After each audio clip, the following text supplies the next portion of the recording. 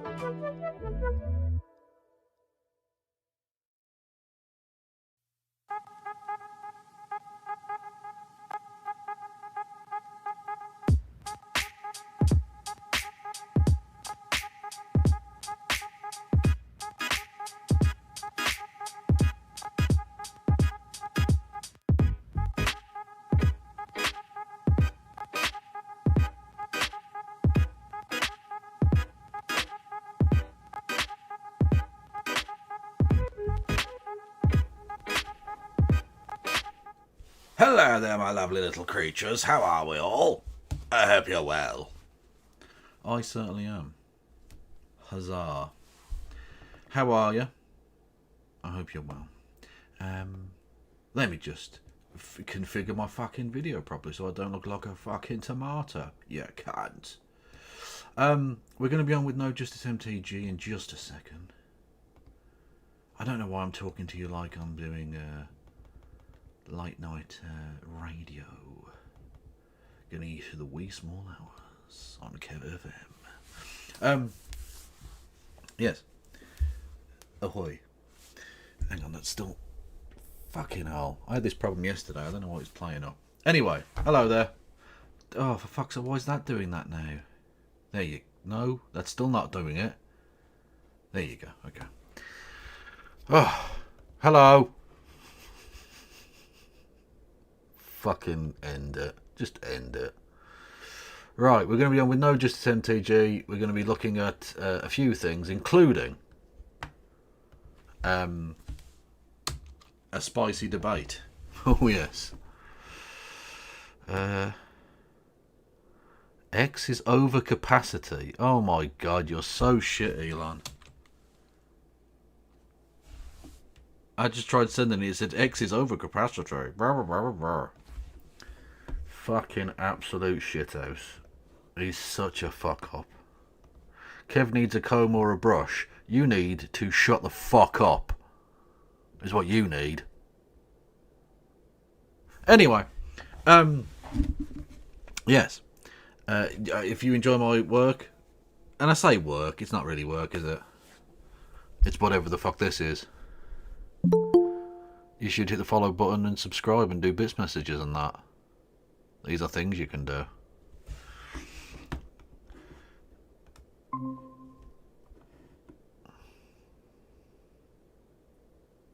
Big up yourself. Hi Kev, how you doing? I'm very well, how are you? Yeah, I'm not doing too bad at all. Not doing too bad at all. If, by the way, if during our stream today I randomly don't answer, it'll because I'll be eating. My food was late, so it arrived. Okay, that's fair enough. Look, I'll just take it incredibly personally, and it will sully our friendship forever. So that's fine. Absolutely. There you go. There you go. Did you watch the cricket today? I watched lots of cricket today. I was flicking between the Test match and Warwickshire, compiling 276 for 6. It was lovely. Yeah. Yeah, I watched far too much cricket for one lifetime, I think. Yeah. How about yourself? Yeah, I did. I was watching the cricket from this afternoon when the rain stopped. So, yes. Yeah, it's been good. Indeed, yeah. The rain hit a lot of the matches, didn't it? Yeah, I was sort of half thinking about going down Edgbaston today, and then I woke up and I saw the rain, and I thought, I won't fucking bother. And I got 80 odd overs in. It was ridiculous. Anyway, although it does mean I didn't get incredibly drunk, spend a lot of money that I don't have, and then not stream, which just compounds the problem. So, you know, in some respects, it's good. Very true, very true. Take note, cricket is a code word for femboy not safe for work. I don't think it is, Vogel. I don't think that's what we're discussing. But you know what? Good for you if that's your word for it. Anyway. Oh, it's been quite a news day, has it not? It has been quite the news day. It did indeed. The There Andrew Tate story was, you know, I mean, I say surprising. No, it's not surprising at all. In fact, it is incredibly unsurprising. It's always the ones you most expect. Literally. Yeah. There was also like another right winger, like far right guy who was arrested at the protest, like the MEN reported on as well. Oh yes. Well, there was a guy. Did you see the guy who got his house raided? And hid in the attic, yes. And hid in the attic. Amazing. For a couple of reasons. Firstly, he hid in the attic and was very poorly hidden in the attic. For those, I suppose, for Americans, the attic is the space basically between the top of your house and the roof. So basically, like storage space / insulation. And he hid in there, right? So this is the actual footage of him doing his thing. Right? Now, please, come on, get down now. Get down now. Right. I can see your legs. He's in here. I can see your legs. Like, what? So he's like, oh, fuck, I forgot to hide the legs. Is he like a cat? If he can't see you, you can't see him. There are just bits of him sticking out and he doesn't realise. Fucking incredible, right? Absolutely. But then, really true. Really, they are the absolute paragons of organised crime. They really are. Disorganised crime. I was going to do the joke when the right wing send their people, they're not sending their best. You know, they're kind of play on the Trump thing. But this might be their best. This actually might be the best they can do. I don't know. Get down. Come down now. Get down here. Yes, come down now. Come down. Yes, I'm here for you. Come on down. Are you here for me? Yeah, that's why you're hiding in the attic, you cunt. Like, what do you mean, am I here for you? No, I was just wondering if your wife was in. What are you talking about? You're literally hiding in the attic. I've got a fucking torchlight shouting at you to come out. Yes, I think I might be here to see you, mate. Yeah, actually. Fucking hell. Honestly, fair play to the cops, right? If I'd shown up and he wasn't in, and I wouldn't have checked the attic. I would have just got, yeah, I was going to like, yeah. You probably well, that is one of the many reasons you would not have made a good police inspector, because you're not into inspecting things like the entirety of a premises, I should say. Yeah. And then look here. For violent disorder from off the other day. So you're gonna have safe at the name of your friends. Do not mention when questioned. Holy shit! If a chatter hadn't pointed out, I wouldn't have seen these 27. Yeah. Oh, I was going to get there. Yeah. This man here, Lewis Merritt, is 27 years of age. Now, I don't know how he can possibly be 27. He looks like the fucking grandpa from Up with a ginger wig on. There's no way. There's no fucking way he's 27. He looks old enough to be his own dad. What the fuck is going on here? Age really does hate you. Hate really ages you, I should say. Like, it's madness. 27.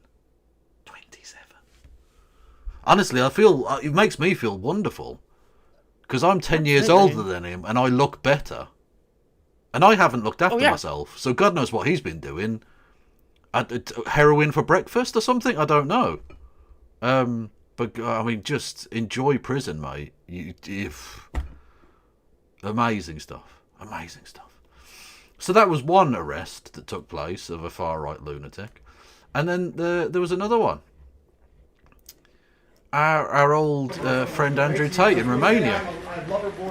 Friend of the show. Friend of the show, yes. We've tricked them into having kids. Unbelievable. Wait till you see. Remember the first while and the media. I tricked them into having kids. Mate, yeah, you can impregnate people through rape. Yeah. That's a thing that can happen. And you should know because you did it. Wasn't asking, where's the evidence? This is your chance. This is your chance to renew it. There's no evidence. You are okay? For now.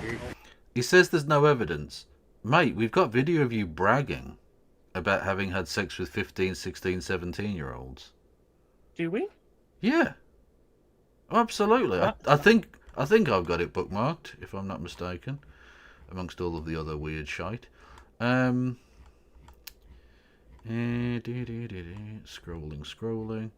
I definitely bookmarked something when he was bragging about it. Has it been taken? He might have been taken down. I'm not sure. No, I can't fucking see it now. But he's definitely he's bragged about this in the past. I mean, he certainly essentially said in his what was his lessons on how to do what he does. Essentially said emotionally abuse people, and I was just like, okay, maybe admitting is probably a bad step. Yes, again, filming yourself admitting to doing the crimes is again not a great strategy. I don't know. Filming this crime spree is the best idea we ever had. Exactly. I don't know that your lawyer would advise that. You know. Let's have a look. See if I can find the clip. Andrew Tate admits 15-year-old? Something like that. Let's see what comes up. Here we go. Says he was dating a 15-year-old. Right, here we go. I mean, I suppose content warning for, you know, the fact that he's a pederast, like, by his own admission. Girls, I usually pair them with Vivian. Because Vivian's younger. Melissa's like 28. Oh, hang on. Sorry. One second. Girls, I usually pair them with Vivian. Because Vivian's younger. Melissa's like 28. Vivian's like 21. So Vivian's been with me 6 years. She's completely had her. Doesn't love me. She wants kids with me. Why is that so fucking quick? Let's slow that down. 0.75. Everything. And we met. Down. The ones who are really in love with you won't do that. You actually have to downplay your relationship with the girl of 6 years, which is difficult. And I only get away with that because the girl of 6 years plays along. So Vivian's been with me 6 years. She's completely head over heels in love with me. She wants kids with me, everything. And we met and we fell, whatever, we're in love. But when a new girl comes, she'll go, oh yeah, I started off working for him and, it's just how it worked out. She'll super downplay us. When I bring on new girls, I usually pair them with Vivian. Because Vivian's younger. Melissa's like 28, Vivian's like 21. So, he has been dating this girl who was 21 for 6 years. I'm not a mathematics genius, but I can do that basic piece of mathematics, and that would be you starting a relationship with a 15-year-old when you were about 30. Always, always a green flag in a member of society when they say that. Yeah, so he's a pederast by his own admission, a pederast and a rapist and a human trafficker as well, because of course he illegally smuggled lots of people across borders in order to do sex work that they were not old enough to do. But apparently there's no evidence. Apparently there's literally no evidence that they could possibly use against him whatsoever, except all of the witness testimony and the victim testimony and his own testimony. But apart from that, Anyway, so, but yeah, I mean, look, he could literally write a book called How I Like to Rape Children, and his fucking idiots will still say it was a stitch-up. Because they're not interested. O.J. Simpson vibes. Very much so. Very much so. So yeah, he's been arrested, which is nice. Currently, I believe, under house arrest. He was initially taken into custody. There are new charges that have been laid, although we're not entirely sure what those are. He was already under investigation and preparing for trial for human trafficking and rape of an adult. And it says in here, an unnamed man, but we know it's Andrew Tate, but they have to legally cover themselves, has been, what was it? A new probe including 35 alleged victims in all, a woman said to be 15 at the time. They've been placed under house arrest for an initial 30 days. Basically, I don't think he's ever really going to see freedom again. He's going to get convicted in Romania. So. He's almost certainly going to be extradited and convicted in the UK. There's some talk of him being extradited to the United States to face charges there as well, because he is still a United States citizen as well. So, yeah, he's fucked, basically. And rightly so. He's a fucking rapist. And this is the man we know from the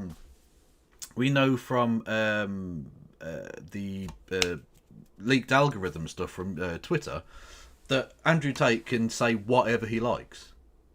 Elon Musk has put him on the protected list that he can say whatever he likes and he cannot be banned. Good, excellent work. We've also seen Elon Musk defending jailed neo-Nazis in the UK as well. Defending jailed neo-Nazis. Good friends with Ghislaine Maxwell, supporter of Donald Trump. So I think he might be a nonce. He does tend to defend nonces and hang around with nonces a lot. Just, again, it's always the ones you most suspect. Quite so. So that all happened. We'll wait and see, I suppose. The usual suspects will come out of the woodwork and defend it. But I will absolutely enjoy holding the feet to the fire of the likes of Julia Hartley-Brewer and Isabel Oakeshott and all these fucking ghouls who defended him over the years. And then the same people who were writing to, quote-unquote, defend women and girls, but 2 weeks ago, surprisingly silent on this one. Curious. Again, as Carla always points out, right, when we talk about people attacking women and girls, right, when it's a white person, we never use their whiteness, for example, as the primary motivator for the reason why they engage in that behaviour. Yeah. Although, of course, he's not technically white, is he? He's mixed race. But the point stands. I didn't realise. I just thought he was very tanned. No, his dad was a black man. Actually, a very interesting guy. He was a chess champion. He was a fascinating backstory to him. Anyway, but yes, and he was American, and that's why he's got that weird accent where He sounds vaguely American and then says Bugatti. It doesn't sound like he's from anywhere because he's not really. You know? Fair enough. He really is a child of the internet. A child of neoliberal globalization. Yeah, absolutely, yeah. In the past, he'd just been a common garden rapist criminal. Whereas now, he's got an internet following. I don't know that this is what the inventors of the World Wide Web had in mind, but it's where we've got to. Anyway. Shall we move on to our debate that we definitely won't get through much of at all? Because it's an hour and a half, and you know how me and you turn a 5-minute video into 6 hours, so... I was going to say, if we're going to do this debate, we should probably make sure we play lots of it before we interject and just try and speak with the bit that we've paused at in totality. Okay. Rather than pausing every 30 seconds.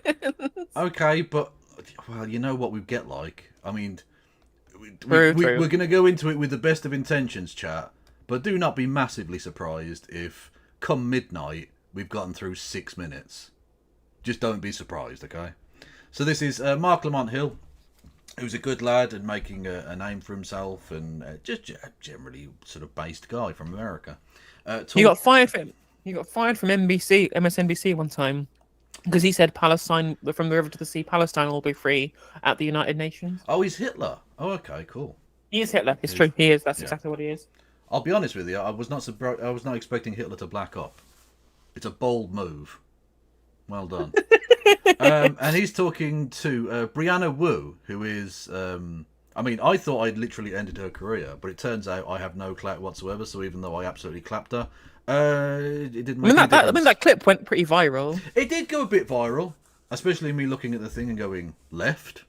People enjoyed that, and that's nice. It's a great moment. I'm glad I got that. I mean, that was just natural. I wasn't even planning on that being a bit, but, you know, I was just astonished. I mean, technically, yeah, they did leave. That's like... I've seen a clip of this as well. Like, she does the same thing here, talking about disputed history. Yeah, because she's full of shit. She's full of absolute fucking shit. Anyway, they're debating Israel/Palestine, anti-Semitism, and the DNC. Like at the end of the day, right? You know with Brianna Wu, you know that all the talking points that she's got is just from like Zionist orgs that must have donated to her. Because like even Benny Morris admits that, you know, ethnic cleansing was necessary in the creation of the state of Israel, and she's still out there just doing genocide denial. Yeah, oh, absolutely, yeah. And not just that, but it's so galling. It's the same with Destiny to an extent as well. That these people who, on October the 6th, knew nothing about the Israel-Palestine conflict. Literally, she didn't even know what the word pogrom was. She didn't know what that meant. And we talked like a month into the war, you know. They're just Johnny-come-latelys who have jumped on a bandwagon because it's clout-worthy. They can say the stupid thing, defend the bad position, and people will watch. Again, the internet is not necessarily great for intellectual discourse. Oh, by the way, people in chat were asking us to watch the clip with you first before we get into the debate. It's a good clip. Yeah, by all means, yeah. Let me find out. Yeah. From me, Nakba. Indeed. Yes, there we go. Brianna Wu doing straight up Nakba denialism. Let me find it. Let me pop it in your DMs. Well, I mean, that's her entire bit, isn't it? Because that would make Israel look like a bad place that really oughtn't to exist as it currently does. Because it was founded by literal genocide. Oh, sorry, no, they just left. They just went on their holidays. They went to the shop. Literally. They went to the shop to get a pack of cigarettes and just never came back. You know what? Good luck to exactly. Like Brianna Wu's dad. Sorry, that was really mean. Oh! There's no... Oh, that's me. Oh, I thought you were getting the... Oh, sorry. I thought in my naivete you were getting a clip that wasn't me. That was from the this debate we were going to watch or something. But anyway. No, they wanted to watch the clip with you in it. Well, I can understand that because I am incredibly handsome. You know, there was immense violence on both sides. Palestinians left. Hold on, just one more thing. By the way, hang on. Well, we'll get back to that for a second. Little background to this. She got me on because she thought I was going to support the Houthis. She wanted to like punch down at a communist. She didn't realise that I wasn't insane. That's why she wanted me on. Yeah, there's a lot of kind of pro-Houthi brain rot around at the moment. It's a bit weird. Oh yeah, no, but I wasn't going to do that. I was just saying. Like, my point was, America doesn't have to bomb the place. That's innocent people are going to die. It wasn't pro-Houthi anyway. And then we got into Israel-Palestine, and yeah. There was immense violence on both sides. Many Palestinians left. Hold on, and just one more thing. A really interesting fact with this is Israel's 20% look at the cameras. Arab population. Many of those are the descendants of the people that didn't get involved with the fighting, stayed in their homes, and just went, "Oh, I'm Israeli now." Okay. Firstly, the Nakba was happening before the war took place. Secondly, your use of the word "left" there is a very, very telling piece of passive voice. They were driven out, innocent, unarmed. There's a lot of evidence were driven out at gunpoint. It's also worth pointing out as well, when she says, "Oh, well, the people who weren't caught up in the fighting just got to stay," I'm like, no, like Deir Yassin, these were people in Deir Yassin who explicitly told both Arab irregulars and Israeli settlers that they didn't want to get involved in the fighting, and they were still ethnically cleansed by the Haganah during the war. Yeah. Like, the idea that any people who didn't fight were left alone, nonsense. Yeah, absolute bullshit. Yeah. To leave. The Arab League told them to leave under many. I understand this contested history. Huge numbers of people were murdered by the Israeli state. That's what happened here, and expelled from the country. The Arab League ethnic was cleansing. the one that started the war. I don't think it was ethnic cleansing. I think it was a war. No. Huge numbers of one ethnic group were removed from their historic homeland by another ethnic group, specifically along ethnic lines, because there weren't Jewish people expelled during this. This was what you're almost saying entirely is Arab. Not entirely true. There is a lot of evidence that the Arab League specifically told people that were Palestinians there to leave their homes so they would not be caught up in any of the fighting. Yes. Let's say 20% of the people who left because the Arab League asked them to. Okay, another pause. The Israelis went into. So there was over 200 villages in Palestine that were ethnically cleansed during the war. Can you guess how many villages we have verifiable proof left because the Arab League told them to leave and then they would be able to reclaim their homes after the war? Probably 8. Oh, 8. I was going to say 0. The whole 8 of the 200. There's a big list. There's in the Loner Box video about the responding to traveling Israel about the Nakba. Loner Box brings up all of the evidence. And again, this is from pro-Zionist sources. This is from Benny Morris again, showing that in the vast majority of cases, people either left because of they were hearing about terror attacks going on in places like Deir Yassin, which was done explicitly as a terror attack to scare people to leave their homes elsewhere, or they were just violently ethnically cleansed at gunpoint like Lida and Ramla. Yeah. Villages and force people at gunpoint to leave. That's ethnic cleansing. It's war. But that's ethnic cleansing. What do you mean it's war? What do you mean it's war? Yeah, it's like that's a war crime. The Germans just went into the Sudetenland. That's just war. Yeah, it doesn't matter if it's war or not. If you do ethnic cleansing, that's a war crime. That doesn't make it okay.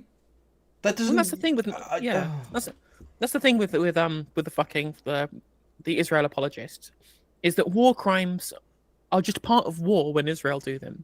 Yeah. Yet when war crimes are committed by Hamas, or for example, that is every justification that you cannot reason with Palestinians. Yeah. Like on October the 7th, war crimes were committed by Hamas, by Palestinian Islamic Jihad, the Al-Quds brigades, whatever. They absolutely committed war crimes. This is undeniable. The war crimes were committed, but they were war crimes that were committed within a legitimate military campaign against an occupation. But they won't let you talk about the occupation. Won't let you talk about resistance to occupation, because the fact that any military action was carried out at all is treated as this total violation, right? Yet in this, which was ridiculous, what she's trying to say here, which is, well, it's a war, therefore ethnic cleansing is fine. Okay, so are war crimes okay in war or not? Go on. It's a fair question. Go on, Brianna. Yeah. They did not start the war. The Nakba was started before the war, and it doesn't matter. These were civilians. What do you mean by that specifically? What do you mean by that As specifically? in, villages were being cleaned out. Villages of innocent people were being cleaned out before the war happened. I worry we're getting a little... I feel like we've had a great conversation. I don't want this to be hostile. No, it doesn't need to be hostile, but you're contrast the way in which you're giving unbelievably charitable faith to the Israeli state and its actions in the Nakba, and the way in which you dealt with the DSA and the incredibly bad faith you used during them. That's what I mean. Anyway, that was a reference to an earlier part of the conversation. Anyway, I am a very handsome, thin young and you are absolutely incredibly handsome, and she is an absolute fucking demon. Oh yeah, a real demon. Yeah, monster. Yeah. Should we put this in 1.25 times speed as well? This Marc Lamont Hill thing. We can do, but she does talk rather quickly, so she could squirrel. Maybe 1.15 then instead. Oh, we're going to go custom with it. Okay. 1.15. There you go. The Marc Lamont Hill. Welcome to Night School. Every night here on the Marc Lamont Hill official YouTube channel, we hold Night School, where we break down the most interesting conversations, the most controversial topics, the most deep-seated debates going on in the world today. And tonight is no exception. We are in the middle of the DNC now, day 2 of a 4-day extravaganza, if not infomercial, for the Democratic Party, and things are off and running. You got everybody and their mama there, from the Obamas to the Clintons. You got Lil Jon out here. Did you see AOC? I thought she spoke quite nicely. I think she could have been harder on the ceasefire point. I thought Sean Fain was the absolute star of the night, though. Hearing the entire DNC shouting Trump's a scab, never thought I'd see that in my lifetime.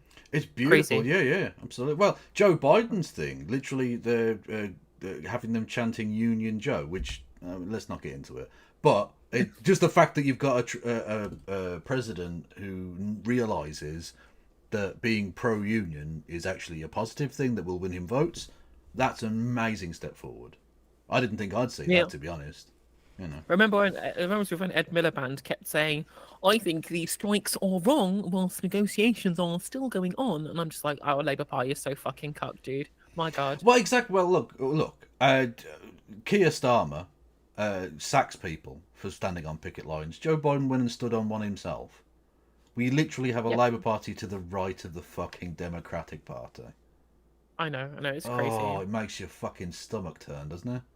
God damn. Yeah.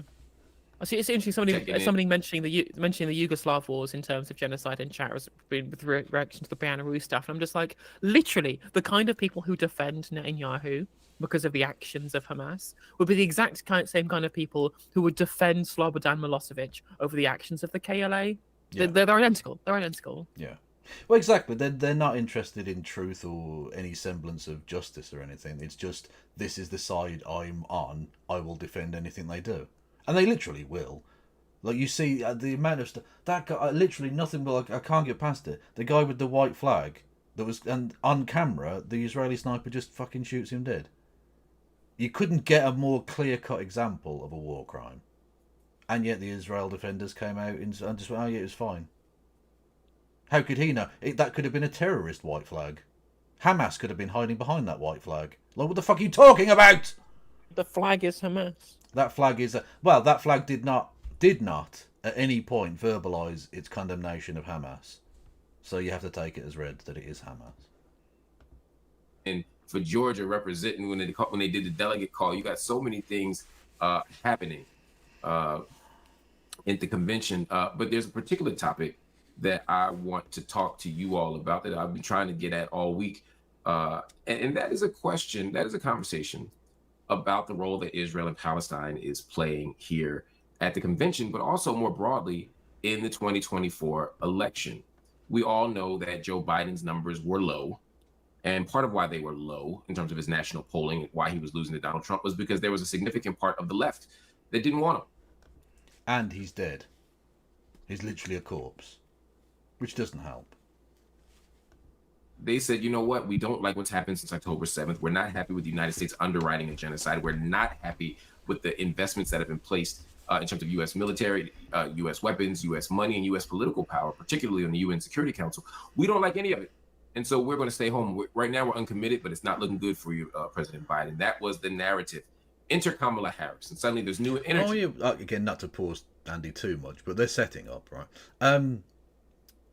What do we think of the uncommitted sit-in protest thing? Have you seen much of that? I've not seen the footage, but I've seen the coverage. I mean, it's good. I mean, at the end of the day...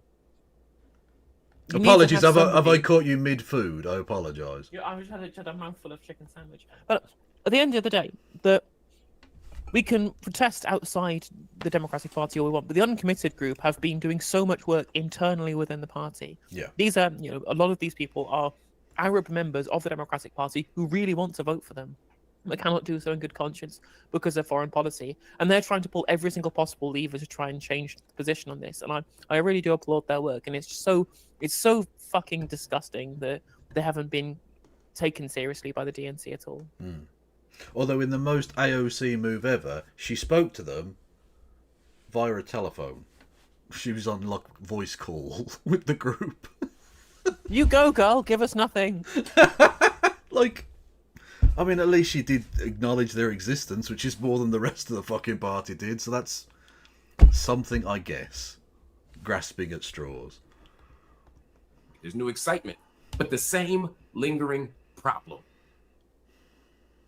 How can you be a progressive? How can you be a radical? How can you be on the so-called left while this war is being prosecuted and endorse Kamala Harris or Joe Biden? This is a question that many people are raising. This is a question that many people have not resolved. I'm not necessarily even tonight asking, should you? I'm asking, although we can have that conversation, I'm also asking sort of, how does this play out?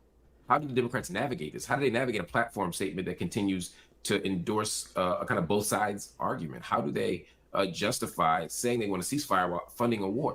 How do they hold on to people who are staunchly pro-Israel? They don't want Trump, but they also don't want to end U.S. support for Israel. These are all the questions. And so I brought in somebody who will help me make sense of all of this, because she is very smart. She is very capable. Clearly, I'm not capable of hitting this button. She's very smart. She's very capable.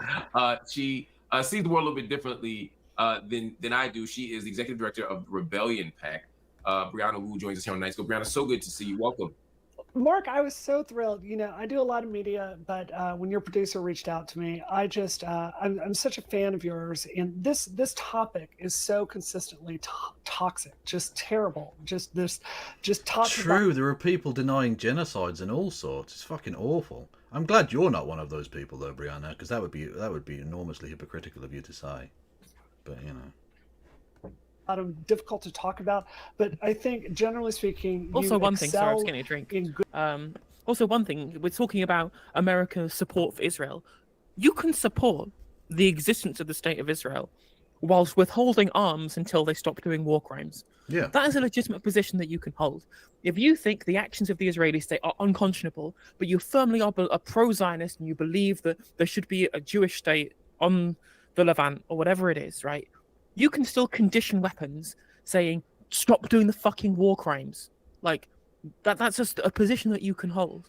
And why it's not a more common position amongst pro-Zionists just shows you what happens when an ethno-nationalist ideology kind of clouds your brain of any sense of reason. Yeah, absolutely, yeah.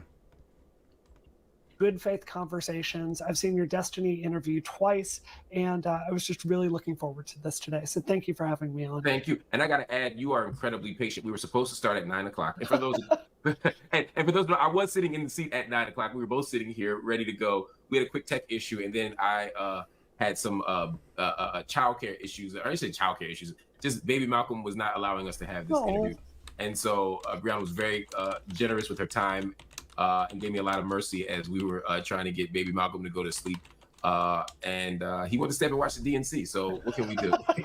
So thank you for that as well. No, of course. So I guess I just want to get back into it. And maybe this is kind of a good place to start is, this is just something I try to do. When people kind of claim it's a genocide, incidentally, I just want to politely push back on that and say, I don't think there's any evidence that it's a genocide. I think it's just a war. So that's kind of my point of view on that. So tell me why. Tell me why. Sure. Why this is not a genocide. So the thing that really pushed me into democratic politics was the Iraq War. I was so against the Iraq War, I literally ended up on the terrorist watch list in the Bush years, just from organizing like normal peace protests, very disturbed by that. If you look at the Iraq... Okay, look. Is this a safe space? Can I say something? Are you going to be critical of her appearance? No. Absolutely not, no. I was just going to say critical support for George W. Bush. Putting her on the terrorist watch list. He was ahead of his time, my lad. Okay? You thought I was going to be sexist. I was actually just being ridiculous about legal matters. Thank you. Okay, touche. Because I was going to... her face is different to the video that we just watched of you debating with her. Well, makeup is a thing, isn't it? And we all get older. It's a thing. True, that's true. And that's also, true. her face is blasted out by the light. Like, just, you need to white balance that a bit, Anyway. But that's neither here nor there. Thankfully, she was a terrorist. That's good. A, Iraq did not attack us, but B, we killed over 100,000 civilians. The body count roughly for the Hamas-Israel war is about 40,000, according to our latest numbers. Roughly 18,000 or so are Hamas or insurgents. So it's a 1-to-1 civilian to combatant ratio. Where the fuck are you getting these numbers from? What the fuck is the IDF? Yeah, that's... These are the IDF figures. Yeah, so the IDF bollocks, essentially count every single adult male as being a terrorist. So. Yeah, we know those numbers are ridiculously out of whack. What the fuck are you talking about? Oh, so she's just bullshitting then. She's just an IDF mouthpiece now. I mean, again, she has decided she's pro-Israel, so she's using pro-Israel sources for everything that she quotes, right? Yeah. Which is actually unparalleled in modern war. So, for everything I can see, it would be if it were true, yeah. It is excelling at avoiding civilian casualties. And also, just to remind everyone, they were attacked. So if this is not a just war, I'm not sure that a just war exists. Well, hang on, you say they were attacked. If it's just a war, how can you condemn it? That's just war, isn't it? If killing civilians in war is just war, as you seem to think, Brianna, then you can't really condemn Hamas. Yeah, exactly. October the 7th was just, it's just one of those things that happens in war, wasn't it? Yeah, it was just tit for tat. Yeah, absolutely. There you go. Okay, I appreciate that. You might call it a special military operation if you were being silly, Ironically, these people probably essentially are giving all these credences to Russia in this thing. Yeah. Again, so many people. I see so many people with like Israel flag, Ukraine flags in their Twitter profile. I'm just like, you live in like the opposite of reality. Yeah, absolutely. Again, I always appreciate conversations in good faith. First thing I'd say is, the definition of a genocide or the legitimacy of a claim of genocide does not hinge upon the number of people killed. Sure. So even if I were to agree that it's 1-to-1, and I don't agree that it's 1-to-1, but even if I were to agree that it's 1-to-1, that wouldn't make it any more or less of a genocide. The reason why I don't agree that it's 1-to-1, because there will be people out there who will say, well, how can you not say it's a 1-to-1? I mean, that's just a fact, right? It either is or it isn't. But part of the problem is, and we saw this with the Iraq War, we saw this in Afghanistan, we saw this in other places, is that the oftentimes when you talk about combatants, any brown person over the age of 16 is often considered a combatant. Anyone with a loose tie to Hamas is considered to be Hamas affiliated and therefore a combatant. We've seen this when schools are bombed and they say, well, these students had ties, or when a journalist is killed, and more journalists have been killed here. Hundreds of journalists have now been killed in Gaza, but they'll say, well, yeah, but they have Hamas ties, or they were part of Hamas, the government, but Hamas is the ruling government. And so just being part of the state TV station would make you technically Hamas tied, and therefore they would say you weren't an innocent, you were a combatant. And so I don't trust the 1-to-1. I just want to say one more thing, and then I want to get your thoughts. Please. But what makes it a genocide is one of 5 acts that are committed with the intent to destroy in whole or in part a national, ethnical, racial, or religious groups. And of course, those acts include killing members of the group, causing them serious bodily or mentally harm, It's so annoying to me because I know exactly what he's quoting now. This is the UN definition. The Lemkin Institute. Indeed. And it's so annoying because Raphael Lemkin literally said that this was an insufficient definition himself, the guy who literally coined the fucking term. That the UN definition didn't go anywhere near far enough. But one of the reasons that the United Nations refused to add in other things like cultural genocide is because if they added those things in, literally all of the founding members would have been guilty of it. So that is basically true. Yeah. They all just went, let's not add that bit. Let's just let's push it to the point where the Nazis were genocidal, but we're not. Let's draw that fine line right there. So it's just ridiculous. It doesn't go far enough at all. I mean, it's fine because it's the one you have to basically work with for international law, but it's not in of itself enough. Living conditions intended to destroy the group, preventing births, or forcefully transferring children out of the groups. I could see at least 3, if not all 5 of those being accomplished by the Israeli government. And again, even if I were to concede that Hamas started it, which is a more complicated, nuanced argument. But even if I were to completely concede that with no nuance, right? Sure. Including the fact that they've been under effective occupation for decades. That wouldn't negate. What? He even couched it by saying effective occupation. You need to say you don't even need to just to rationalize it. It is an occupation. They have been called an occupier by the UN, by the ICJ. If they are occupying Gaza, it's as simple as that. It's not up for debate. And even though he couched it in such mild ways, you still have to be like, not sure my IDF handlers would like that wording. Fucking hell. Jesus Christ. I love that Boy Meets Money. Everyone go follow Boy Meets Money. Absolutely, you could do that if you like car content. Indeed. The fact that I can attack you and still commit and still be a victim of genocide. So how do you think about those things? So I hear what you're saying there, and I just want to say every part of this, trying to assess the bodies and the people killed, this is incredibly difficult. I think the example you gave of counting Hamas people as members of Hamas, that goes both ways. We actually saw this at Al Shifa Hospital. I was actually a little frustrated watching you debate this with Destiny because I don't think either of y'all got it right. You had basically, I know you had some contentions that there was a command center there. There was Hamas leadership infrastructure there. That has been reported out. And, they had an operation to get rid of it. And then, members of Palestinian Islamic Jihad, had mortars and AK-47s and all this technology all around there, and then engaged in, I believe, a 5-day firefight against the IDF for them just trying to go out there and take care of this Hamas infrastructure, right? And there was a lot of back and forth during that time. Were these people that were killed? Oh, Israel's out here killing civilians.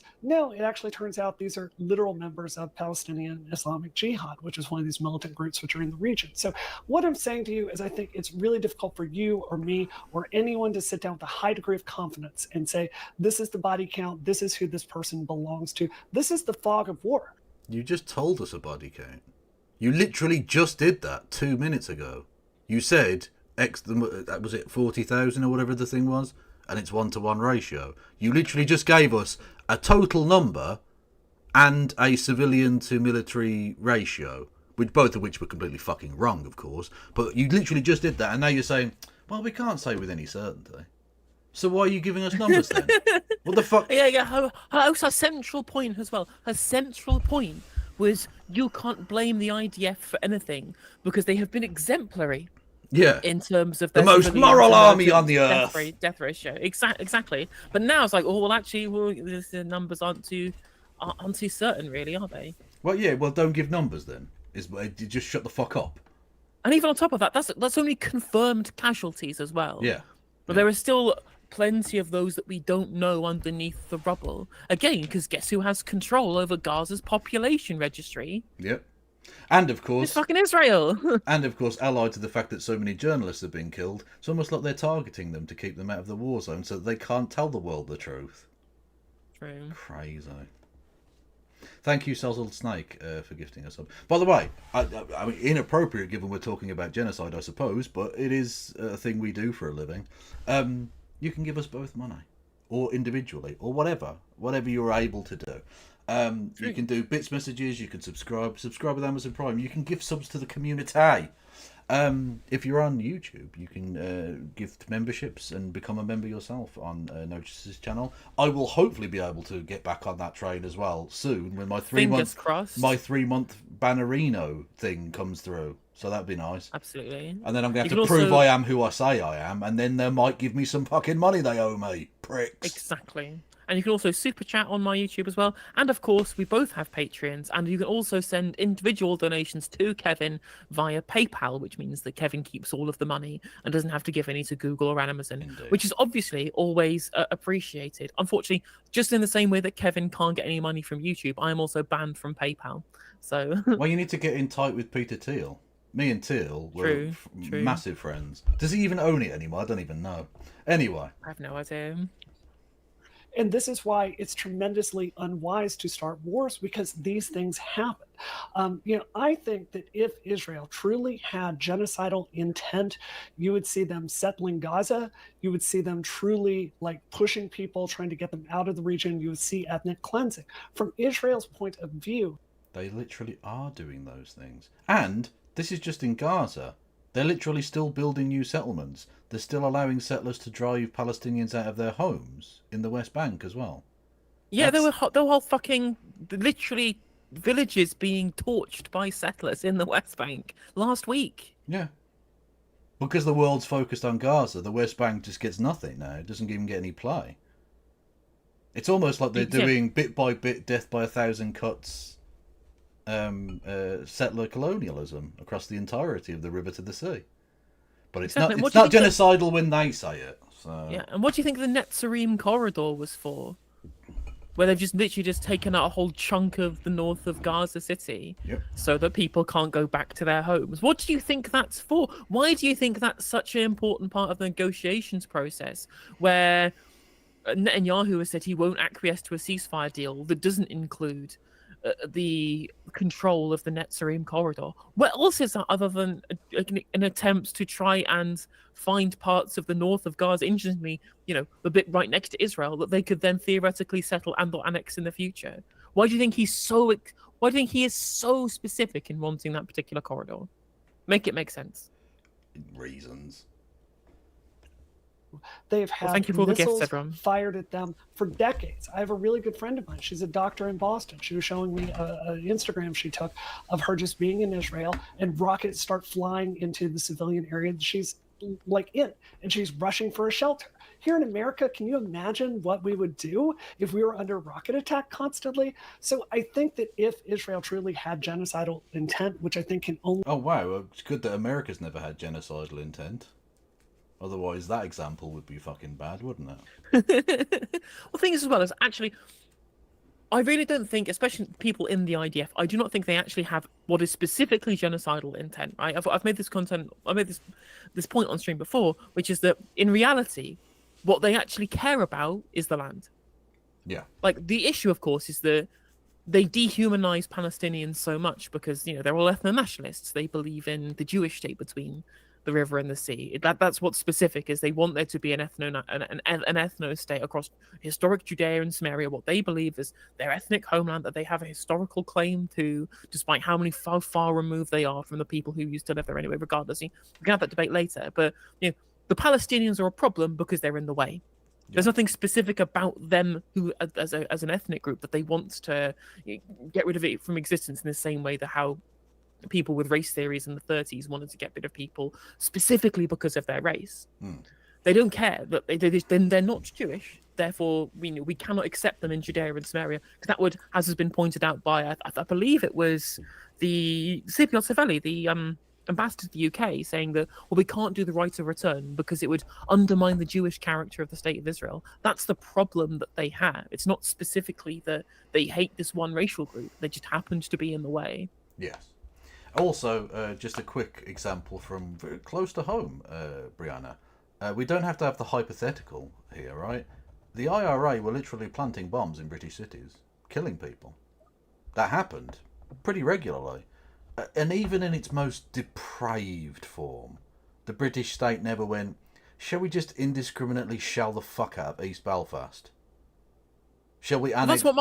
Shall we drive all Catholics out of this area? Shall we start bombing hospitals and schools? No, even the British state at its fucking worst, and it was bad to Catholics, and indeed non-Catholics for that matter, but it was fucking atrocious, but at no point did they just start randomly fucking killing people and blowing up fucking children's hospitals, you cunts. Yeah, when did the Ulster Defence Force Ulster Defence Association, sorry, just like send in enough bombs or enough like terror attacks to like flatten Dundalk, which is where people were. The IRA were sending terrorists across the border into the 6 counties from Dundalk to kill people. Yeah. Yeah. At no point even did the explicit terrorists from the Unionist side. Literally the Ulster terrorists in the UTA. At no point did they go and try and just fucking blow up bits of Dundalk. Yes. Like, you can just do these things. Yeah. Exactly. The IRA came within a whisker of killing the head of the British government. And again, at no point did the British government start, like, flattening schools. It didn't happen. Even the British state, in its fucking evil, frankly, in Ireland, was better than the IDF and the Israeli government by far. Yeah, our government at the time was supporting the Khmer Rouge government in exile, people who literally committed genocide, and we still couldn't bring ourselves to do it against people doing terrorist attacks against us. Yeah, exactly. Yeah.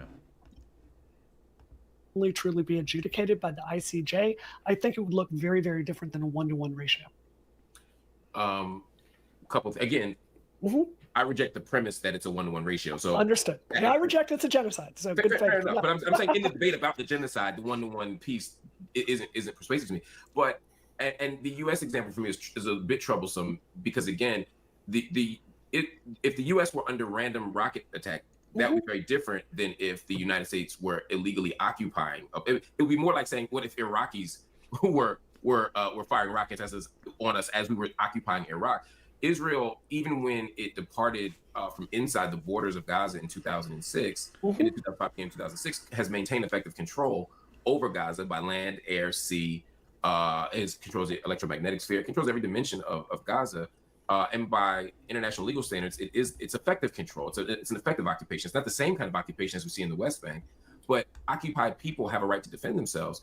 And people and countries do not have a right to defend themselves in the places that they militarily occupy. And so, actually, by those standards, again, I said there is a good point in chat. Whereas if you're going to make these comparisons between the British state against Ireland, like the kind of stuff that the occupation causes upon Palestinians in the West Bank and Gaza is pretty similar to kind of Irish potato famine style shit, like taking all the tax money that should be going to the Palestinian Authority and sending it off to the Israeli state. That's what I mean. Britain's role in Ireland has always been pretty fucking nefarious at best. But I'm saying during the Troubles specifically, so we're talking exactly, like 1950s onwards, when the British mainland was threatened. Because there's always been trouble in Ireland because they were being fucking occupied. People don't like being occupied. True. Surprisingly, I know they always fight back. They never just roll over and take that shit because people are people, and God bless them for it. But anyway, the point being, once Northern Ireland becomes a thing and the Troubles start and all the rest of it. The British mainland was threatened consistently. Bombs went off in cities. Not always like fun little we'll ring you an hour ahead type bombs as well. It was recently the 50th anniversary, I think it was, of the Birmingham bombings, where people died. Like, people were fucking murdered. As much as I support republicanism, what happened in those places was fucking murder. These were innocent people. 100%. And at no point did the British state ever just like start fucking ethnically cleansing West Belfast, or or just start carpet bombing universities. Yeah, exactly. Like, hospitals were never fucking invaded and targeted. It's again, and Britain was fucking awful. It had death squads and all kinds of crazy shit going on in Northern Ireland. Whoa, death squads? That was just Margaret Thatcher effectively utilising girl power. It was Mel B's greatest contribution, and indeed Eric Andre's genuinely cutting satire, which I wasn't expecting, but there you go. Anyway, usually I expect dick jokes, and he went there. God bless him. Anyway, yes. So, what was I saying? Yeah, so the British state at its worst was still better than the current one, which is saying something. Because people know in chat, I've literally got an emote that's called England Bad or something. Like, I'm not a fan of the British state and its actions across the fucking world, including in the very bit of land we're talking about during the British Mandate, etc. But even at its worst, it was never as bad as this, let's say. Quite. So, one other thing that links these together is that one of my response to whenever you hear people say, "Oh, well, so you don't believe that Israel has a right to exist?" My response is always, "Well, I don't believe any state has a right to exist. Yeah. States serve a human utility; they serve a human purpose. If we can't find a good purpose for them, then we should change that relationship." And on top of that, in the UK, like it is written into UK law that Northern Ireland does not have a right to exist. As soon as there is support for it not existing, we will have a border poll, and it will no longer exist. There is no right to exist for Northern Ireland. Once it stops serving its usefulness, it will go. Yeah, exactly. Well, this is the point. There is a wider point to be had, isn't there? That states exist. States, the only right you have to exist is just by continuation of existence. That's it. Greater nations than Israel or Britain or the United States have come and gone over the course of millennia. You know, the Roman Empire looked absolutely unbeatable, and now it's a dead relic. Israel will come and go at some point. Palestine will come and go at some point. Nations exist because people continue to allow them to exist. There isn't like some innate, like, oh, well, our ancestors were from this place, so fucking what? Someone else lives there now. You can't just fucking kick them out. And by the way, that doesn't mean you can't go and live there as well. That's fine. I'm not anti-immigration. But you can't fucking ethnically cleanse the place. That's fucked up. Yeah, exactly. That's different. That's why the settler colonialism is a very specific action of going to somewhere to get rid of the people who already exist there. Yeah. Like that is like America. It's the subversion and the replacement,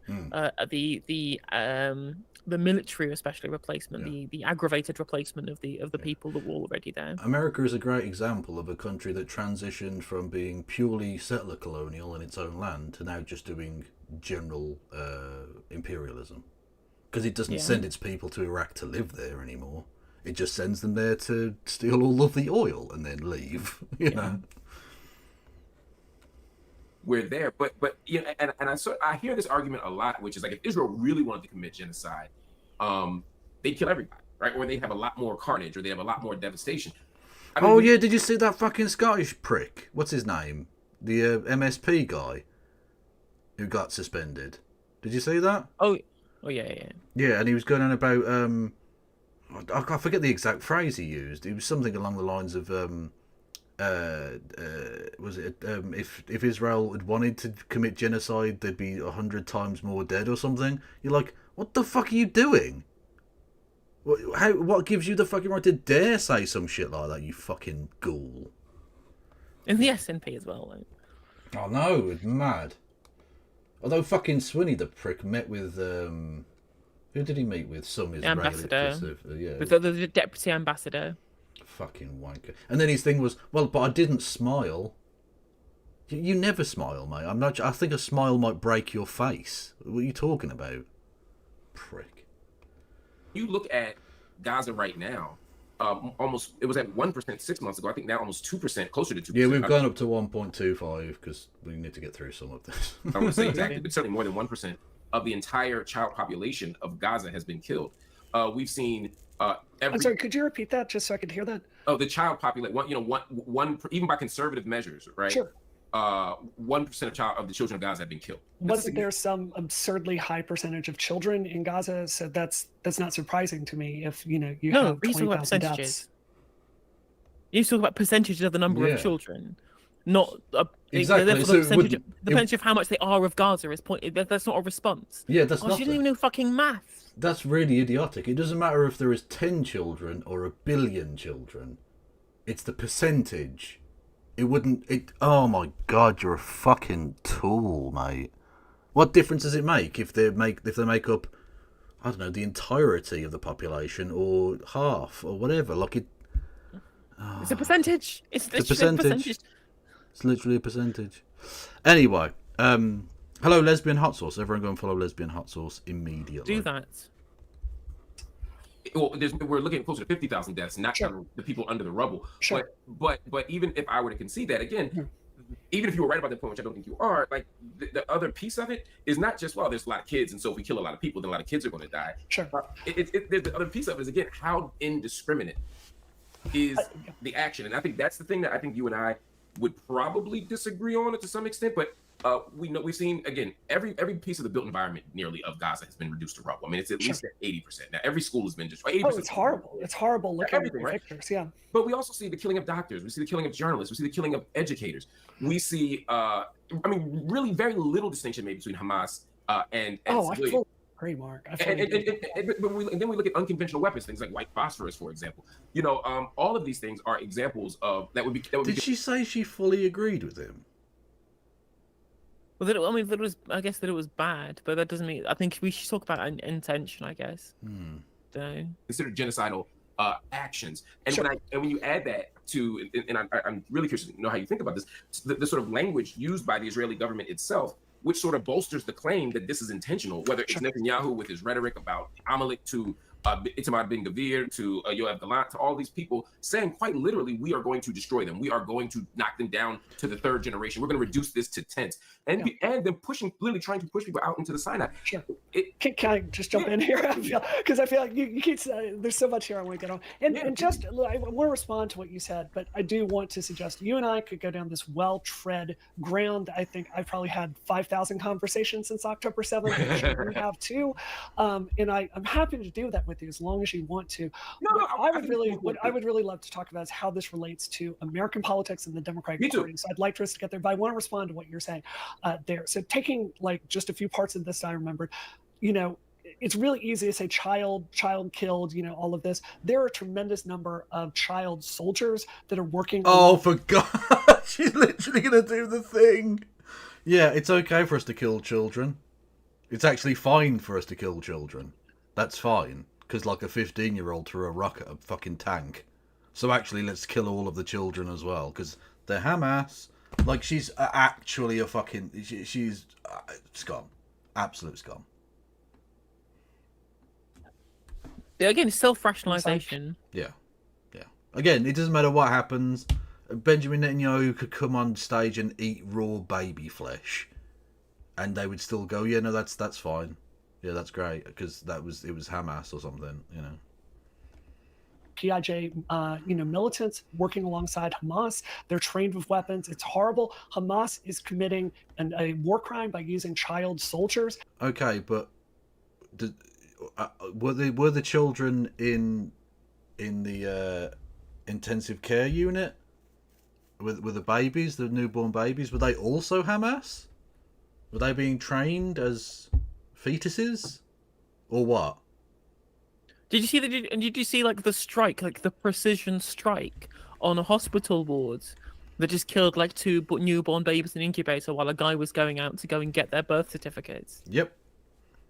Well, that wasn't a bombing. That wasn't like a JDAM. That was a precision strike. Yeah, we know exactly what can be done if precision is the intention, and that isn't the intention in Gaza. They're not trying to be precise. They're not trying to kill just Hamas. Oh, and that was literally what was it? Yoav Gallant said, or somebody else from the Foreign Office in Israel said, like our primary strategy is destruction rather than precision. They said that. They said that that's what they were going to do. Yep. And that is a non-trivial number of those deaths. It's just an absolute fact. As far as some of this technology of white phosphorus and all of that, I think those claims are really overblown. What is true is, from my... What do you mean overblown? How much amount of white phosphorus would be okay? What do you mean overblown? You're just a denialist. My point of view that when you are urging also hang on a minute. Pause one sec. I just looked at the Wikipedia page for the Russo-Ukrainian war, and so she talks about, well, actually, this 50% civilian to 50% combatant ratio for deaths. This is unheard of. It's one of the best in modern warfare. Okay, so let's look at the Russo-Ukrainian war. There have been over 11,000 civilians killed, and around 70,000 military members killed. That's like a 7-to-1 militants to civilian ratio. Yeah. So are you saying Vladimir Putin is like quadruple as good a so it's 4 times better than Netanyahu in terms of a military civilian death ratio. Just thought I'd look that up. Yeah. Yeah. Basically. Also, Get the fuck they came up with me, all these mutants. Thank you, Zapap. Hello there, everybody. You can hit the follow button if you wanted to. Everyone go and follow Zapap. Zapap? Fuck it, Zapap. I don't know who the fuck that is, but go and follow Zapap. Yes, welcome in Raid Arenas. I'm Kevin Logan, a socialoid from the UK. We're watching Marc Lamont Hill talking to a fucking prick. Anyway, you know who's not a prick? My co-hostess with the co-mostess, No Justice MTJ. But I am quite. Thank you. That was your like lead into like shill your bit. Yes, if you go, please go follow me at No Justice MTG, YouTube, Twitch, Instagram, Facebook, TikTok, Twitter, Blue Sky, Threads. Yeah. It's at No Justice MTG on every single platform, and of course it's free to subscribe on YouTube, which is where most of my content gets posted. True. Anyway, don't forget to go and follow Frank Zappa. Definitely. Very polite. Let me finish my point. When you're talking about the United States not selling weapons to Israel, this is how I read this. Go look at the memorandum of understanding between the United States and Israel. And a lot of this is for us to sell highly precise weapons to Israel, not dumb bombs, the kind that Israel can already make, but very, very precise munitions. So if they are trying to take out a specific house or a specific terrorist, they can use the most accurate weapons possible. I believe this entire mission of trying to get the United States to cut off arms sales to Israel is actually going to increase civilian casualties because Israel is not going to have that optionality to use precise weaponry. Okay. My immediate response is going to be what I said earlier, which is that, well, regardless of whether or not you think that they're going to use those weapons for good strikes or bad strikes, you know, whether or not you want to have that distinction or not, regardless. But what I will say is that the whole point of stopping arms sales to Israel isn't to make sure that they use better weapons. They already have a significant stockpile of precision weapons regardless. They do not need the USA to send more. It is a diplomatic effort to try and tell Israel that enough is enough. Yeah. This is a Holocaust, Menachem. Like, that is the kind of interaction we need between the government and Israel in America, and they're refusing to do that. There's a diplomatic effort to stop the war, not a please use the nice weapons. Like, come on. Yeah, it's ridiculous. That, like, the whole point is we need them to stop bombing with any types of bombs. Would be the ideal situation, actually. You said, and then we will move to the Democratic. Yes. To be clear, I didn't bring you on to debate whether there's genocide or not. But I know. It's like we go down the path. But you brought it up, and I wanted to give you sure. give you space to talk that through. I know you said the white phosphorus claims were overblown. I'd be curious to know sort of on what basis you're saying that. But because Israel said so. Why would they lie? Why would they lie, Kev? Well, I mean, look, why would they lie? They clearly don't have nuclear weaponry either. So, and Benjamin Netanyahu doesn't look weird and creepy and old. True. These are all true things. Beyond that, again, right now, I agree. The issue with Israel is not a lack of access to precise weapons. Yes. There's very intentional sort of action. I mean, when you look at, and I don't know how you feel about Human Rights Watch, I don't know how you feel about Amnesty International, I don't know how you feel about these various human rights organizations, but they've all sort of demonstrated very clearly instances where there were no legitimate military targets. There was no legitimate military objective of a bombing. Like, there was no Hamas member there, no Hamas leadership there. There was no thing there. But, you know, actually, let's pivot, because I agree. We're not going to agree, and it's going to be the same conversation. Yes. So let's talk about. Well, actually, if I could start with this is. Can I just give you a little background of my perspective? So before they pivot, so just want to summarize what's happened there, where Brianna Wu has said, we need to keep sending the weapons because they've been fine doing the weapons. And Marc Lamont Hill, and they told me this, the IDF told me that they investigate themselves and everything was fine. And then Marc Lamont Hill goes, well, they've had all of these different, you know, human rights NGOs, both inside Israel, B'Tselem, and outside Israel, like Human Rights Watch and Amnesty International, saying, actually, no, we have proven instances of you carrying out attacks with no legitimate military objective. And she's like, well, we'll just have to agree to disagree then. I'm like, there you go. Case closed. Alternative facts, anyone? Yeah? There's contested history, Kevin. Contested history, yeah. Contested history. why I care so much about what's happening to American Jews, right? Yeah. I'm an American. This is why I care. Like, I'm not Jewish myself, but yeah, Mark, I grew up in Mississippi, which is a state that is just very literally canvassing for Trent. I'm sorry. A very big pro-Jewish area. Yes, very pro-Jewish. No, but seriously, Mark, like the legacy of slavery and integration was baked into everything I saw in Mississippi growing up, and as a queer kid. Yeah, and you should have let go of it. You should have gone, actually, no, ethnic supremacism is bad, and we should oppose that everywhere, actually.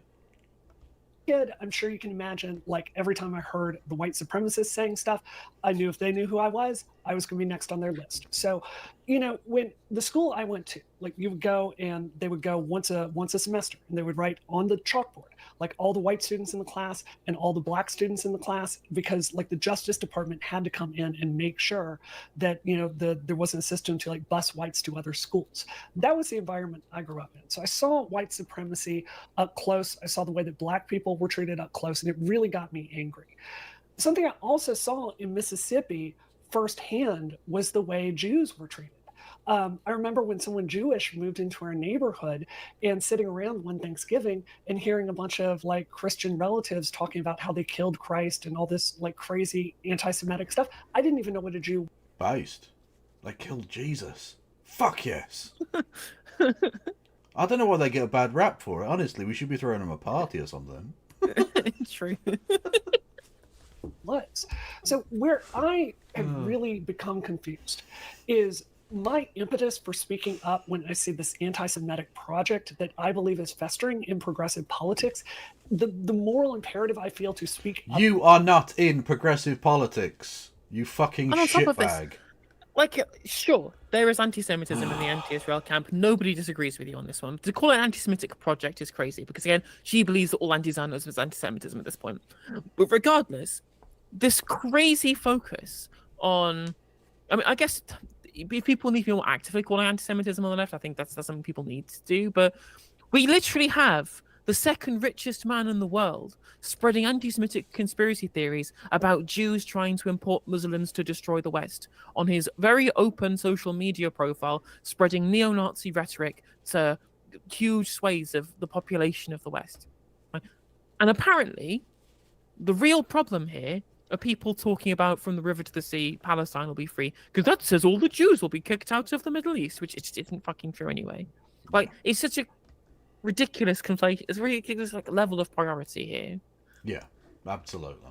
And not just that, but he's funding a guy who's like, I mean, just a weird fascist fuck as well. Like, it's the idea that some rando on Twitter being a bit fucking weird is anywhere near equivalent to literally the owner of Twitter allowing people to. I mean, I some of the hate you see there is like comically stupid levels of hate that's just allowed. Like some of the people who Elon Musk has been boosting on Twitter, people who literally had the links to the groups who were making anti-Semitic terror threats in Telegram groups just a couple of weeks ago in the UK. Yeah, literally. Like this is the kind of level that we're at right now. Yeah. Didn't he retweet? Didn't he retweet that one that was? It was a few months ago. He does so much crazy shit now.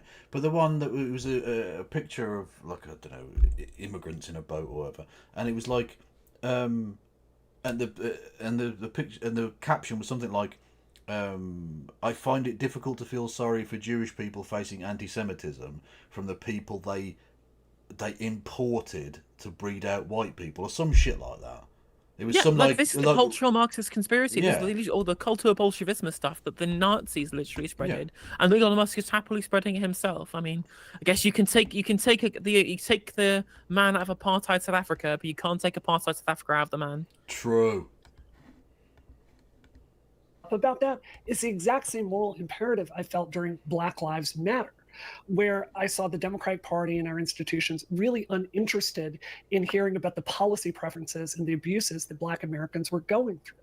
And when you look at the history of civil rights, like in my state of Mississippi, the famous Mississippi burning murders, where a sheriff executed 3 civil rights workers who were trying to get Black people registered to vote.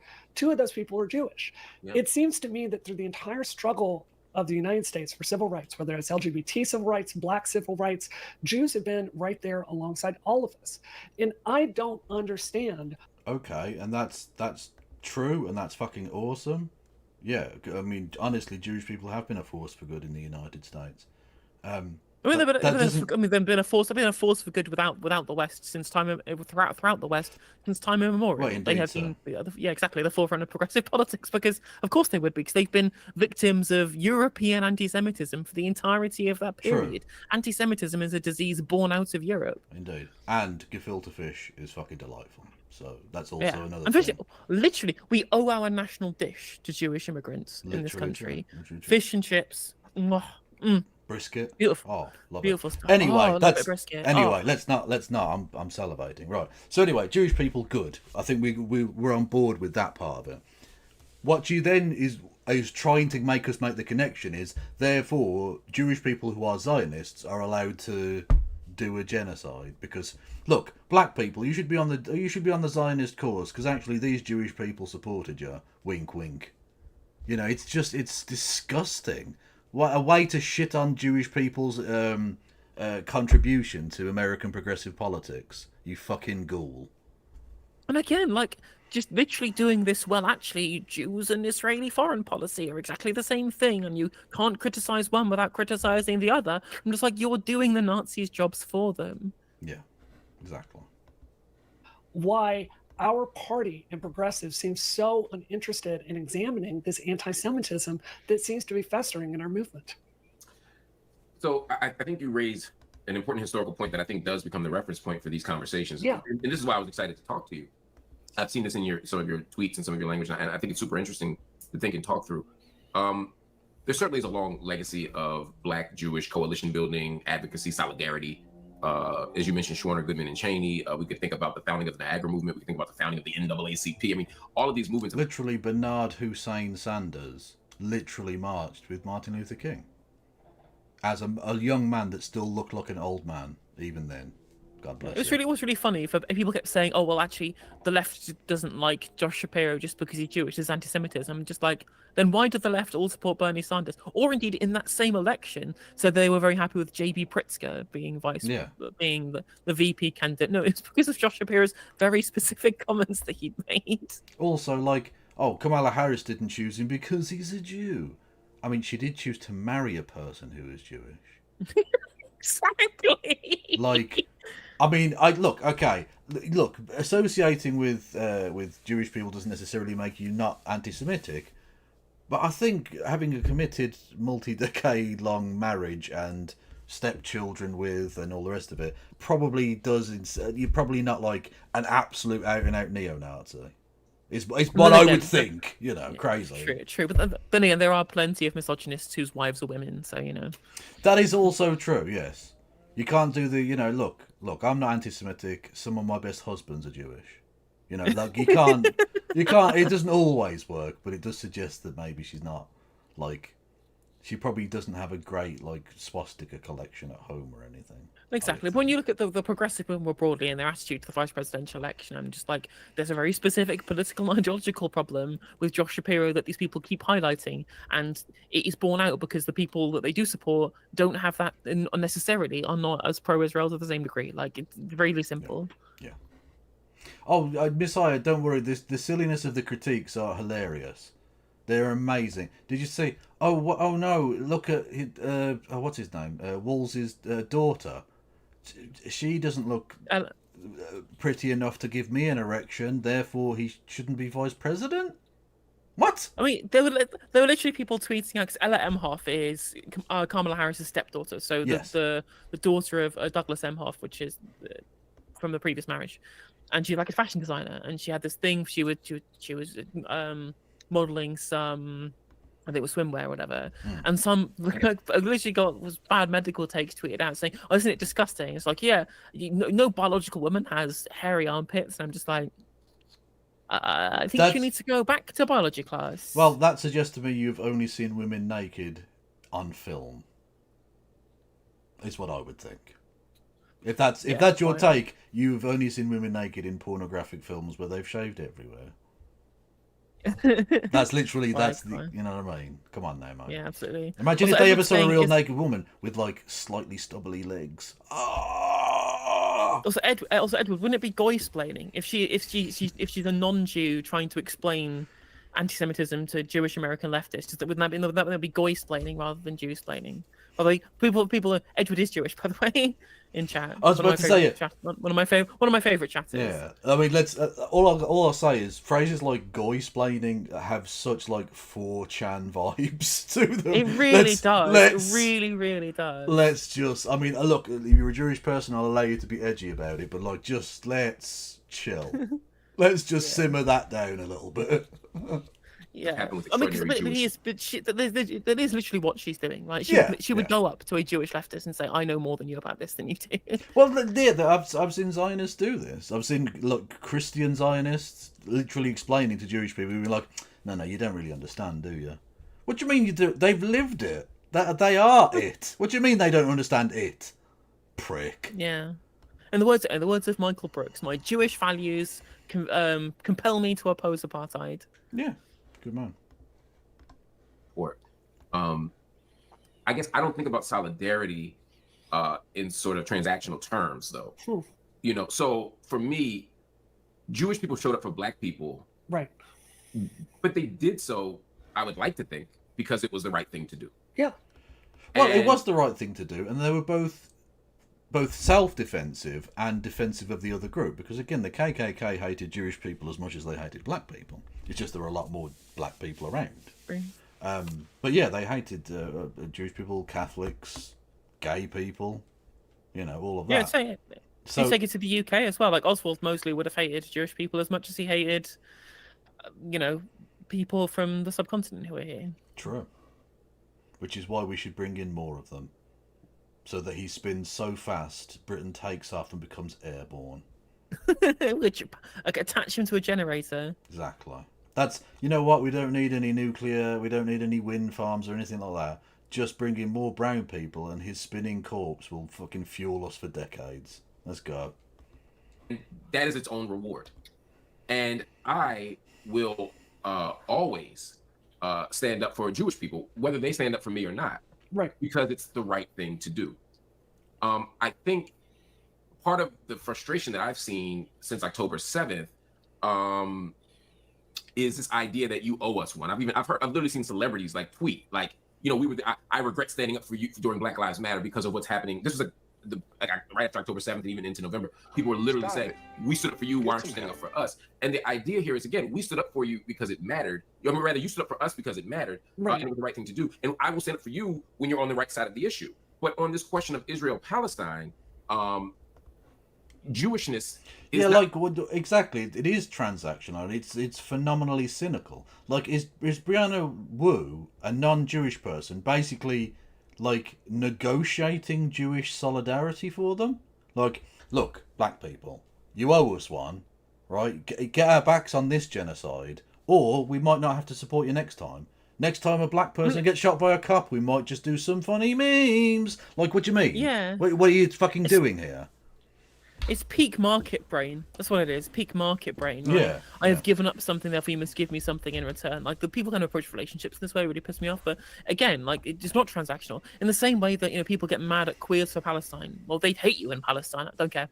Don't care. Human rights is important. Like, the right not to be ethnically cleansed is something that I believe in. And they can hate me for being queer all I want. But we as a group have decided we are showing solidarity. They don't need to show it back for us to be worth it, saying that the whole ethnic cleansing thing is bad. Yeah, like, how pathetically self-absorbed would you have to be like, well, these people aren't as progressive on gay rights issues, so actually I think it'd be fine to kill them all. I mean, okay, well, let's carpet bomb Texas, shall we? Well, exactly, yeah, there's parts. I mean, she mentioned Mississippi. I don't think queer people are very well accepted in Mississippi. But again, I would not support either the IDF or the US Army flattening the fucking place. No, indeed. The central issue here. Any more than blackness is the central issue here. And I don't know if I agree with that, though. Tell me why you don't.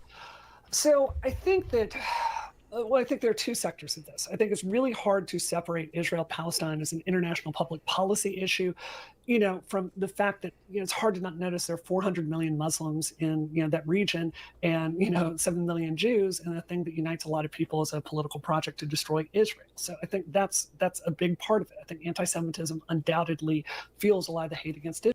Right. But, and here's the key issue, none of those countries have any intention of doing anything. In fact, many of them have signed agreements to basically fuck over the Palestinians. And secondly, Israel, whether it likes to accept it or not, has nuclear weaponry. So no one's invading them. In fact, they are the ones who often invade foreign countries. Golan Heights, anybody? That sort of deal. Well, that's the same thing that people say about things like 9/11. It's like the reason why America only ever has terrorist attacks against it in the same way that Israel does is because, you know, like when you're nuclear armed, there's never an active military occupation. That just doesn't happen. Yeah. You get terrorist attacks from people, but once you're fully armed, especially by the imperial hegemon, all you get is terrorist attacks. You know? Yeah. Exactly. This is why, you know, for example, the countries like Russia were so desperate for the countries within their sphere of influence to have so few relationships with the Western hegemon, very specifically, because that would give them access to a level of nuclear protection which would make a military occupation difficult. And because, of course, you know, places like Georgia and Ukraine were weaponized to not be within them, suddenly they have Russian occupation now, because it's much easier to do that when people are not nuclear armed. Indeed. Israel. But I think here in the States, let me give you a really solid example. The Boston Gay Pride Parade this year. You know, I was on David Pakman's show a couple of weeks ago, and he was telling me how he went out to it, and he was looking at the floats, and they had a float of a giant Jewish caricature, you know, with a giant nose and a bunch of dollar signs, like, you know, basically bad Jewish stereotypes. You know, this entire conflict is creating a situation where a lot of anti-Jewish hate is really being allowed to fester. And I think the sentiment that is being undercounted by progressives, it's not transactional. It's more that Jews are going, why do gay people count and we don't count? Why do black people count and we don't count? Because Israel and Jewish people are not the same thing. No one is saying, Jews bad. We're saying Israel is acting in a very, very bad way. Yeah, we disagree with Zionism. That's the issue. Again, it's like saying, you know, okay, well, if you stand with black people, but why aren't you standing with the actions of Idi Amin in Uganda? Like, it's obvious, yeah, because of course I disagree with his political policy. It's not his ethnicity that's into question here. Yeah. Also, I stand against anti-Chinese racism. What, so you support the destruction of the Uyghurs then, because the Chinese government are doing it? Literally, and again, she's doing exactly what like weirdo kind of like China obsessed leftoids would do and say, oh, you can't bring up the Uyghur culture genocide because that's xenophobia. I'm like, there is probably plenty of xenophobia that underpins a lot of anti-China sentiment. Yeah. But what they are doing in Xinjiang, it's bad. It is bad, and it is a cultural genocide. Indeed. You could talk about their economic policies or people's racism towards those people, like all the talk of like the Wuhan flu and the racism that Chinese people got during the coronavirus pandemic, because there's all these theories that it was a Chinese bioweapon to destroy the West or whatever it was, right? That was genuine racism. But none of this means that legitimate criticisms of Chinese state actions, whether against the Uyghurs or against other places in their sphere of influence, that's not the same thing. Indeed. Oh yeah, when I said no one is saying that, I'm not discounting there are some anti-Semites. Of course there fucking are. But she's trying to equate all criticism of Israel as being like comic book Nazi imagery or whatever. Like it's ridiculous. She's bullshit. Yeah, 100%. And believe me, I think the left haven't been good enough at calling out the anti-Semitism that we've seen that's bled from anti-Zionism, right? But this is not what she's saying. She's not saying that, well, there are some people who have allowed it to become anti-Semitic. She is saying that the entire anti-Zionist position itself is inherently anti-Semitic, is an anti-Semitic project, is what she's described as in this very debate. Yeah. And I think if we're serious about keeping that part of our coalition together, that's something that deserves an answer. And I don't disagree with that point as such. In other words, sure. I absolutely agree that there's anti-Semitism. And I absolutely agree that there are spaces and places where anti-Semitism is on the rise. We can look around the world. And so I absolutely don't think that that's something we can ignore. I don't think it's something that isn't worthy of keeping track of and fighting with all of our energy. We have a duty to do that. Sure. The question here, though, is what happens when we conflate Jewishness and Jewish identity with Israeli statecraft? because that's where the problem comes in. If I think that every critique of Israel, and I'm not saying you're saying this, but if I think that every critique of Israel, if I think of Israel as the epitome and the embodiment, the geopolitical embodiment of Jewishness and the existential one, then you might not be saying that that's what she's saying. I am saying that's what she's saying. Yeah, I mean, literally. You are far too diplomatic, frankly. But yeah. A critique of Israel is a critique of Jews. A challenge to Israel is a challenge of Jews. The idea that Israel itself, as an ethno-state, as an idea, as a political idea, not a religious idea, I'm talking about just as it's constituted as a state, is problematic. If I say that, then that would be an attack on Jews if I accepted the premise that Israel and Jewishness are the same, or that Zionism and Judaism are the same. And if we don't operate from that perspective, then we have space to have a more appropriate and nuanced conversation. And so that's where we end up in this moment where people say, well, no one's protecting the Jews, and the evidence that no one's protecting the Jews isn't just these awful stereotypes that you're talking about and these despicable things that happen at these parades, but they actually see the challenges to Israel as a challenge to Jews globally. And that, to me, is where we get into a problematic space. And also, in terms of this caricature, I'd want to see the actual thing for myself, because given her somewhat skewed interpretation of things, I would think she's probably bigging that up more than it was actually, I'm not saying it wasn't problematic, it probably was, but she's going to try and make any tiny little mountain, molehill into a mountain, Yeah, that's what I think, warrants some unpacking. So when a black person stands with Palestinians, they are being seen as somehow being disloyal to Jews. I don't know if I would say this. I don't know if I would say disloyal to Jews. I think I would say it's really difficult to disentangle anti-Zionism, which is a political project that has a sky-high body count. It has a high rape count. It has, a terrorism count. It is a destabilizing. What? What? Anti-Zionism has a high body count and a high rape count? The fuck are you talking about? Where's that coming from? I guess she's referring to Hamas. But, the actions of the Izz-ad-Din al-Qassam brigades, they're not the spokespeople for anti-Zionism. No.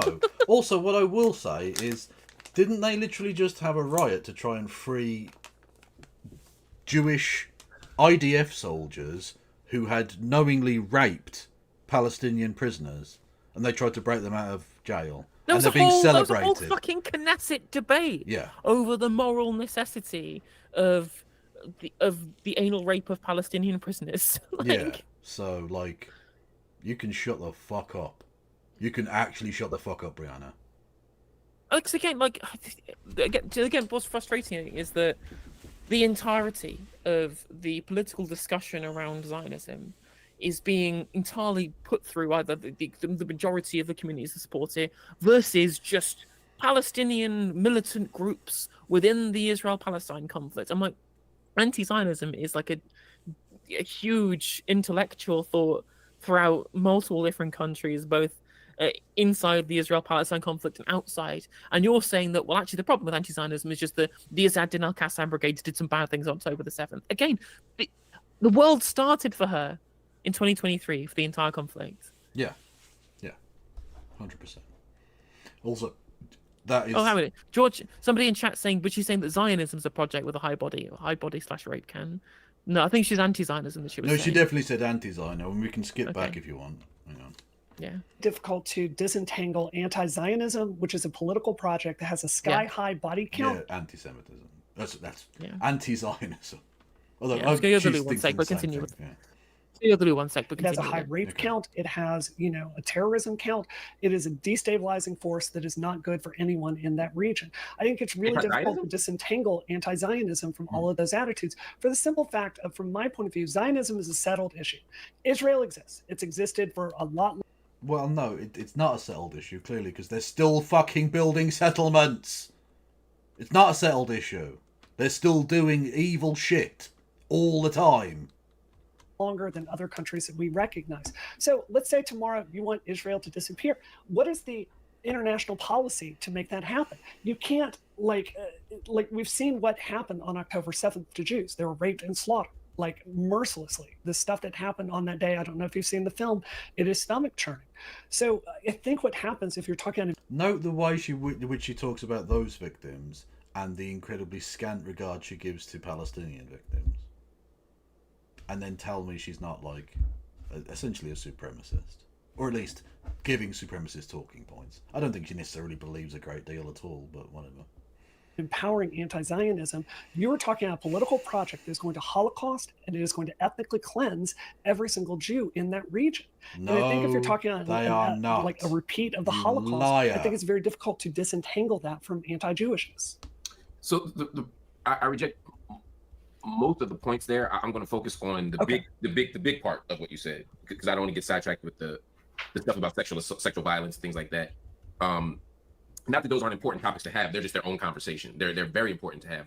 But I think lots of people have had those conversations and debates about the extent to which rape was used as a weapon of war by Hamas during that time. The evidence I've seen has not been persuasive. I've seen very little, if any, evidence of that. But I'm open to be persuaded on that. That is not a settled argument for me. But I'm open to be. I'm saying I believe the UN has said, like, has basically admitted as much. But I don't want to go down that route. The UN also demanded a ceasefire. That would be nice, wouldn't it? It's interesting what Israel accepts from the UN and what it doesn't. Yeah, so the idea that anti-Zionism is a destabilizing force is fascinating to me. I don't disagree with that. But the question is, what does anti-Zionism destabilize, right? If we're beginning from a place of saying that Zionism itself is a destabilizer, political Zionism was the original destabilizer, right?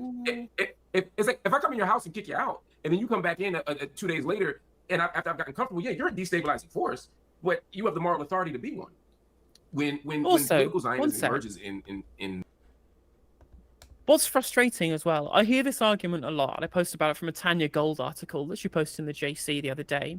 I'm like, they always say this. They say, well, anti-Zionism political project, which would involve the dissolution of the state of Israel, would involve ethnically cleansing Jewish people out of the Levant, out of historic Judea and Samaria. And I wonder if these people have ever spoken to a single anti-Zionist before. Insofar as, well, George Habash, the founder of the Popular Front for the Liberation of Palestine, wanted to create a multi-ethnic, multiracial secular democracy over the area of historic Palestine, which is now Israel proper, and the West Bank and Gaza. So creating a single unitary state, the one-state solution that she here is trying to undermine. The idea of a one-state solution would therefore be historic Palestine as an Arab state with no Jews in it. But George Habash never wanted that in its entirety. And there are still people today, part of the Palestinian resistance groups, who want to create a single Arab state in historic Palestine. Even those groups don't want to get rid of Jewish people. So, again, there's plenty of propaganda that Hamas put out. They are not people who are always sincere about the things that they say, and you should never take what they say as face value. There are plenty of people who do that, and they're wrong to do so. But this was in an Arab language interview. Osama Hamdan from the Hamas Politburo, in an Arab language interview translated by Memory, which is like, Memory is it's the Middle East Media Research Institute, is an Israeli front group that takes Arab language statements by members of the Palestinian groups and translates it to try and make it look as bad as possible, either by mistranslation or by only presenting one side of the information to try and make Palestinians look bad. It's an Israel front group. And this is an Arab language interview translated into English for Western people to read. So it can't be treated as like propaganda for naive Western leftists that Hamas were talking about here. And Osama Hamdan said specifically in that interview that with the dissolution of the Zionist entity, we would create a state, and anybody who wants to live here, regardless of religion, regardless of political ideology, as long as they obey the laws of the state, where we welcome them to come live in the state that would be created. So when the people that she is referring to as being virulent anti-Semites, and there are plenty of anti-Semitic members of Hamas, there have been plenty of anti-Semitic statements by members of Hamas, well, not even they say that the state that they want to replace Israel with would get rid of all the Jewish people from that state. She's just living in fantasy land. And they keep saying this. Well, no one tells me what would happen to the Jewish people in Israel. I'm like, everyone's told you millions of times. You just haven't spoken to a single anti-Zionist, and you can only conceptualize a future state that has some kind of ethnic supremacist character to it. When actually, no. These, like, especially those from the actual left, like the socialists and the Marxists, they just wanted to create a secular democratic state with no ethnic character whatsoever. Exactly, and it's the old adage of every accusation is a confession. They see the ending of their project as ethnic cleansing of themselves, because their project itself is the ethnic cleansing of the other. They can't conceive of statecraft in any other way. Exactly. And it's exactly why when you say, from the river to the sea, Palestine will be free, people say, oh, well, you're calling for the ethnic cleansing of Jewish people from the Levant. I'm like, no one's saying that. No one on this, I guess, there might be some people who say that, but from the left progressive perspective more broadly, this is about ending the occupation. Yes. It's about ending the Zionist colonial entity in Palestine, and again creating a multi-ethnic, multiracial secular democracy. Yet when Likud say Judea and Samaria from the river to the sea, that's part of the Likud party charter, they explicitly mean a state with a Jewish majority. Yeah. Which would necessitate the ethnic cleansing of Palestinians from Palestine, because that would mean that it would no longer have a Jewish majority. They want an ethno-state, yet broadly on the left, who she's critiquing here, that's what we don't want. We don't want an ethno-state. We want a multiracial, multi-ethnic secular democracy. You can critique the pragmatism of that proposal all of you want. There are plenty of anti-Zionists that do. Norman Finkelstein is one who supports a two-state solution because he thinks that a one-state solution is not a solution that is possible at this point. I have sympathy with that perspective. I am open to either. But the idea that those of us who she believes not to have a real strategy for a one-state solution want to get rid of all Jews from Palestine, it's nonsense. There's no basis in fact. Indeed so. What was the point I was going to make? Fuck. I've totally forgotten. Anyway. In the end of the 19th century, the end result was the dispossession of Palestinian people, the death of thousands of Palestinian people, the removal of hundreds of thousands of Palestinian people. And so if that's the impact of political Zionism, and then I can't look at the resistance through the lens of these that was it. Everyone go and follow Sister Rose. Hello, Sister Rose. Do it. I look at the initial settler colonial intervention and attack and dispossession and ethnic cleansing as the destabilizing force. And so to look at the victim of political Zionism as somehow the terrorist, as the destabilizer, as the aggressor, to me is somewhat strange. And so I don't think the question is whether or not Israel is a settled issue. Israel has been recognized, and the Palestinians have recognized Israel for a very long time. And there are groups that don't, but as a whole, we saw that after the Oslo Accords in '93. We've seen this with the PLO. We've seen this at various moments where Israel has been recognized. The letters of mutual recognition before the Oslo Accords were signed was definitive with the PLO. The Palestinian Authority has recognized Israel. The United Nations has recognized Israel. That's right. Yeah, so that's not the issue. The question is, just because the United States was recognized for hundreds of years, we still made amendments to constitutions. We still developed legislation to actually create a democracy where there wasn't one.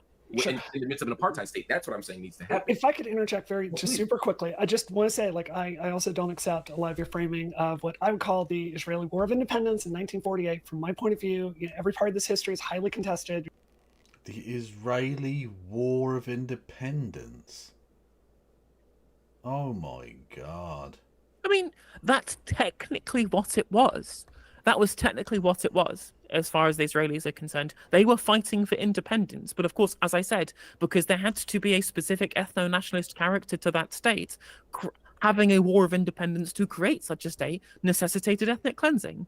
And that's the problem. If they had, for example, a group of people who wanted to create a new state in this area, which is a bunch of different people from different ethnicities who were doing so against forces from outside that were wanting its destruction, then that would be a different case, because that wouldn't necessitate ethnic cleansing of a certain group of people. But when you want to ensure that you have a certain ethnic majority and therefore get rid of everybody who might undermine that, yeah, it's ethnic cleansing. It doesn't matter whether it's a war of independence or not. You can't do ethnic cleansing. I'm sorry.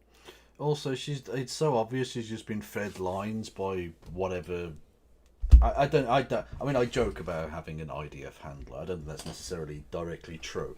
But whatever fucking Hasbro slop pit she gets her shit from, you can tell the language that's being used. Israeli War of Independence and all of this shit. Yeah, I've heard from fucking dickheads like you a million times. You're just doing propaganda.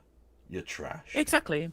And the reason why she says it's contested history, it's true, it is contested history. But then again, global warming is contested science, contested by 1% against 99%. Yeah. Like, when it comes to the contested history here... It's the geopolitical equivalent of going, evolution isn't a fact, it's just a theory. Exactly. The reason why she says it's contested history is because what she's parroting here is essentially Israeli state lies for the first 30 or 40 years of the state's existence, where everybody believed that the reasons why Palestinians are no longer in Israel, in the majority, there are some Arabs who still live there, but the reasons why Palestinians live in Palestine is because the Arab armies told them before the war started that you can leave your homes. We don't want you to die. We are telling you to go and leave, go into Egypt, go into Lebanon, go into Transjordan. And once we have won the war, you can have your homes back. That was the plan of the Arab armies, was to tell these people to go and then they would come back. And then Israel won the war, so they weren't allowed to come back. This is a complete lie. Yeah.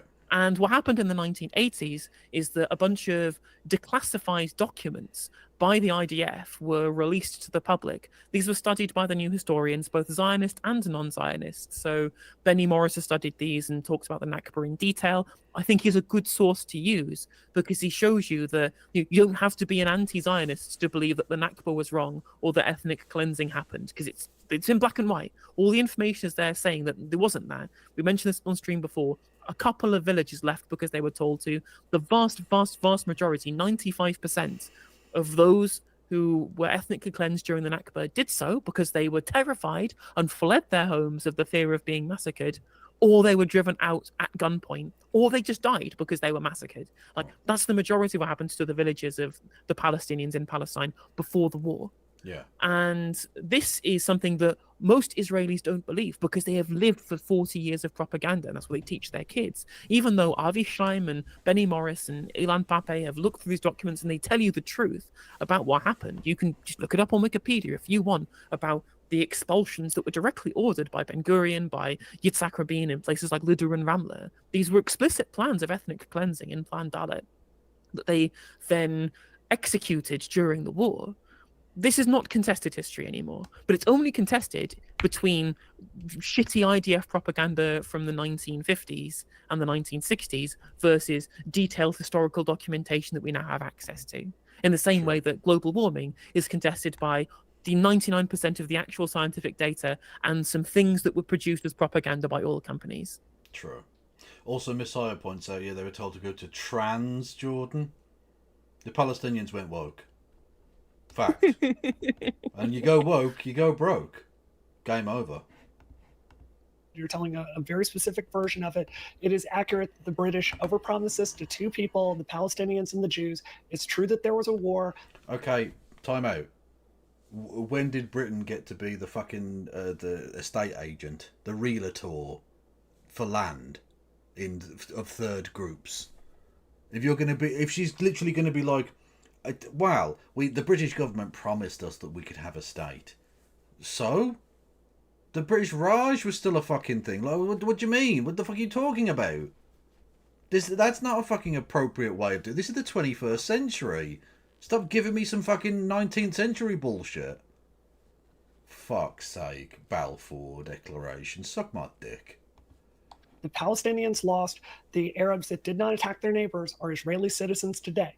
And we can go through a whole discussion of the founding of Israel. I just want to say I disagree with that. But what I really want an answer on, Mark, and this is what I've never heard anyone on your side say, and I'm asking this in good faith, what is the policy that you want today? If you're an anti-Zionist, you've got 9 million people in Israel, 7 million are Jewish.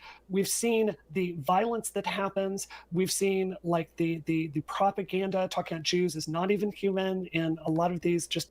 Okay, and again, you can make the exact same points about Likud and their various right-wing allies saying that about Palestinians. The point is to disempower the extremists on both sides and to try and build civic governance in that region for the building of a secular, multi-ethnic, multi-racial, multi-religious democracy. That's the policy. Right. Like, it's not actually that complicated in the round, or in its totality. In terms of how you get to that point, that obviously is pretty fucking complicated. But the basic broad strokes of the policy are pretty understandable if you'd ever analysed your opposition's position at all.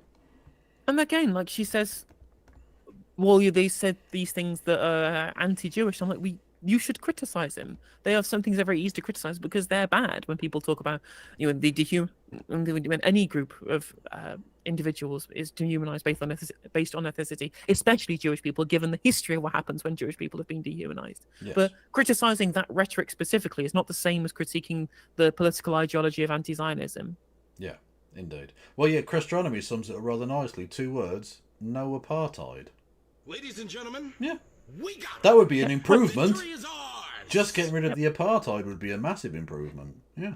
But then she's probably the same person who says that there's not apartheid, even though there clearly is. We have a one-state solution, and it is called an entire ethno-state across Judea and Samaria and some Bantustans. Like, that's what we have. It's so funny to me that literally fucking Nelson Mandela, a man who I think knows a thing or two about apartheid, he called it apartheid. Tutu as well. Like, you know what? I think I'll take Nelson Mandela's approach to understanding apartheid over Brianna Wu from fucking, I don't know, New York, wherever the fuck she's from. Like, yeah. Mississippi. Oh, Mississippi, of course, Mississippi, yeah, my bad. Anyway, but not South Africa is the point. Yeah. Throughout the entire region. So you tear down that border, there's 7 million Jews there. What happens next? How does the project of anti-Zionism play out without there being a second Holocaust? So, well, you'd probably need... this is... You literally listen to any anti-Zionist talk about the one-state solution, and you'd know this. Well, you'd probably need some sort of international peacekeeping force in the first place, because there are heavily armed lunatics on both sides. So you'd probably actually need some sort of third party... All right, Trump. No, but you know what I mean, right? You'd need some kind of... You're right. Because I wouldn't trust either Hamas or fucking the Israeli government or whoever to, like, oversee that process. Because I don't think they have the best 100%. Faith in mind, right? So you'd need some sort of, you know, buffer situation in the short term, which unfortunately is going to be a massive problem because I don't see either side agreeing to that, which is rather annoying.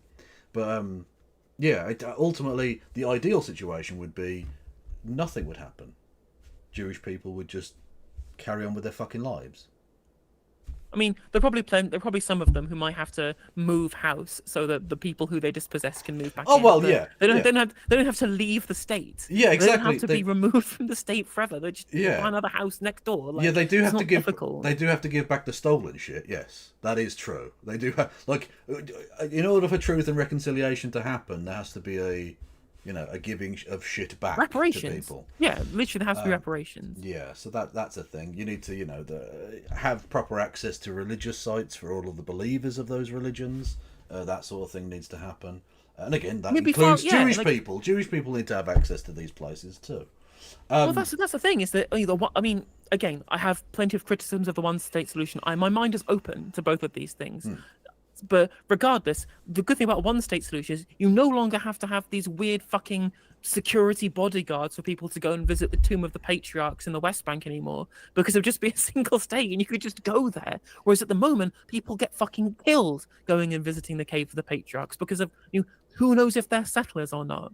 Yeah. When you've got this continued antagonism between the two groups, essentially based off of the perceived ethnic access to territory. They both want to have access to the cave of the patriarch. They both want to have access to the stuff that's in, like, a Ramallah, for example.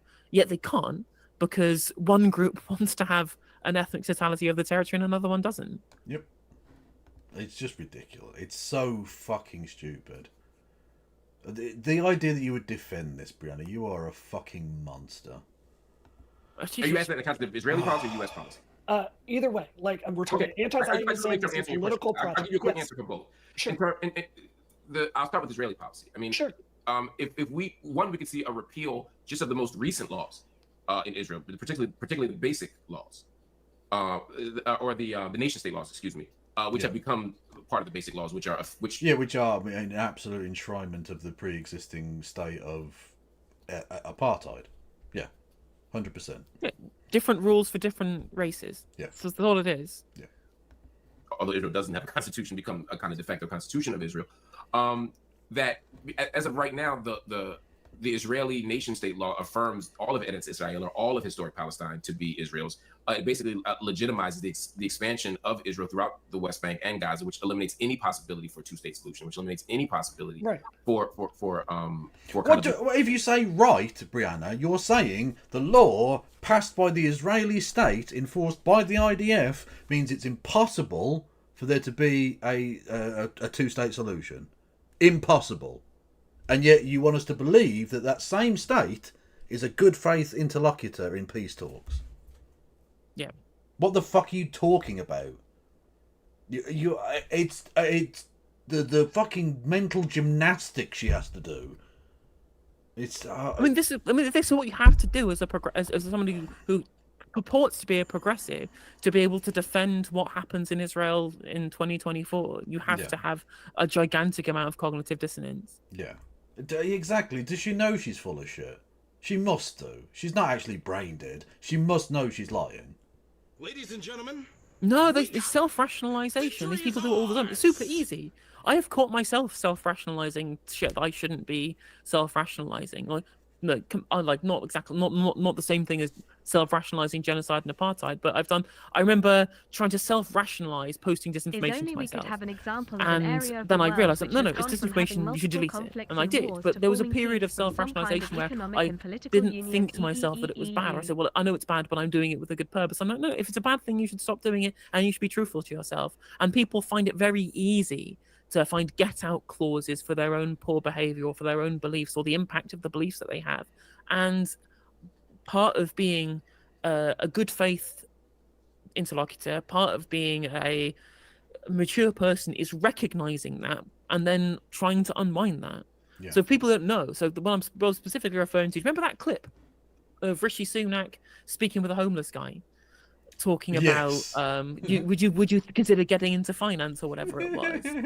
Do you work in finance, for example? Yeah. And I post this on TikTok to get people to laugh at it, and then people pointed out saying, well, actually, this guy talked about previously having an interest in the early half of the conversation, so by only presenting the second half, you make it look like it was apropos of nothing when the conversation led to it. I went back and watched the clip, and I saw that, and I was like, oh, well, I really want to get rid of Rishi Sunak because we know all these terrible and other reasons.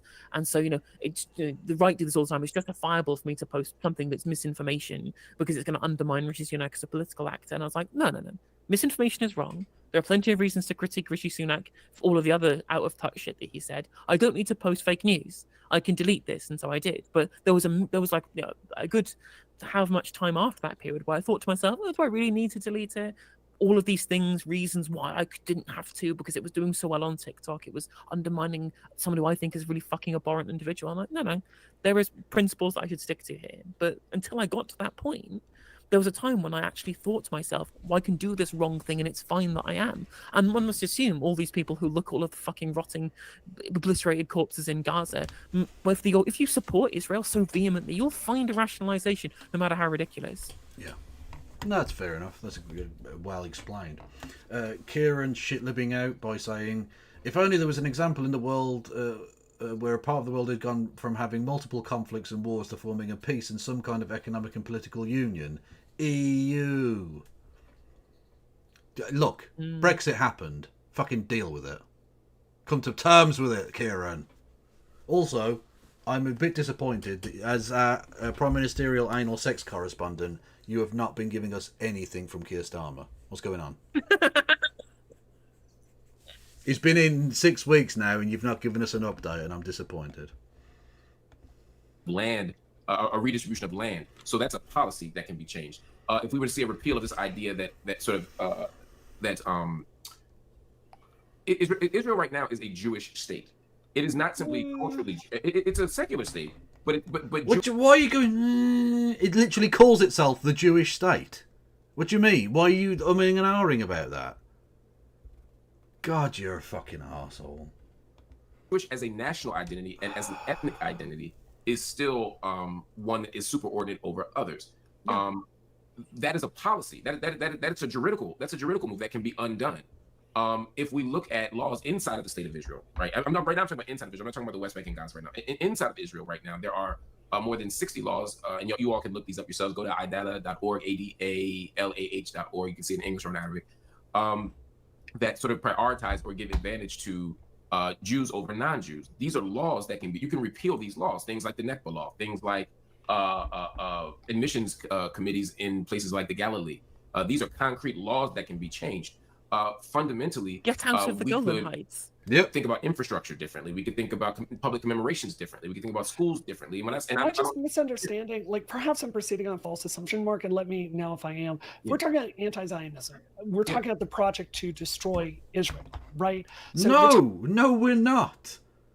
I know you need us to be the straw man for you to attack, but we aren't that. That isn't what it is. Thing is, again, they use this emotive language when they say destroy Israel, makes you think of military destruction, whereas of the actual result of one state solution specifically would be the dissolution of the state of Israel. Right, dissolving a state is not necessarily the same as destroying its inhabitants or destroying the physical manifestation of what the nation state looks like at this point in time. But they use the emotive language to make you think that that's what people mean.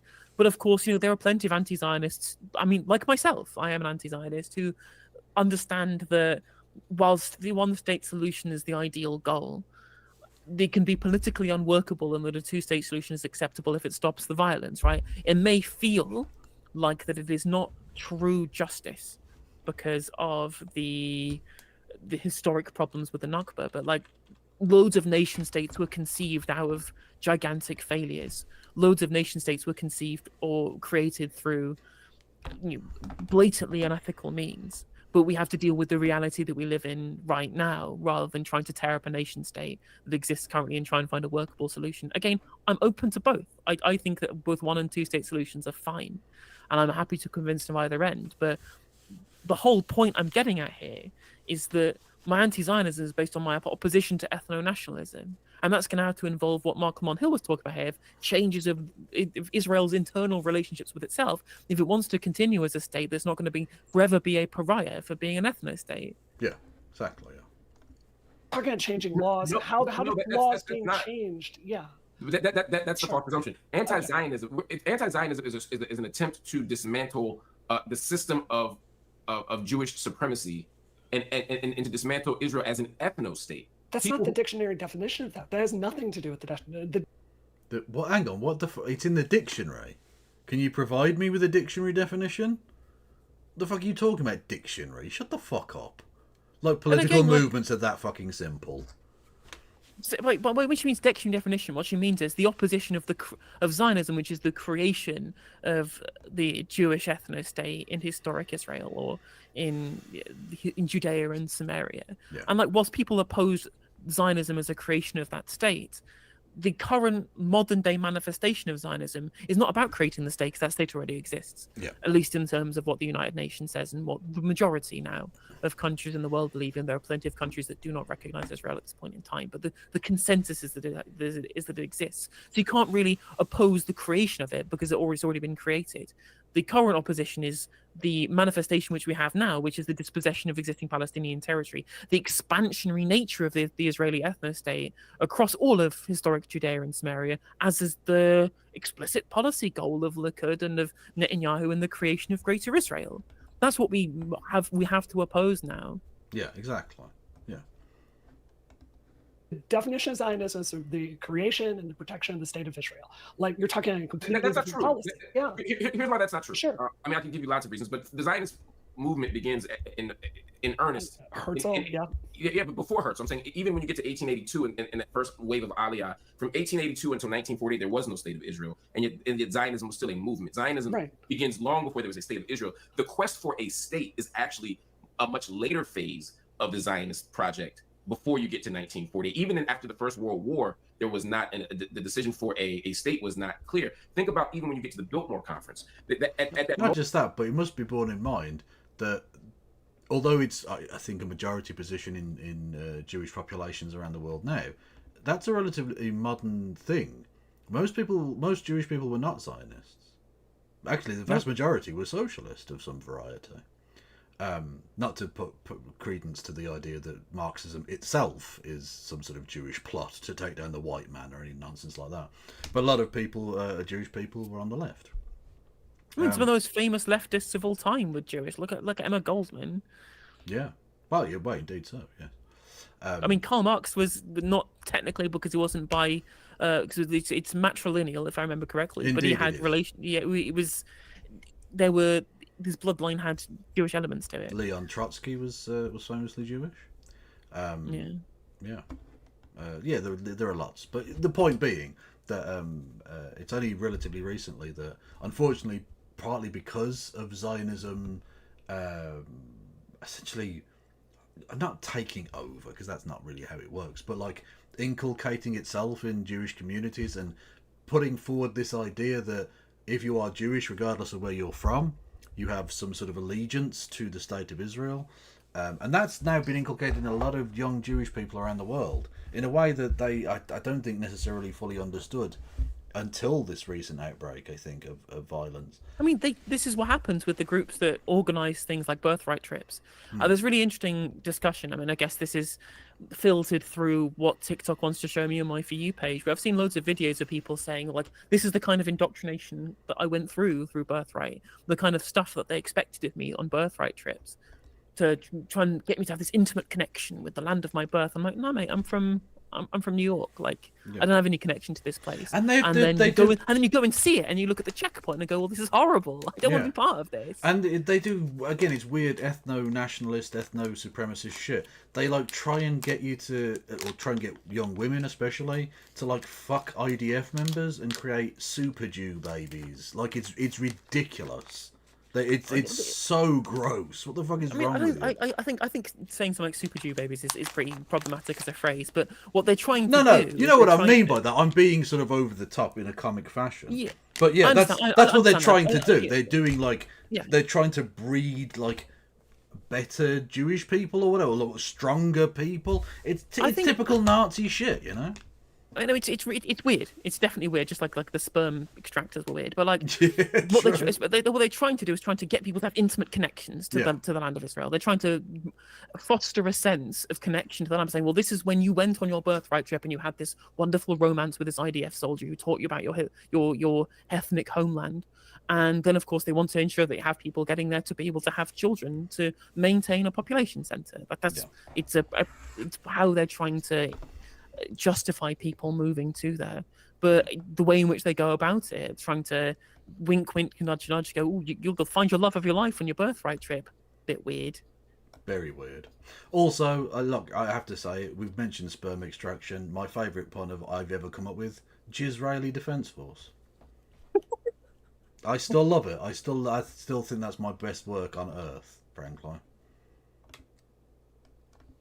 Moment, there's a kind of radical conversion in how Zionist leadership understood the goal. But Zionism has never been purely about the creation of a state. There's been a call for a return to the homeland. There's been a call to claim territory. But the idea of a state is relatively new, because the idea of a state, the nation state itself, is relatively new in modern history. Do you think Hamas's goal is not to destroy Israel? Do you think Iran's goal is not to destroy Israel? This seems like a really relevant policy objective to factor into our calculus here. I don't want to get sidetracked by the Hamas question. I want to stay focused on the point here, which is that anti-Zionism is a call to dismantle the system of Israel as an ethno-state. It is not a call to get rid of Jews. It is a call to get rid of Jewish supremacy inside the state of Israel. And so the idea here as a policy is to eliminate any policies that reinforce Jewish supremacy. That is why I'm naming these particular policies. And then from the American perspective, our role would be to invoke legislation or to remove legislation that reinforces, normalizes, or fortifies Israel's ability to do that, like the qualitative, like our commitment to a qualitative military edge, our commitment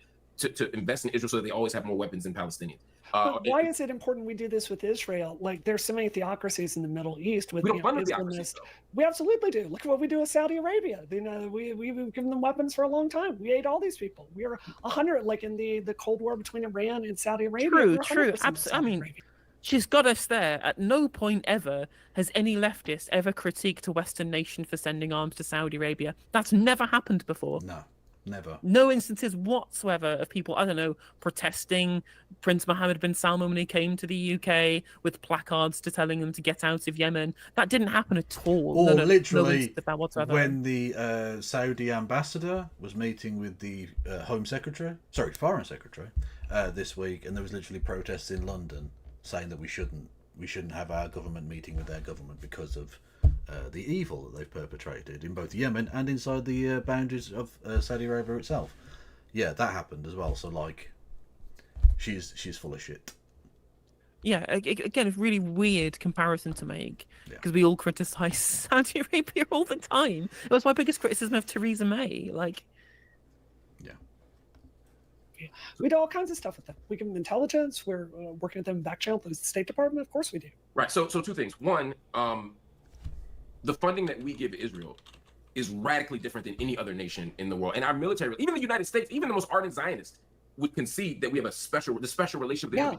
It's a democracy. It's Western. It shares our values. You say we do this with. Why don't we do this? It shares our values. I mean, true. The colonization and genocide, definitely very Western values. True. Yeah, no disagreement from me here. But again, I don't know. I disagree with apartheid. Those are not my values. They do not share my values, and I don't want to give them money. True. Everybody else, well, because we don't have a special relationship with everybody else. But the specific way that we fund Israel is again, we give them cover through the UN Security Council. We give them weapons. We give them money, and we have policies here that protect them in ways that don't protect Saudi. I don't defend Saudi Arabia. Remember, my argument for years has been we shouldn't be doing weapons deals with Saudi Arabia. But any oppression that happens in Saudi Arabia, which is not an apartheid state. Saudi Arabia is not an apartheid state. It's a repressive state.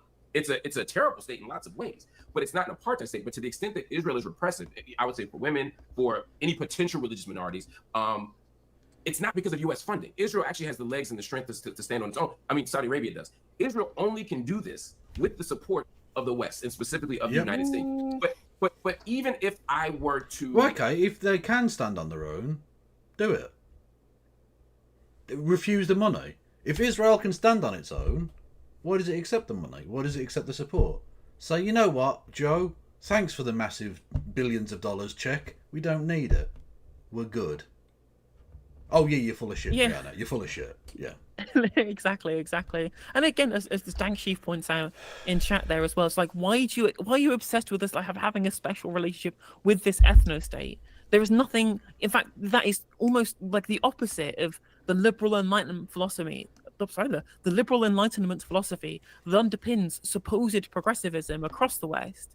That would mean that we should have the complete opposition to any ethno-state, any state having an ethnic character as its founding principle, something that we should probably be opposing. That is fundamentally, non-Western in terms of lots of tradition. And even then, when she says non-Western, people continually conflate what should or shouldn't be quote unquote Western. I mean, ContraPoints mentioned this in her video about the West, in how like liberal Westerners try and frame Marxism as being non-Western. Karl Marx is fucking German, mate. He was German. He literally was. It's the one thing that makes me wonder about Marxism. It is German. Not happy about that. But also, can Zionists get their facts in their ducks in a row, please? Are you Western or are you Asian? Because I'm not sure you can be both of those things just geographically. The thing is, Western to these people is a form of political arrangement, but that means that requires there being a foreign policy arrangement in these places. Like even then, her claim was a democracy, therefore it's Western. Oh, okay. Well, what other countries are you going to say that like Turkey is Western in that regard? You're going to say that? You're going to call like Indonesia Western in that regard? This is a really weird cut-off point for how you discuss what is what is Western or non-Western. Like there are democracies in Europe that are, would you call them Western, even though they're also ethno-states? Like Bosnia and Herzegovina has similar nation-state laws to, especially for repatriation, that Israel does. Would you call them being Western? And Hungary isn't realistically at all a democracy anymore. So did it stop being Western? Yeah, it's a one-party state at this point. I don't know how that works. Yeah, is that Western? Is that Western? It's such a meaningless distinction because, of course, the idea of the West, quote unquote, is something that it means white people, white people countries. Well, it does mean white people. Yeah, it's what would be called in philosophical terms an imagined community, i.e., a bunch of made-up bollocks. Yeah. Except that somehow the U.S. plays a similar role in Saudi Arabia or Iran or other places, which we just don't. It would only be a case of whataboutism and say, well, why aren't you picking on them too? right? It just seems like it's a magnification of this particular region, respectfully. And I think this is why it feels so anti-Semitic. Respectfully? No, fuck you and your respect. You're not being respectful. You've denied genocide. You're currently trying to say that, well, people don't criticise Saudi Arabia enough as an entire deflection tactic of the genocide you do support. So you know what? Stick your respect up your fucking arse. You've earned it. So let me say this. You're talking, like we started this off talking about, is it a genocide, is it not a genocide? We're talking about 40,000 to 50,000 deaths. In Israel, we're talking about 9 million people, 7 million Jews. There's every evidence and every reasonable reason to believe if that wall were to drop, if Iron Dome stopped working, those people would be dead. If you're talking a genocide, we're talking a real massive second Holocaust. So I don't understand why one country defending itself is so unacceptable. This is not defense. This is bombing hospitals. This is murdering people. It's not defense. You're not realistically under any threat. All of the other countries who might have been attacking you at one point have now been fucking cucked by America to sign agreements with you. Just like Egypt. Literally blocking the border so the Palestinians starve to death and get bombed. You fucking gutless cunts in Cairo. Fuck you. And the thing is, on top of this as well, and she's saying, well, if the walls were to fall down, this will almost certainly happen. Well, first of all, she has no evidence for this. And second of all, I'm just like, oh, okay, well, so what's your solution then? Your solution has just been a continued occupation.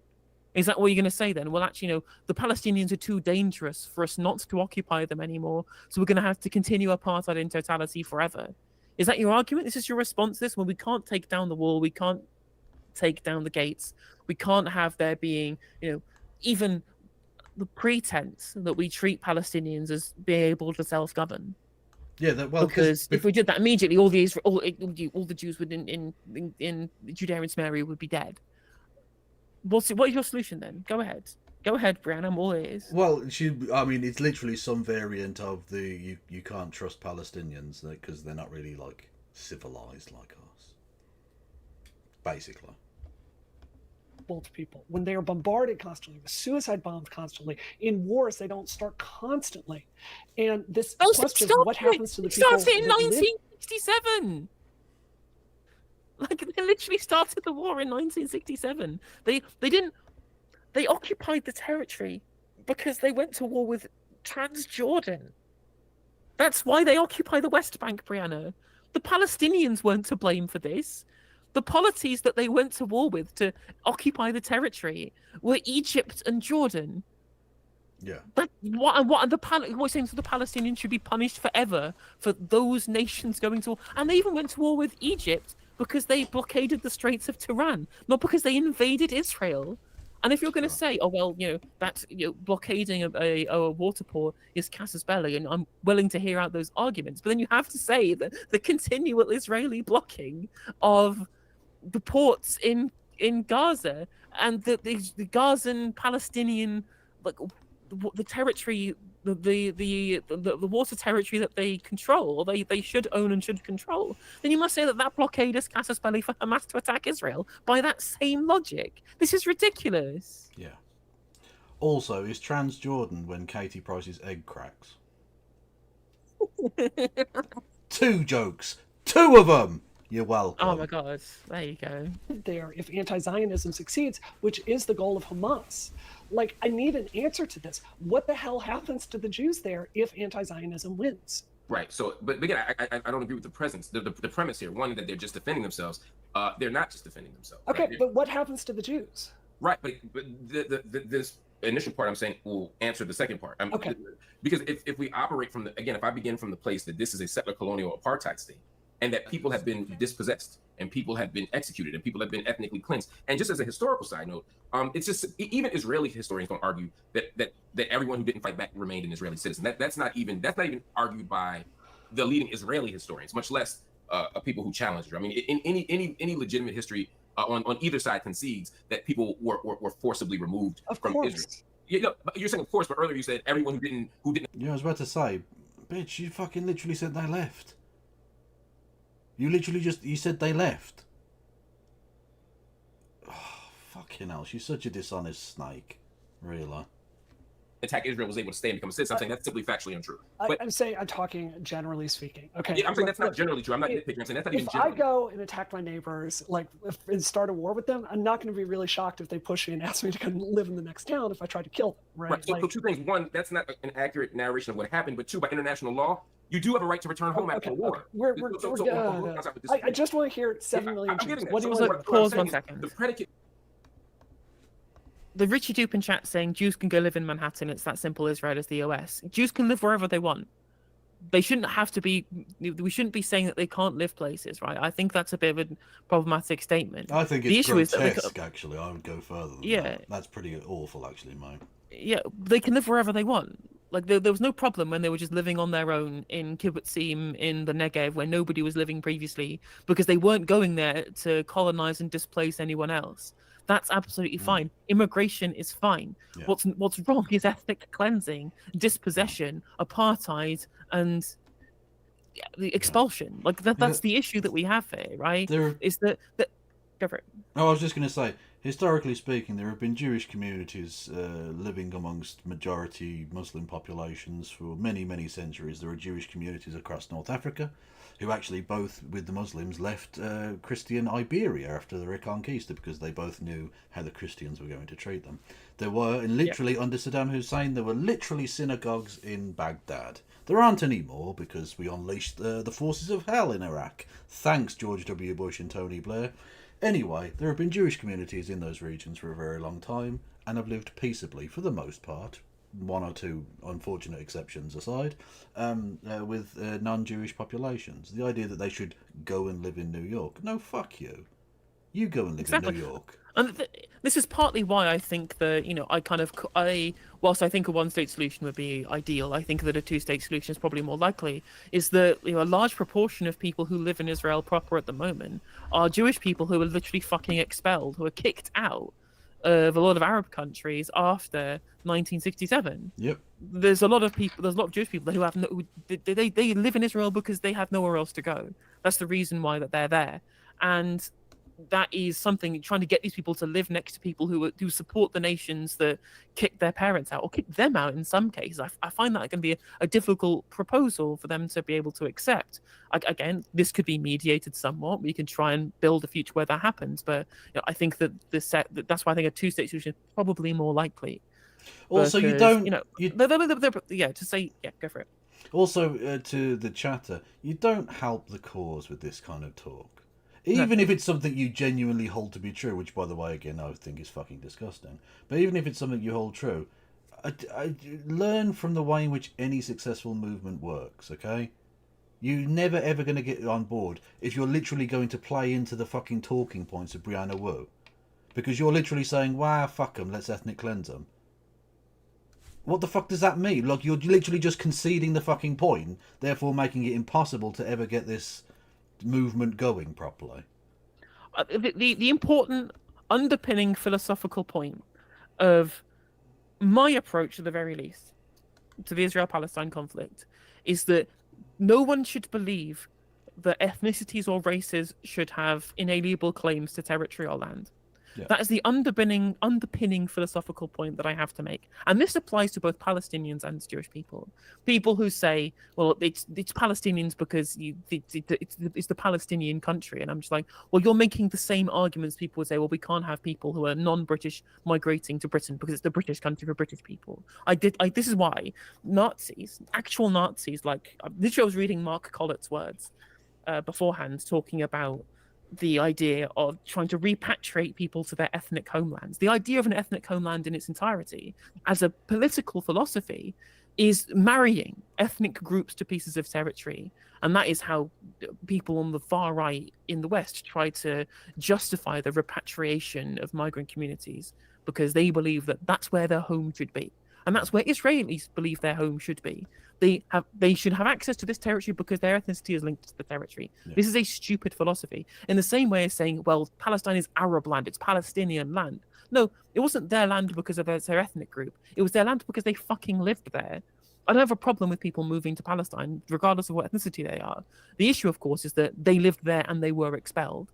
That's their homes that they left. It's the material relationship with people and their homes, not some kind of metaphysical relationship between ethnic groups and pieces of land. And so any amount of criticism of Zionism has to come from that viewpoint, in my opinion. Yeah, indeed. Yeah, like it's you're not helping is the basic point I wanted to make. Exactly. You just chill the fuck out with that shit. For the security issues that you're talking about aren't tied to just violence or recalcitrance or barbarity from these Arab neighbors. I'm not saying you're saying. I'm saying that that's often the narrative. It's actually resistance to injustice. So the way to get peace is through justice. People aren't tearing down walls and trying to get across and firing rockets because they hate Jews. They hate their occupier. Hear me out. They hate their occupier. And the part of the problem with Zionism is that it conflates Jewishness with this Israeli identity and with the identity of the settler colonizer. And so what happens is Jewish isn't just a religious identity. Jewish isn't just an ethnic identity like we saw during the Spanish Inquisitions or like we saw in the pogroms of in Ukraine or Poland in the end of the 1900s. Right? When you get an Israeli passport, your nationality is Jew or Arab. And so when someone is occupying, and I've spent a great deal of time in Israel and Palestine, the way Jewish is used is not the way Jewish is used here or elsewhere. I'm not saying there's not anti-Semitism. What I'm saying is it's a lot more complicated than that when you talk about what happens when your occupiers are saying we are occupying you in the name of the Jewish state, right? But beyond that, the way to get to the peace that you're talking about is through a policy solution that allows everyone to have access to democracy and therefore does not endanger Jews. The specific, and then what happens to the Jews is to answer your question directly, is they actually become citizens of a democracy. If you have, in my opinion, the best solution, although it's not up to me. She's such a smug bitch. Honest to She's God, awful. chuckling her way through genocide denial. Go fuck yourself. You fucking arsehole. I know it's not a high-level political analysis, but what else do you say to it? Like, you're just garbage. Exactly. It's up to Palestinians. It's up to the stakeholders in the region. But if you had as many Palestinians have called for, a one-state secular democracy, where everyone had access to voting, everyone had access to housing, everyone had access to the same criminal legal system. Maria, you tapped out when I was defending Jewish people. I had a lovely rant about historically Jewish people living in the Middle East, and you missed it. I mean, you can just go back and watch it later, but it was better live. Or go back to YouTube and watch it now. Yes. You can rewind and watch back at 2 times speed, so you can watch it and then catch up. True. No one's national identity was superordinate to someone else's, then you wouldn't have a nation of people who were endangered. So your answer is a one-state solution, and you think even though Jews have been massacred, you got Houthis down there, they're literal flag. Houthis down there. Do you think that Yemen is close enough to Israel for that to matter? True. My one-state solution involves a massive exclave in the western Yemen, which is Houthi-controlled.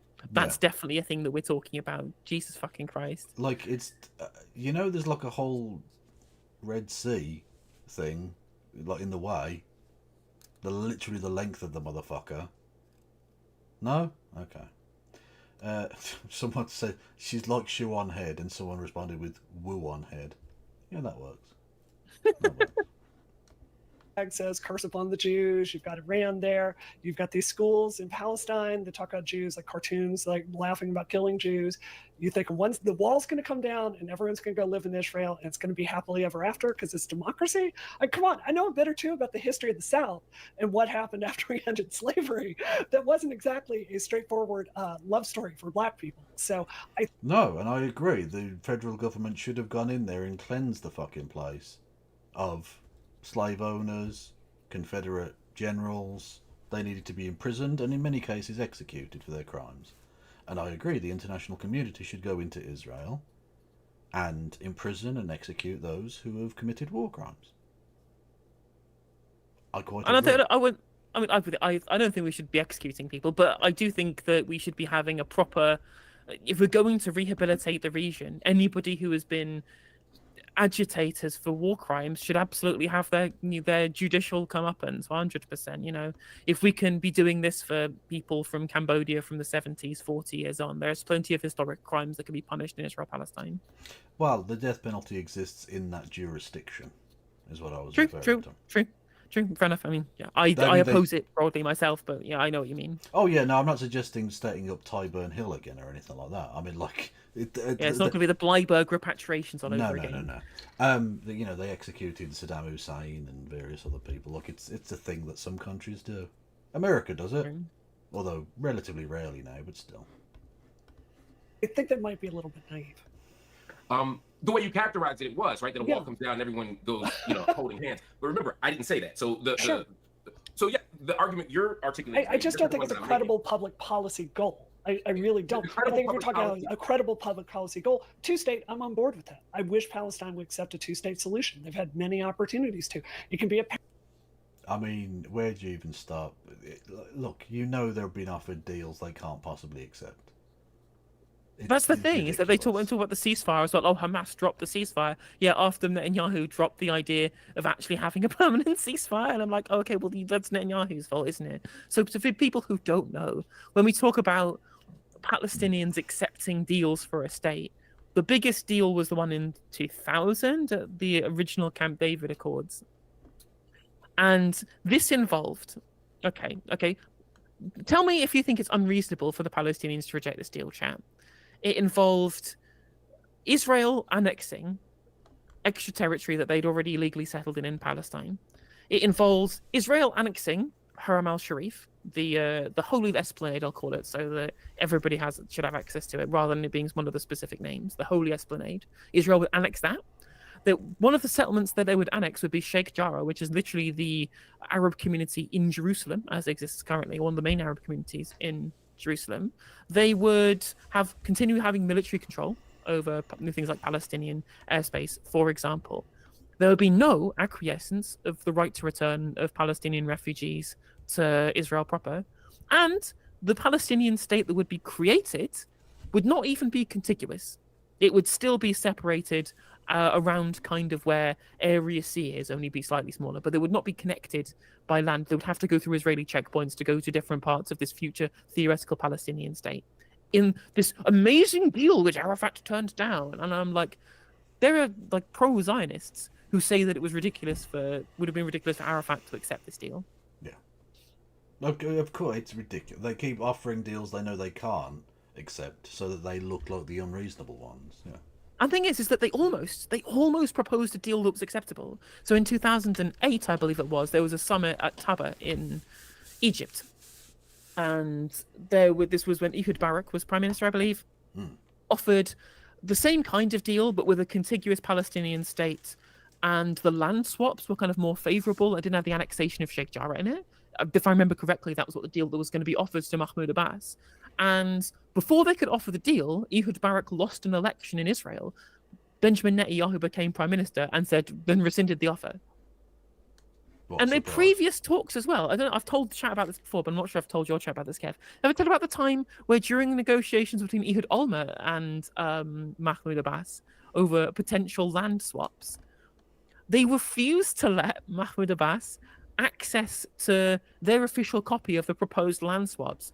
So to go and deliberate with the rest of his team, Mahmoud Abbas had to draw a version of the map on the back of a fucking napkin so that he could take with his negotiators to have to ponder over whether they should accept these potential land swaps. That's a Google Mahmoud Abbas and the napkin map. It was released in the Palestine Papers by Al Jazeera. That's a true story, by the way. Let me find it. Yeah. Belarus has the death penalty. What? Oh, they were talking about European country. Okay. Isn't this like Austria to Serbia in World War One? I mean, in a very loose sense, yes. In that there was an occupying colonial force. Very different set of circumstances. I don't know if there's a direct Gavrilo Princip character coming or anything. Yes.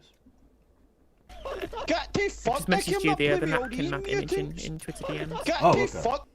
Hello there, Tina 2 and Tina 2's Raiders. How the devil are we all?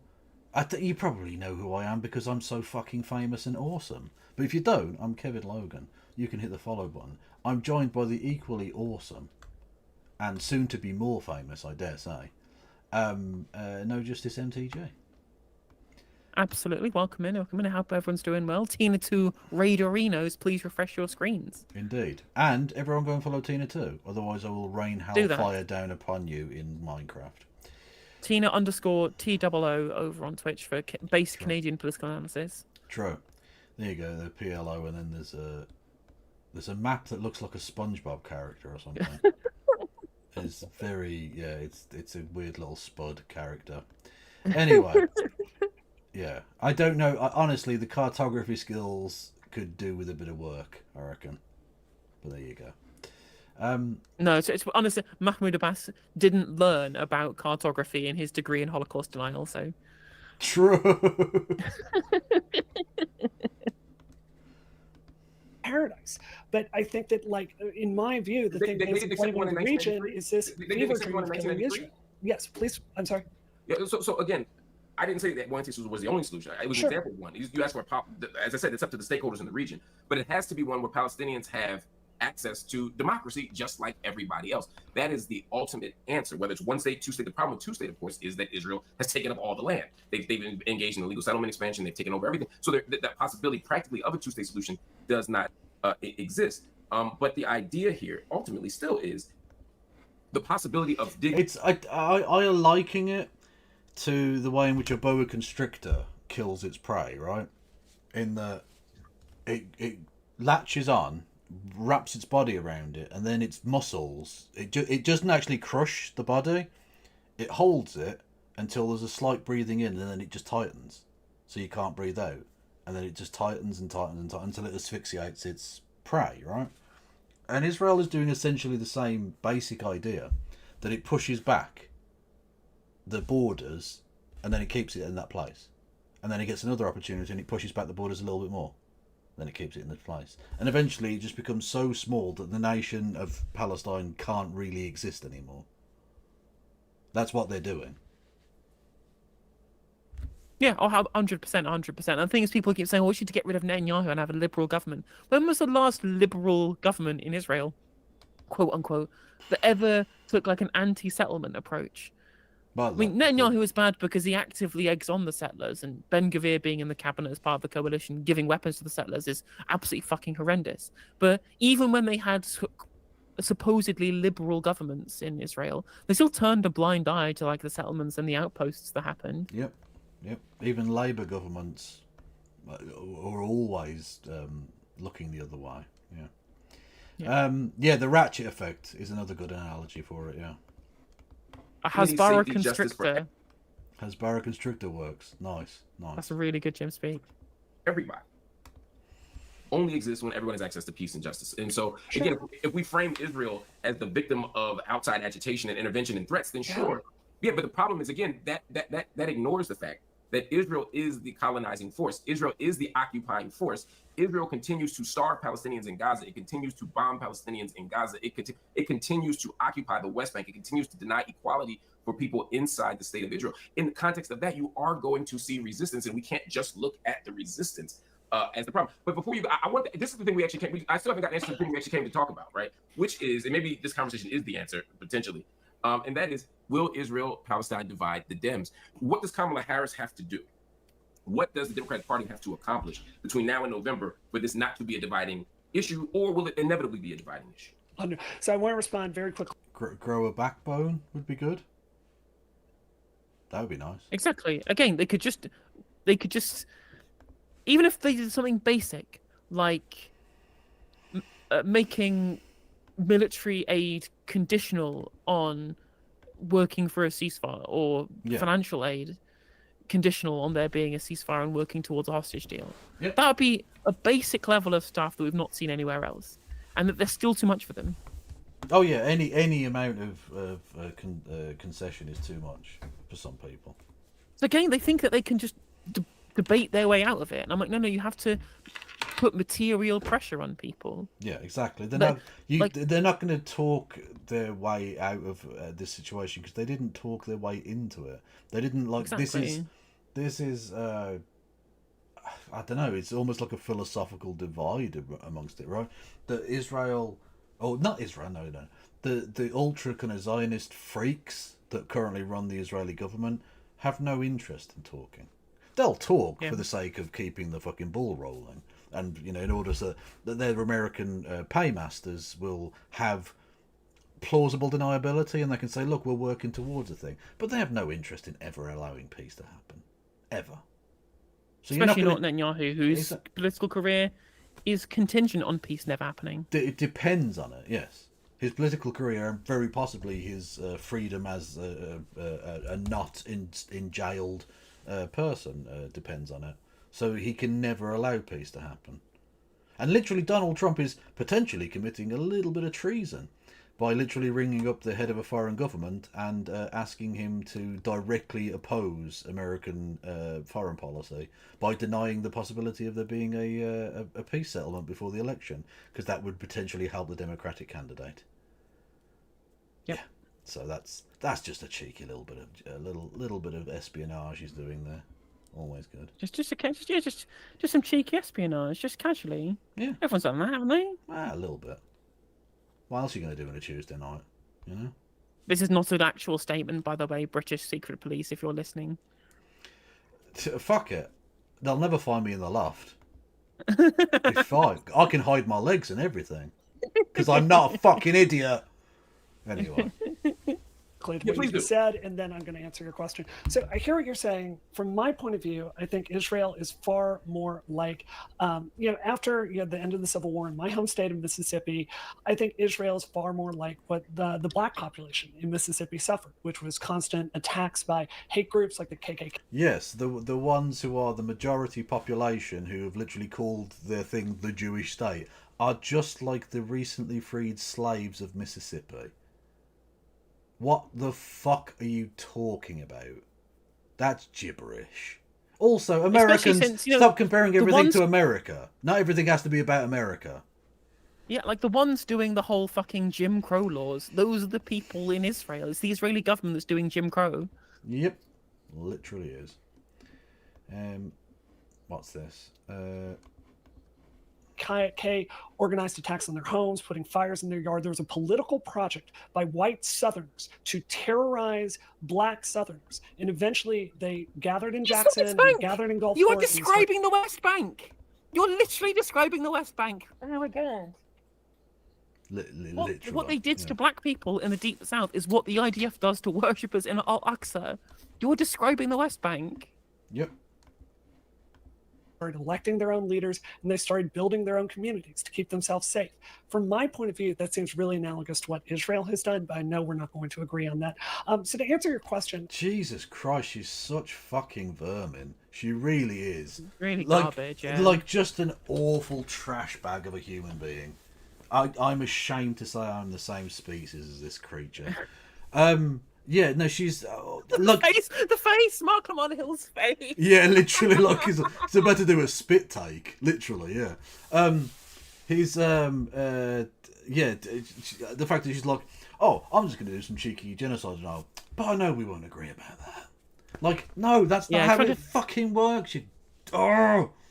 Immediately moving on from the subject. Oh no, yeah. Anyway, now let's talk about the Democrats and how the Democrats should just do whatever Israel wants to do. Brilliant. The Treason Act is literally called the Logan Act, yes, because after me.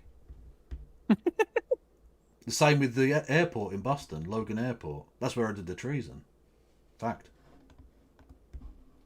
This is really difficult for me as a Democratic operative, because I think we have two competing constituencies here, right? You have states like Minnesota. You have the pro-genocide camp and the anti-genocide camp. How do we unite? No, fuck you.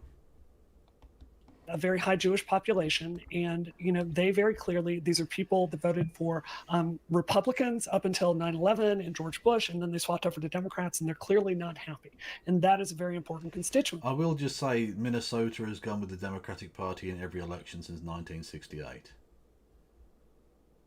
relatively narrowly in some years, but it's been solid blue ever since since before Carter. Yeah, look, it's ridiculous. The idea, I mean, firstly, the idea that Jewish people only vote about Israel is fucking racist garbage. Jewish people care about the things that other people care about. Like the economy, like the infrastructure, like taxes and shit. You know, that sort of thing. Or like a political party using neo-Nazi conspiracy theories about cultural Marxism to placate people who committed terrorist attacks against synagogues. Like, that is also a factor that they do put into the thing, yeah. And so the idea that any minor pushback on Israel by the Democratic platform is going to be like, oh, they're going to lose all of the Jewish people. Like, how fucking horrible do you want to be to Jewish people that they're that fucking fickle? That having voted overwhelmingly for the Democrats because of one minor issue of foreign policy disagreement, they're automatically going to just go, fuck it, we're going to vote for the fascist instead, who literally wants to put Elon Musk in the fucking cabinet. Look, how lowly do you think of Jewish people, Brianna? Quite, yeah. I think, on the other hand, we are really underestimating this other constituency in the United States, which is Jewish people. It's 2%. That's very oversampled in the Democratic Party. And what I am hearing day after day is how they are also losing faith in the Democratic Party. They don't feel represented. So I feel that, you know, the Democrats, I'm sure you would probably agree with me, they love their doublespeak. They love to pretend to care and then do nothing policy-wise, which is largely what we've done with black issues throughout my lifetime. And when did you hang on? You can't follow up nonsense with like an actually true statement. That's confusing me now. She said a true thing, and that's she did. First time for everything. I feel a bit dizzy now. I'm all over the place. And I think we're going to try to make everyone feel heard.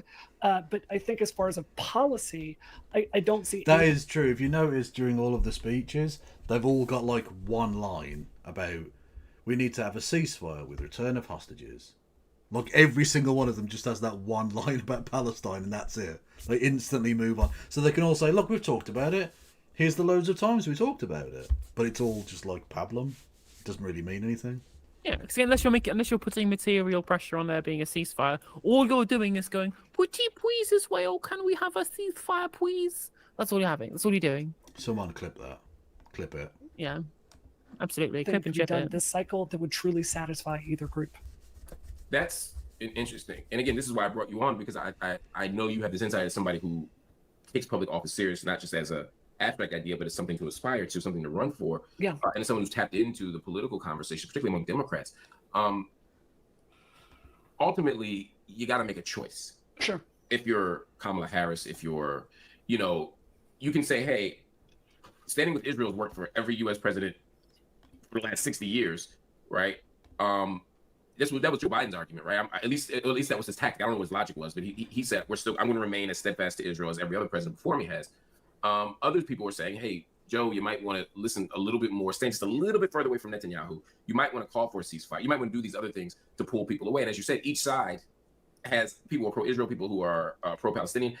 They are... Who's this Joe Biden character? Have we heard of him before? Who is he? Because there's President Harris, right? And then there's Donald Trump. Who's this other guy? Didn't he introduce some racist law in the 90s? Oh, was that guy? Oh, okay, yeah. I remember him. That young character from the 90s. I remember him. I wonder what he's been doing for the last 30 years. Chilling. Definitely. Just vibing. They're both pulling at the Democrats.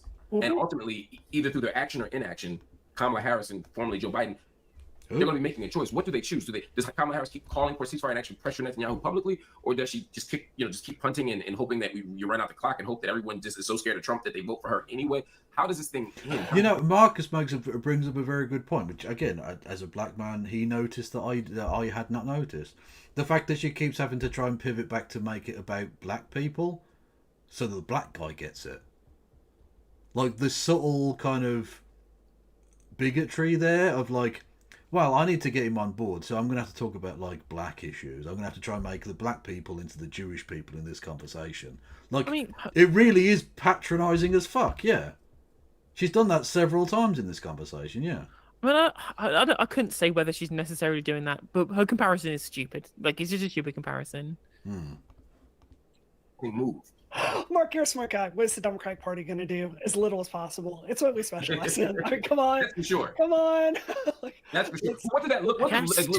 Two things she said was correct. True, but like, why are you talking about that? Like, that's a good. Like, why are you even a part of this party then? If you know they're shit, why are you there? Like, I'm actively campaigning in a party that I know does fuck all. And that's the whole point of the movement to change the policy is to get them to do something. Exactly, yeah. Whereas you're like, no, actually, I'd like you to continue to do nothing, please. I actively am campaigning for you to change nothing about this situation. For the second time this stream, go on, girl, give us nothing. Yeah. Kamala Harris keeps saying, ceasefire now, we love the Jews, down with Hamas, you know, let protesters speak. God. Marc, I've seen this movie so much. I mean, they do it with gay people, they do it with trans people, they do it with women. You know, they'll say what they have to do election time. We're going to save abortion rights. And then when it comes time to take a vote, you know, they're just not going to get anything done, which is exactly what they've done, again, for black people my entire life. So I think they're going to give... She did it again. Stop it. Happy words, and they're going to say ceasefire, even though I'm not sure ceasefire is the right policy, and try to just keep everyone as happy as possible. You don't think so what you think war is the good policy? I think she genuinely wants Israel to get rid of Hamas. But I think that's her belief in the support for the war effort is as she sees it, a just military conflict to eradicate Hamas, even though they're not going to be able to do that because they'll just be Hamas too. Yeah, exactly. You're not going to. Happened. Like, yeah, you've created. You've for every one Hamas you've killed in this, you've created 10 more Hamases. Like they. Like 100. Yeah, exactly. And the thing is, again, is that there's nothing to say that that's the actual military goal of the conflict. But even if it was the military goal that they were engaging in good faith, it would be a stupid military goal because it's not achievable. Yeah. Not even practically for the existence of Hamas and the Azad al-Qassam brigades as they currently exist at this point. It's already an unwinnable goal. There's already a completely unsubstantiated goal. And then on top of that, you'd have to then deal with every single radicalized Palestinian that have been created by your ridiculous campaign of war. Indeed. I don't think she's going to take a firm position. I think really the question to me is how much chaos can Free Palestine cause between now and then that would kind of force a confrontation. Yeah, I think by whom? Is that President Sunday raiding in? Oh, that yes, it is President Sunday. That communist fucking shitbag. Nah, I'm only joking. Somebody put in something with Squid Raid, and I was like, Squid Raid? Oh, it's President Sunday. Welcome in, President Sunday heads. Appreciate the follow. The raiding, I really appreciate that. Yeah. If you're through to the Justice stream, we talk about UK politics from a socialist perspective 6 days a week, mostly. Sometimes 5 days a week if I get tired or burnt out. At least 5 days a week. And if that sounds like your thing, please drop a subscriberino. It is absolutely free to do so over on YouTube. If you also would like to go and follow my co-host with the co-most, that is Mr. Kevin Logan. You know who Kevin Logan is. And if you watch President Sunday, you'll certainly know who Kevin Logan is. But if you don't, he is also a socialist streamer from the UK, talking about both UK and US politics from a socialist perspective. If that sounds like your bag, go and follow Kevin at KFLogan1875 over on Twitch or Ploppy111 over on YouTube. I don't need it, and because it's a YouTube raid, you don't need to refresh your screens. You do need to like the stream, however, to boost it in the algorithm, Reno. Yeah, you don't need to refresh your page because YouTube is a proper website. It is a proper Twitch, website, which is shit. It is like the user interface is better. We get a better revenue split from money that you give us. It's just better. It is just a lot better. Yeah. Yeah, but actually, it's worse though. Oh, hang on, sorry. On one very specifically because they don't give Kevin Logan money.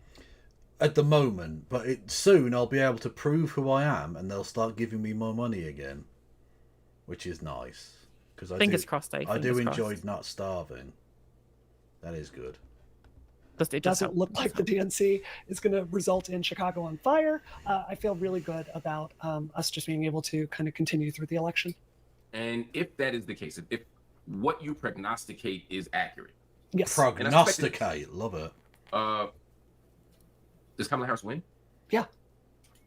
So you don't think that the number of people who are calling for uncommitted or non-committed votes, you don't think the number of young people who are a little disappointed, and Nope. you don't think that's going to matter? It's my literal job to look at polls all day long and to advise on media strategy, and I do not think it's going to be a major factor. No. Well, there it is. I don't think it. I mean, it depends how it goes, I guess. But like, if there seems like there might be some progress, I don't think it'll be a particularly big issue. And I think Kamala Harris is just going to win. Trump looks dead and buried as it is, to be honest. Yes, he looks and sounds defeated already.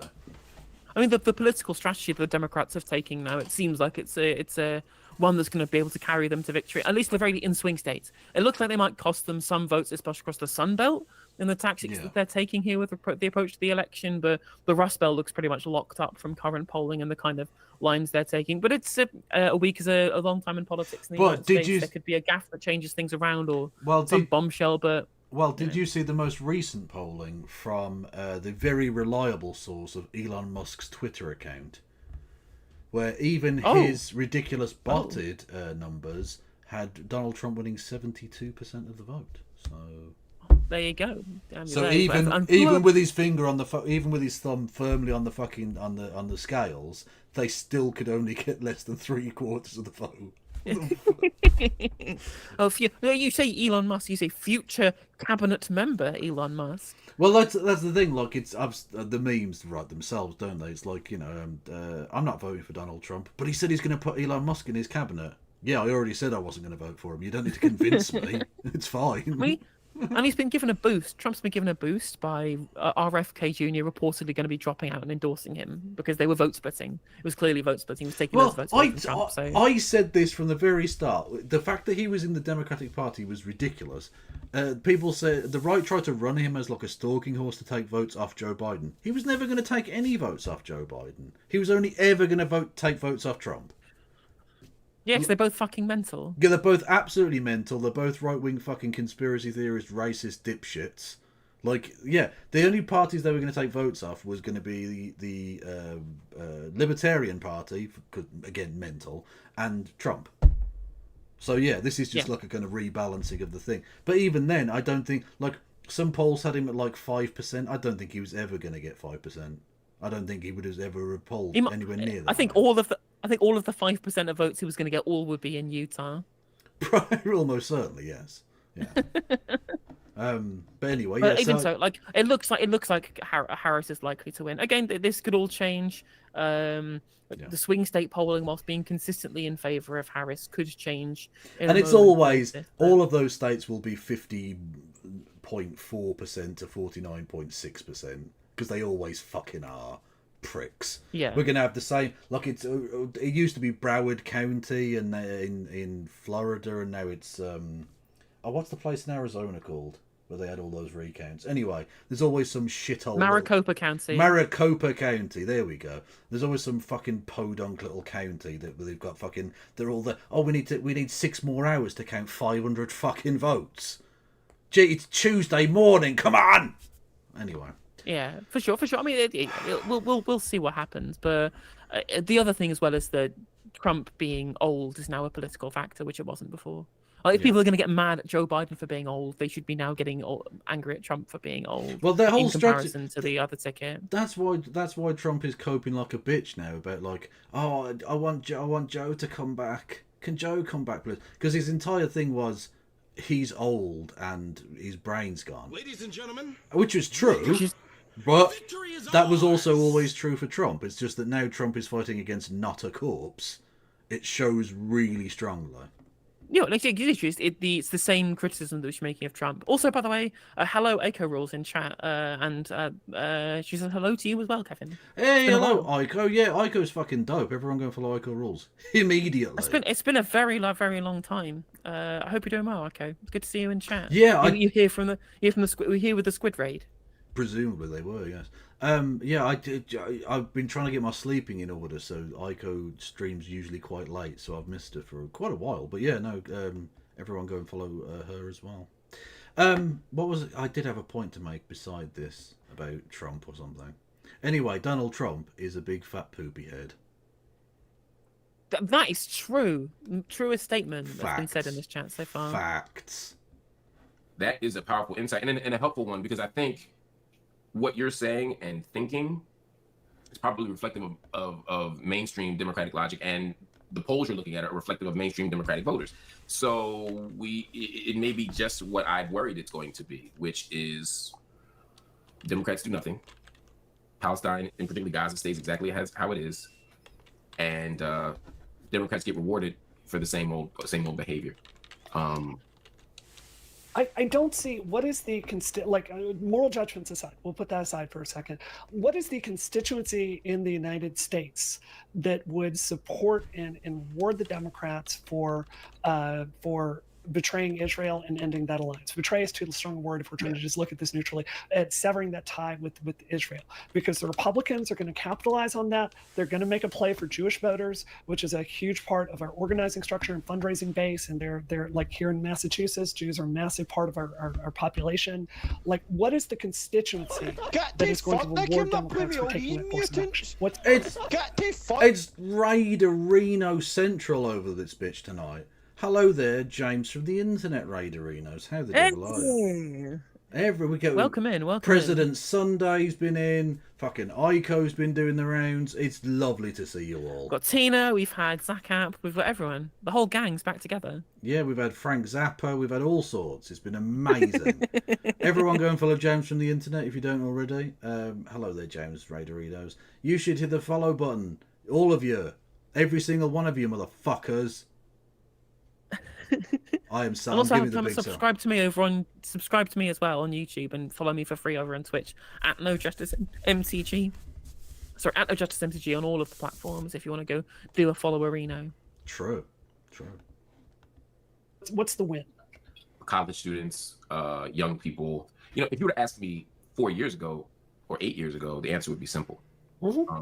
But as I wrote in Mitchell Plitnick and I wrote in the book Except for Palestine, the number of Americans and the sectors of America who are invested in this issue, or at least have a different disposition toward this issue. And since October 7th, this issue is not just its own sort of discrete policy issue. It's not just a niche policy issue. It's kind of a referendum on U.S. foreign policy. It's a referendum on human rights. It's a referendum on who we are as a nation. And so I think a lot more people are invested in this. And some people were invested in getting out of Iraq before. You know, it's not because everyone's a foreign policy wonk, but because it signifies something about where we are. Yeah. Well, a lot of people have been turning a blind eye to this issue for so fucking long, and getting away with it, frankly. You know, the Democratic Party have been able to do the Genocide Joe thing without anyone calling it for a very long time. And it's, you know, they were going to get their comeuppance at some point, and it has to be done.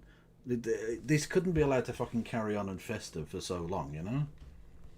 I agree. And this idea that Brianna seems to try to think that, well, there's no voting demographic that cares about there being a ceasefire. Like, there's huge numbers in America who, I mean, they already support a ceasefire. Will it affect their vote? Time will tell. But young people across the country want to see a ceasefire. They're rejecting the Democrats basically upon Gaza as a single issue vote. And one of the key swing states, Michigan, is like the biggest Arab American populace in any state in the country, and you need to win Michigan. Well, indeed so. Also, looking at it long term, do you want to piss off an entire generation of voters? Because they're going to be in the voting cohort for the next 50 plus years. Probably best not to alienate them now so that they have negative views of you forever. Exactly. I think as well as they could, if the line is ceasefire and get the hostages home, if, say, for example, Kamala Harris, in like a month of being president, sorts out a deal which they could say it was the hostage-freeing deal, but essentially ends the ethnic cleansing of Palestinians in Gaza, then she could be heralded as somebody who had this gigantic foreign policy success. Yes. And if they went into the election saying, this is our main goal, we have to stop the killing, it has to stop immediately, Israel has to stop what it's doing, but we need to get the hostages free and returned home to their families. Hostages taken, active war crimes committed by the resistance brigades in hostage taking, right? Get these people freed and sent home. She could be tomorrow's American hero. Yeah. But to be able to get to that point, lines have to be taken with the Israeli government to be able to force their hands to do that. And they have no desire to take any of those lines whatsoever. And it will fail them and it will fail the country. And whether if they win the election, or they probably will win the election regardless, but 4 years down the line, as demographics change and as voter bases change and people shift opinions, people are going to look very sourly on the person who in the entirety of her time as VP and the entirety of her time as president wouldn't even bother even conceiving of the idea of conditioning aid to Israel on stopping doing the whole war crime thing. Yeah. That's not going to go well, and people those wounds are deep and they won't heal easily. Also, let's not glaze over. Let's not move past Brianna Wu's subtle piece of anti-Semitism within the argument she's making here. The idea that Jewish people are a single issue voting bloc. The idea that it's somehow these stupid college kids and fuck them versus all of the Jewish people. No, Jewish people will vote how they're going to vote. They don't just care about Israel. In fact, some of them don't care at all about Israel, although that's probably a very minority position. Yeah, it's almost like she's accusing them of saying that they have dual loyalty. They don't have dual loyalty. That's an anti-Semitic trope. It very much is an anti-Semitic trope, yes. Jewish people care, again, about the same things that everyone else cares about. The kids' school, their job, the economy, that sort of shit. It's the same thing that everyone fucking cares about. And very few people ever vote on a matter of foreign policy. It does happen. But the vast majority of Americans, including Jewish Americans, don't vote on that basis. Yeah. And so I think there are a lot of young people, a lot of brown people, a lot of Muslim voters, a lot of people who are leaning, who feel like the Democratic Party is moving too far to the right or toward the center, similar to, back pre-Tea Party when people thought Republicans kept putting all these weak centrist candidates and they needed a strong, hard right-wing hardliner. I think you're seeing that in the Democratic Party now. So all these people who want something else, all these people who are like, I don't want to go third party, but I will if you guys keep, moving this way. All of those sectors, I think, are very vulnerable for Democrats. But I think the ones that are the most significant to think about right now, again, are those college students, those young voters, the people for whom the inseparable relationship between the U.S. and Israel is not something that they hold sacred the way people did 20 years ago or 40 years ago. It's not just a taken for granted shibboleth of democratic politics. I think that's exactly. The boomer foreign policy paradigm is coming to an end, and the Democratic Party need to fucking recognise that shit. Like, even within the Republican Party, obviously there are still fucking war hawks and all kinds of neocon scum, but there's a very significant anti-war, or at least I wouldn't necessarily say it's peaceful, but a kind of anti-war sentiment, right? That they don't want foreign entanglements, not because they actually care about foreign people or stopping wars, but they just don't want to spend American tax dollars, defending Ukraine or whatever. And that kind of boomer neocon thing is fading very fast, and you either get with the program or you get left behind. I mean, it seems to be the same kind of thing we're having in the UK as well, where there's this ever shrinking cohort of political veterans who believe that there is a one-size-fits-all policy that the UK has to continually fulfill. This, again, hawkish on foreign policy, neoliberal economic policy, this stuff they believe to be the only legitimate form of politics, what liberals would call the adults being in the room. Sensible, right? And how, probably a good 60% of the country doesn't actually agree with this anymore. Yeah. Same in America as well. But because the politicos who control the levers of power believe it to be correct, they're pushing away huge swathes of the population by being so out of touch. There's this graph that I shared in the run-up to the election here, showing that in 2019, when Liberals professed that the election was the worst choice with no good candidates, with Corbyn and Johnson, when actually the majority of people in this country thought they were represented by one of the biggest political parties. And at the last election, it was like 58% didn't feel represented at all, and only 25% felt they were represented by major parties. So this kind of the political titans ideologically of the last 40 years, they've been slain, and in fact they were probably slain 15 years ago, and it's only taken now for it to actually approach mainstream party politics. And as always, Americans are like 4 years ahead of us in terms of how that policy goes. We'll probably see more divestment from that kind of politics here come 2030. I mean, we did literally they did all the benefit scrounger stuff 10 years before we did, the welfare queen discourse. Yeah. Can we get Hunter Biden's fat cock in 4 years as well? I hope we get that. I mean, depends who becomes Conservative Party leader. We'll see. Yeah, dude. No, I won't do the joke. I won't. Who you got to worry about? And you're right. I mean, that's not a tested improvement group. Again, no one has gone wrong. I think so. So going through this one at a time, what I see when I look at the polling data is women are the largest cohort that, obviously of young people, and they're firmly Democrat. What they care about most of all is reproductive health and abortion.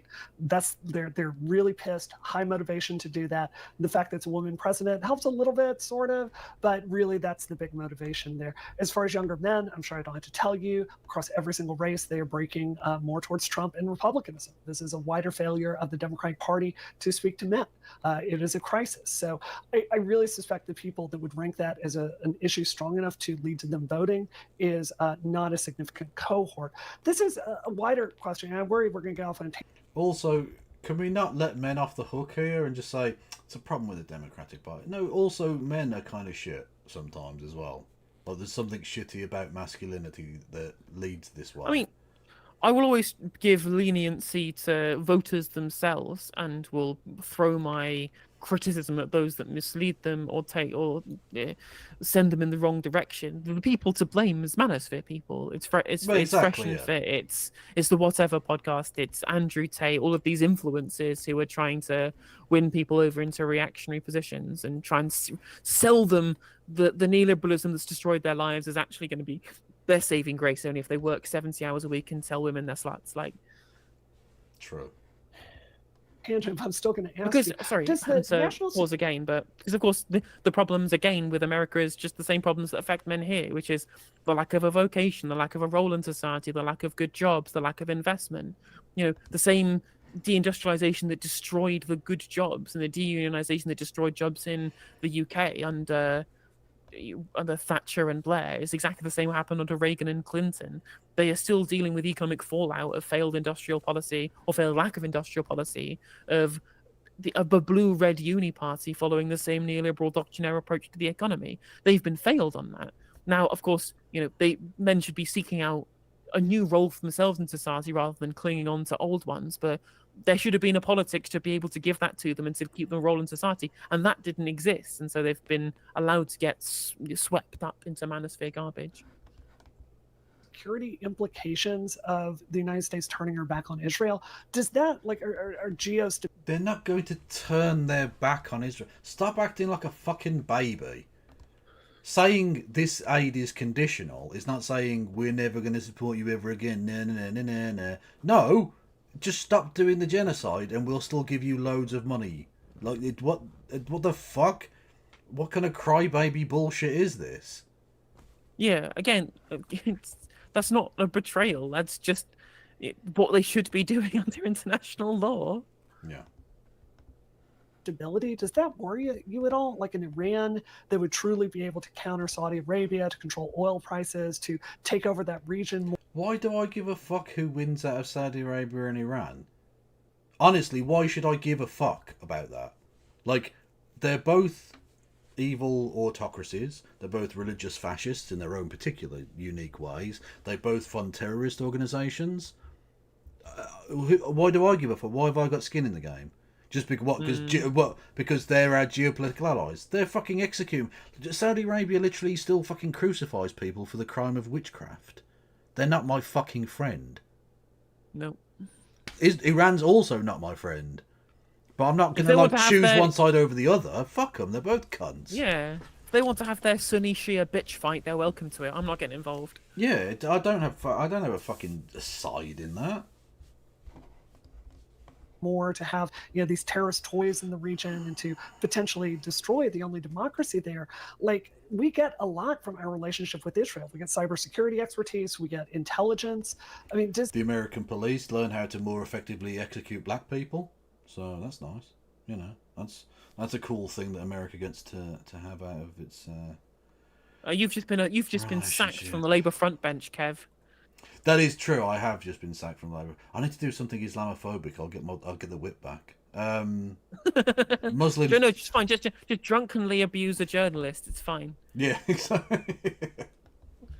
Does the national security argument of working with Israel is that not compelling for you?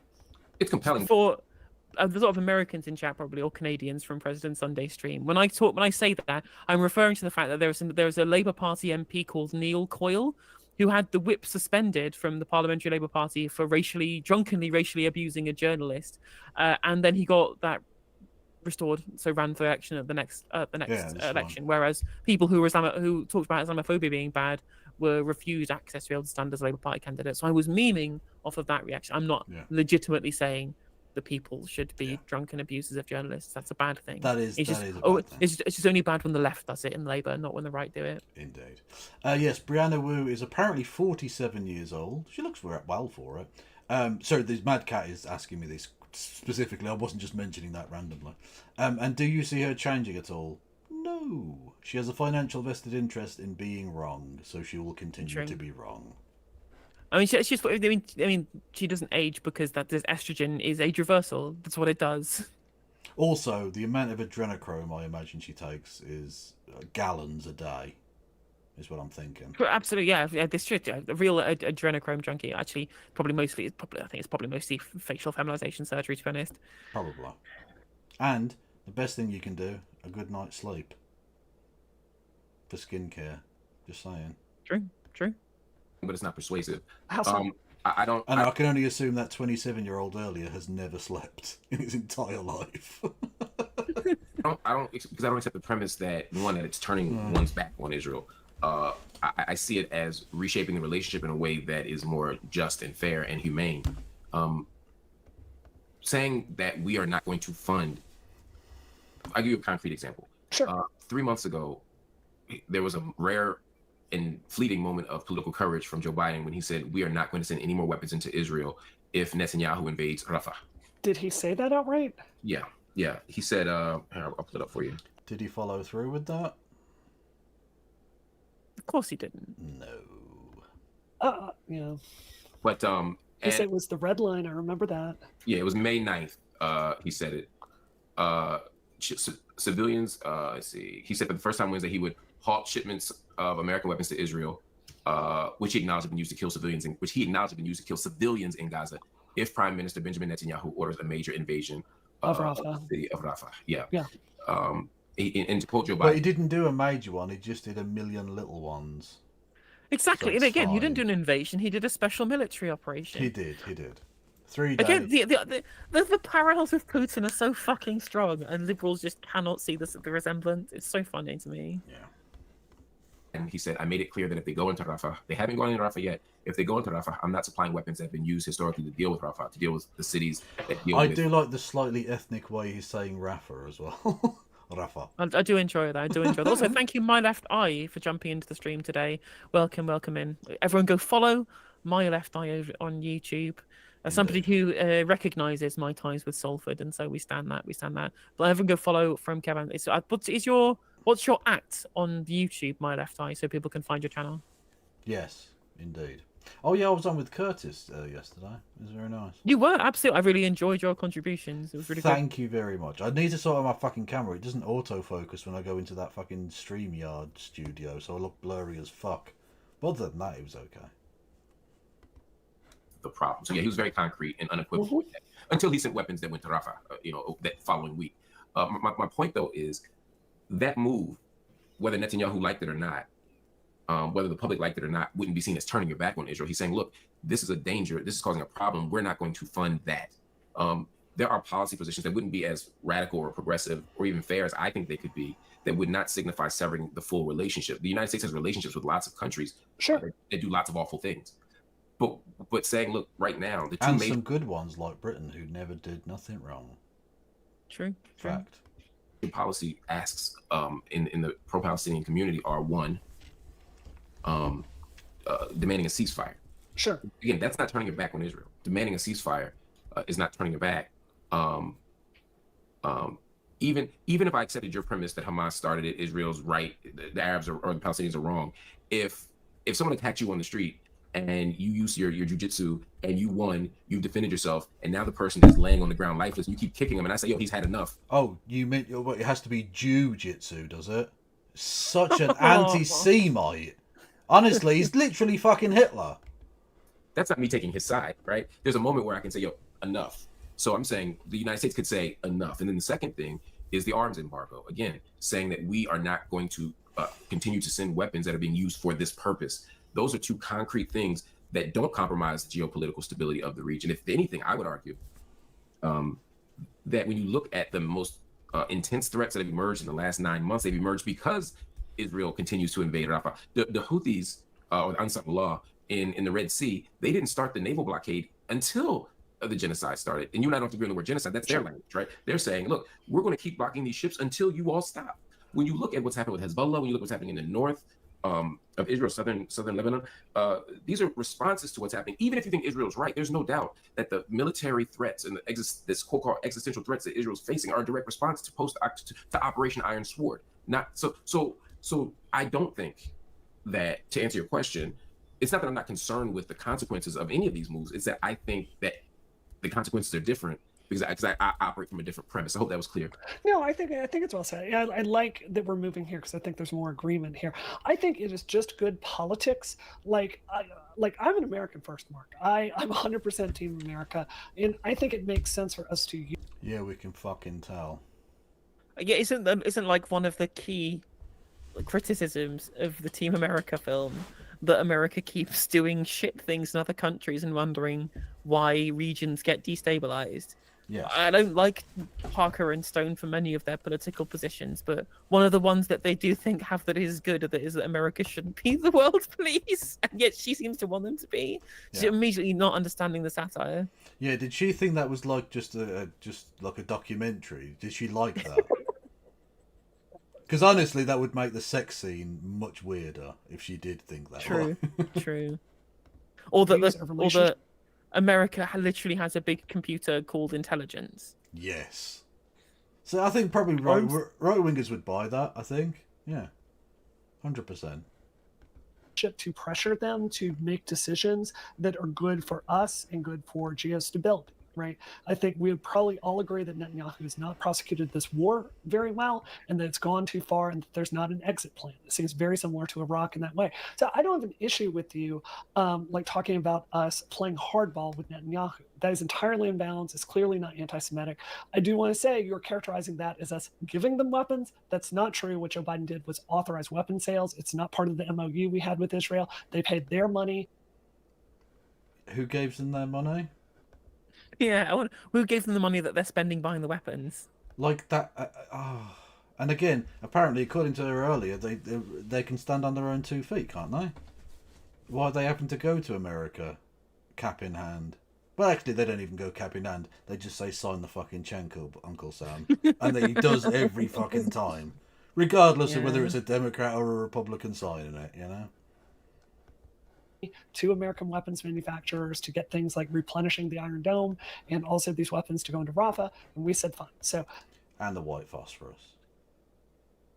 Let's not forget the white phosphorus. That's okay. Where I think you're a little, I'm trying to think of a word to say this, and I can't find one that's less mean, so naive, in thinking that the Houthis only attacked because they were outraged about what they perceive as humanitarian excess in the Gaza war. The Houthis are getting their arms from Iran. This is clearly part of this Iranian axis of resistance that they have. Yeah, we know you've got a fucking hate boner for Iran. Yeah, cool.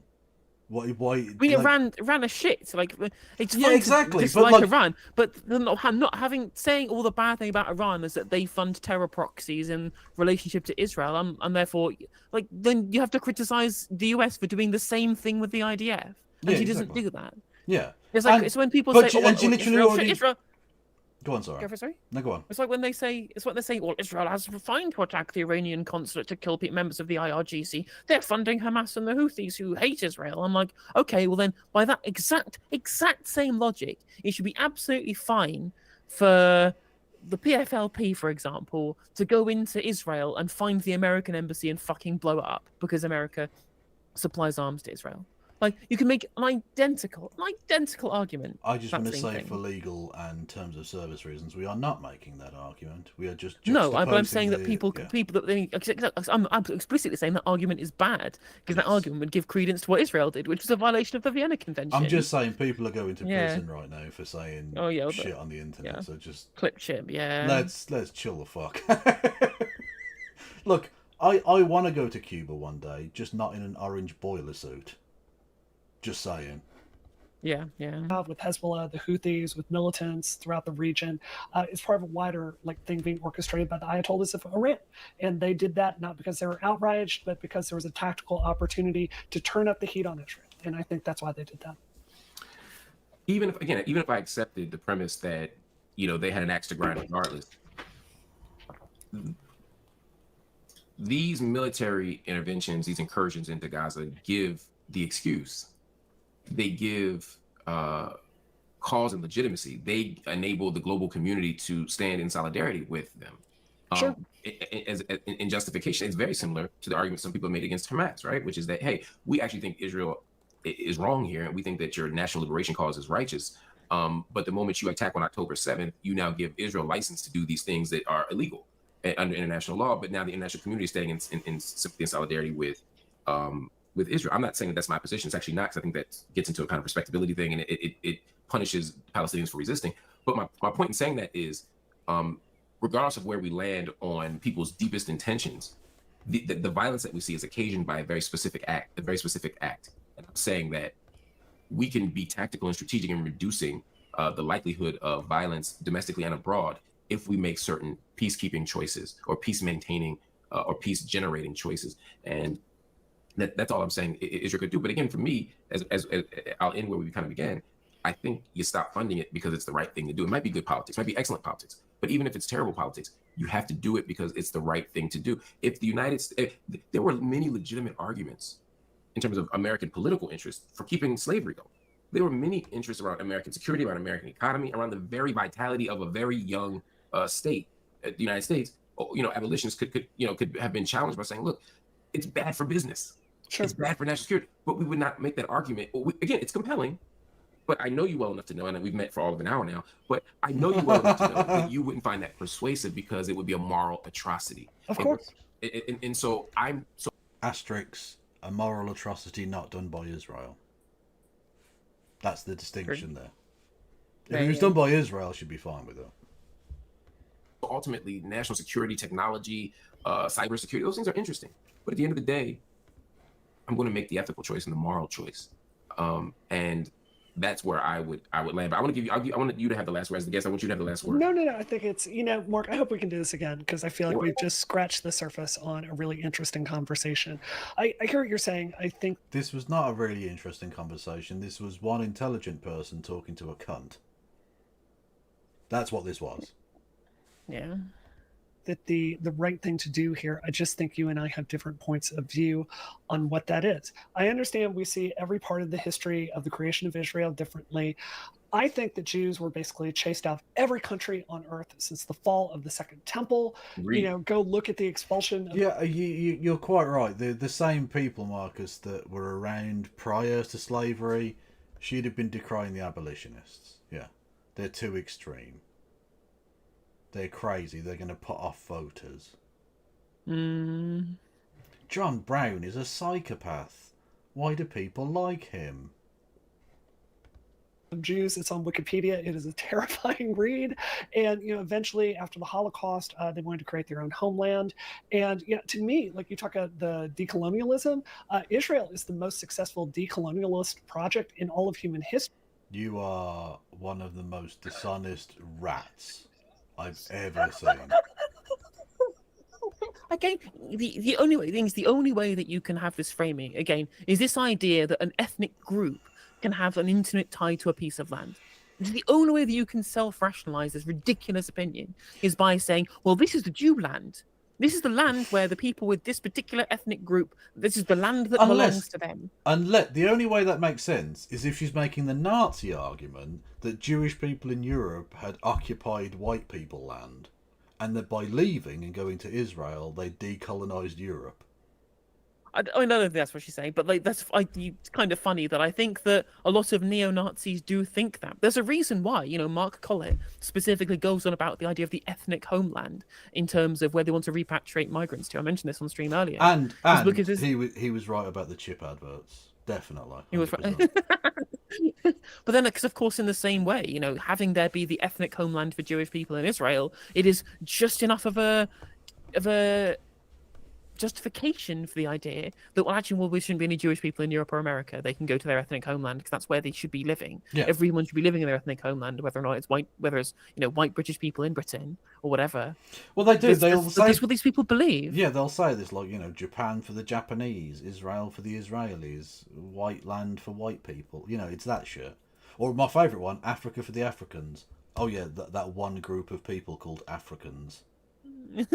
Yeah, brilliant. It's again like the countries that currently exist as they do across Africa, and they're all fucking colonial in nature. And no, don't be silly.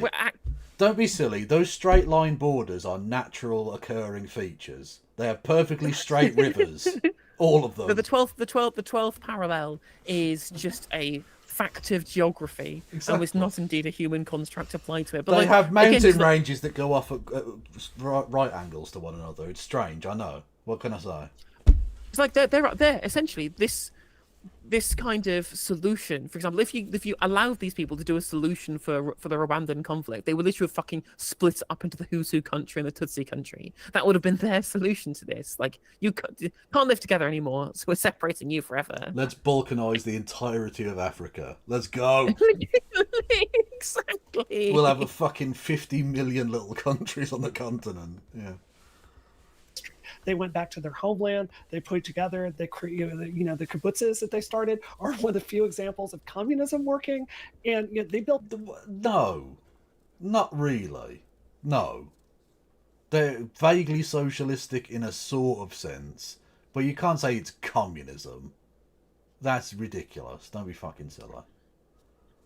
To society when everyone around them was trying to. Also, even when they were a left-wing idea, they were still built on the back of colonialism. Let's not fucking lie. Let's not rose-tinted glasses this shit. I mean, some of them weren't. I mean, it's when they went to like random empty areas in the Negev and they weren't like displacing Bedouins. Like, who cares at that point? There's literally empty land. Who honestly gives a shit? The problem becomes when they start saying we want to create a state on top of where you live, and you're gonna have to go if we do that. Like the replacement of the existing population in an entire area. That, as my opinion, is the problem. Going and migrating to somewhere where nobody else lives, like that's not a problem to me. Yeah. The issue, of course, is when you try and use up existing occupants. Does the Phantom of Black, is Bulgaria, does that count as the Balkans? No, Balkans is just ex-Yugoslavia and Albania, right? That's what I always thought. But they're claiming they're from there. The worried Balkan Peninsula citizen noises. Fair enough. Okay, fair enough. But I mean, maybe. Also, can I just okay? Right. Just on a point of geographic truth here, the Balkans is not a fucking peninsula. Can we stop calling it a peninsula? It definitely isn't that. It is not a larger piece of land attached by a thin strip of land to a bigger piece of land. It's not a peninsula. It's a bulge. That's all it is. It's a cod piece. It's Europe's cod piece. Oh, the Balkan region is named after the Balkan Mountains, which does stretch through Bulgaria. Well, there you go. Well, clearly it is then. That's even less of a fucking peninsula then. Because fucking Bulgaria borders Turkey. The fuck? Anyway, it doesn't matter. Yeah, and obviously if you're going to call it a peninsula, then that means that Greece would be a Balkan state. Yeah, good luck telling them that. I'm sure they'll be very happy. Order them. And I think there's so much there that I respect. And, this is maybe getting too personal, Mark, but when after October 7th happened, I really started thinking through my life. And I was thinking when my family disowned me when I came out and I was homeless, and who came to help me? It was Jewish friends. And I was thinking when I was trying to organize Black Lives Matter protests. Jesus, okay, so Jewish people helped you when you were homeless. That's cool. Jewish people are good. That doesn't mean you get to endorse ethnic genocide. Yeah. What the fuck does that mean? Well, look, I was homeless once, and some Amish helped me out. So now I support the Amish killing all of the Hispanics. Fuck it. Like, no, that's not how any of this works. It is all weird transactional. Firstly, what you do is you owe those particular Jewish people thanks for their help. You don't even owe all Jewish people thanks for that. That's just some people you knew that helped you. What the fuck? Exactly. It's weird, like, ethnic fucking unity bullshit. This is where ethno-nationalism fucking leads naturally. Jewish people are connected ethnically and all the rest of it, right? And they got a certain shared history, but they're not all one fucking people. They're not the Borg. That's why I actually, oppose a lot of kind of left-wing identity politics stuff based on race. I think a lot of it becomes this kind of this myopia spreads to this kind of thought too. Talking about the black people in America as a monolith, I find that very frustrating when people do that.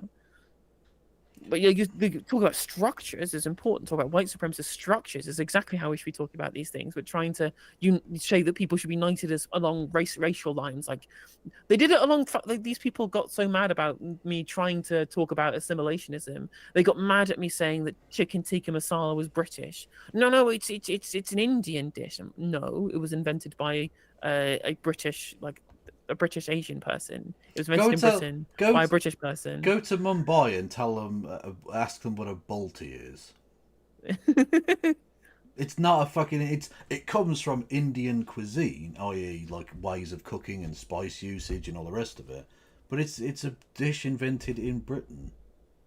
For British people. For British people, yeah, because it's not as spicy or, frankly, as good as authentic Indian cooking. But regardless of that, it's a British dish, and that's fine. It was one of the only good things about the Empire, frankly, is that we've got some food that tastes nice, and that's literally it. And the railways, I guess. Yeah. Tests here in Boston, who helped write a check for a lot of and someone's asking who showed up to help it. Someone's asking in chat saying, does Brianna Wu think that the Nakba was justified ethnic cleansing? No, she doesn't think that it's ethnic cleansing. She's not, at least, again, she's not as philosophically consistent as Benny Morris. At least Benny Morris knows enough history to know that it was ethnic cleansing, but thinks that it was justified. He at least admits to himself that what happened, but there was a reason for happening. She just doesn't admit that it happens. She thinks that it just didn't happen at all. She's a genocide didn't happen. Well, yeah, which is like some weird, very old school Zionist bullshit. Because like you say, most Zionists will admit that it happened, but they're like, it's a long time ago now. It's not relevant to the modern world type deal. They feel like enough time has passed that they can sort of wave it away as some ancient incident. Whereas she's just like from the 1960s, like, no, that didn't happen. Nope. Israel's a good boy. Make it happen. It was a lot of Jewish people here in Massachusetts. When I was having trouble during Gamergate, who reached out and helped me out? It was Jewish friends. So I started thinking through what my life would be like if all those Jewish friends weren't there for me. And it was a very different life. So the thing morally... Okay, but surely you can say that about Christians as well. It's still relevant to Israel. Well, exactly, yeah. But so it doesn't matter. The religion of the people clearly isn't the issue. You know some cool people. Awesome, good. Yeah. And again, it's like, I have solidarity with the black community. That doesn't mean I support Idi Amin. True, yeah. Exactly, yeah. I support BLM. I'm not totally on board with the Nation of Islam. Yeah. That's motivating me is I think there's a real question for Jewish dignity that just is, it seems undercounted in the leftist discourse. And it seems really obvious to me. And I'm confused why other people can't see that. Again, the idea that there's something decolonial about the formation of the state. Again, I even Zionists didn't argue that. They acknowledged that they were colonizers. You made a point, and it may have been a slip of the tongue, but you said sort of after the Holocaust, this idea of forming Israel. The Zionist movement begins not only decades before the Holocaust, it begins decades before Hitler even rises to power. Yeah, but that's when it got steam. We both know that. That's what gave it the push to become into reality, right? That certainly created... It was an impetus that unfortunately was latched upon by Zionists as a way of... look, a lot of Jewish people, understandably, didn't really want to stay in Europe, given what happened.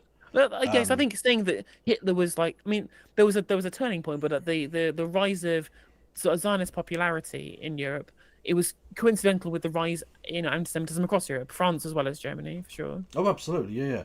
And Zionists have used the Holocaust. Indeed, that's, I mean, the word Holocaust itself is actually quite controversial amongst historians, because they prefer the term Shoah. Because the word Holocaust, I believe the root of that word comes from the word sacrifice. And essentially, it was a piece of propaganda put out by Zionists to rename it as the Holocaust. Because I didn't know that. They saw it as a spur to getting European Jews to come over in much larger numbers. Yeah, they prefer the term Shoah, which means slaughter. So that's what it was. This is what it was. Yeah. There was no sacrifice. They didn't sacrifice anything. They were just killed for no reason because they were fucking disgusting, genocidal fucking monsters. Yeah. In Germany and in Italy and in Hungary. Well, unfortunately, in various and parts, in Croatia, because this was covered over, unfortunately, by the Soviet Union after the war. But many parts of the Soviet Union had a lot of collaborators. Oh god, they had internal pogroms. They either just fucking killed loads of Jewish people in the Soviet Union, or they got them fucking transported to the SFSR in Kazakhstan or whatever, or Uzbekistan. In fact, there's a very large group of Jews who moved from Uzbekistan to Israel in the wake of the dissolution of the Soviet Union. The Bukharan Jews came from Uzbekistan, and they were there. Lots of people were in Uzbekistan because they were moved there by the Soviet Union. Yeah, indeed.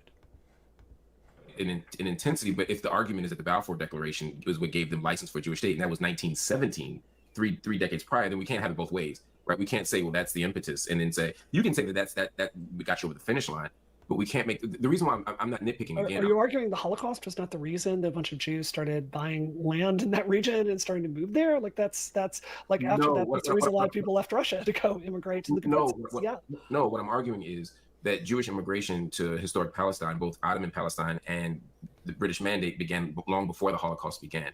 And if we were to accept the way you narrated it, one would believe that Israel was formed because of the Holocaust, that a Holocaust happened and then Israel was formed. Obviously an oversimplification, sure. Right, but it's not just an oversimplification. I'm saying it's not just like overstated something that's generally true. I'm saying had there not been a Holocaust. Yeah, it's wrong. You're just incorrect. Anyway. Yeah.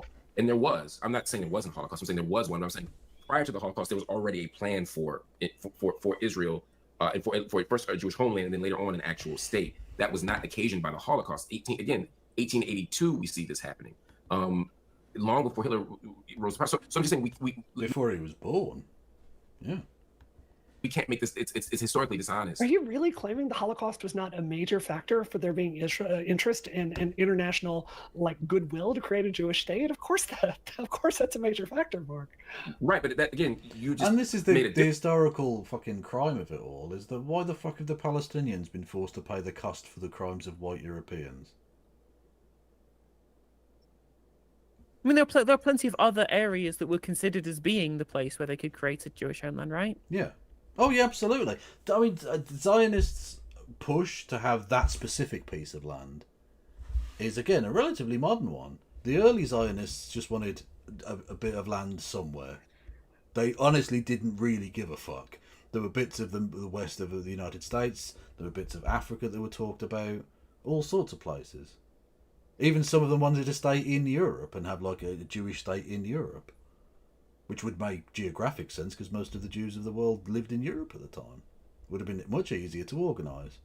But anyway, by the by. But I think the point of view, Europe's pretty full at that point, though, in terms of there wasn't much unoccupied area. I didn't say it was a practical plan. It was just a plan. So the idea that it had to be this specific bit of land because of historical bloody bollocks. You're just making sure to try and justify. People are saying Madagascar in chat, but no, Madagascar wasn't a Zionist plan. No. Yeah, that was very much not the Jews' idea. 100% not. No. But Argentina and Uganda, I believe, those are ones where there was an actual discussion amongst Zionists. Yeah. And instead, lots of Welsh people moved to Argentina. There's a lovely little Welsh community in Patagonia, where they speak Welsh and everything. It's lovely. And also, lots of Germans moved to Argentina. Don't know what happened to them. Just tourists probably who stayed there. Yeah. I reckon. Yeah. Honestly, it's so funny when you see someone called like Gabriel Bustos Schultzman, and you're like, hang on a minute, mate. What's that last bit? Grandpa came over in the 50s, did he? Oh, okay. Fucking hell, man. Different claim. I'm not disagreeing with the claim you just made. I'm disagreeing with your initial claim, which was that and again, it may seem pedantic, but it's not, because part of how Israel's colonizing project gets erased or gets whitewashed is that we focus on this horrific moment of the Holocaust as the occasion for creating the Zionist movement. And what I'm saying is the Zionist movement happened 5 decades prior to the Holocaust.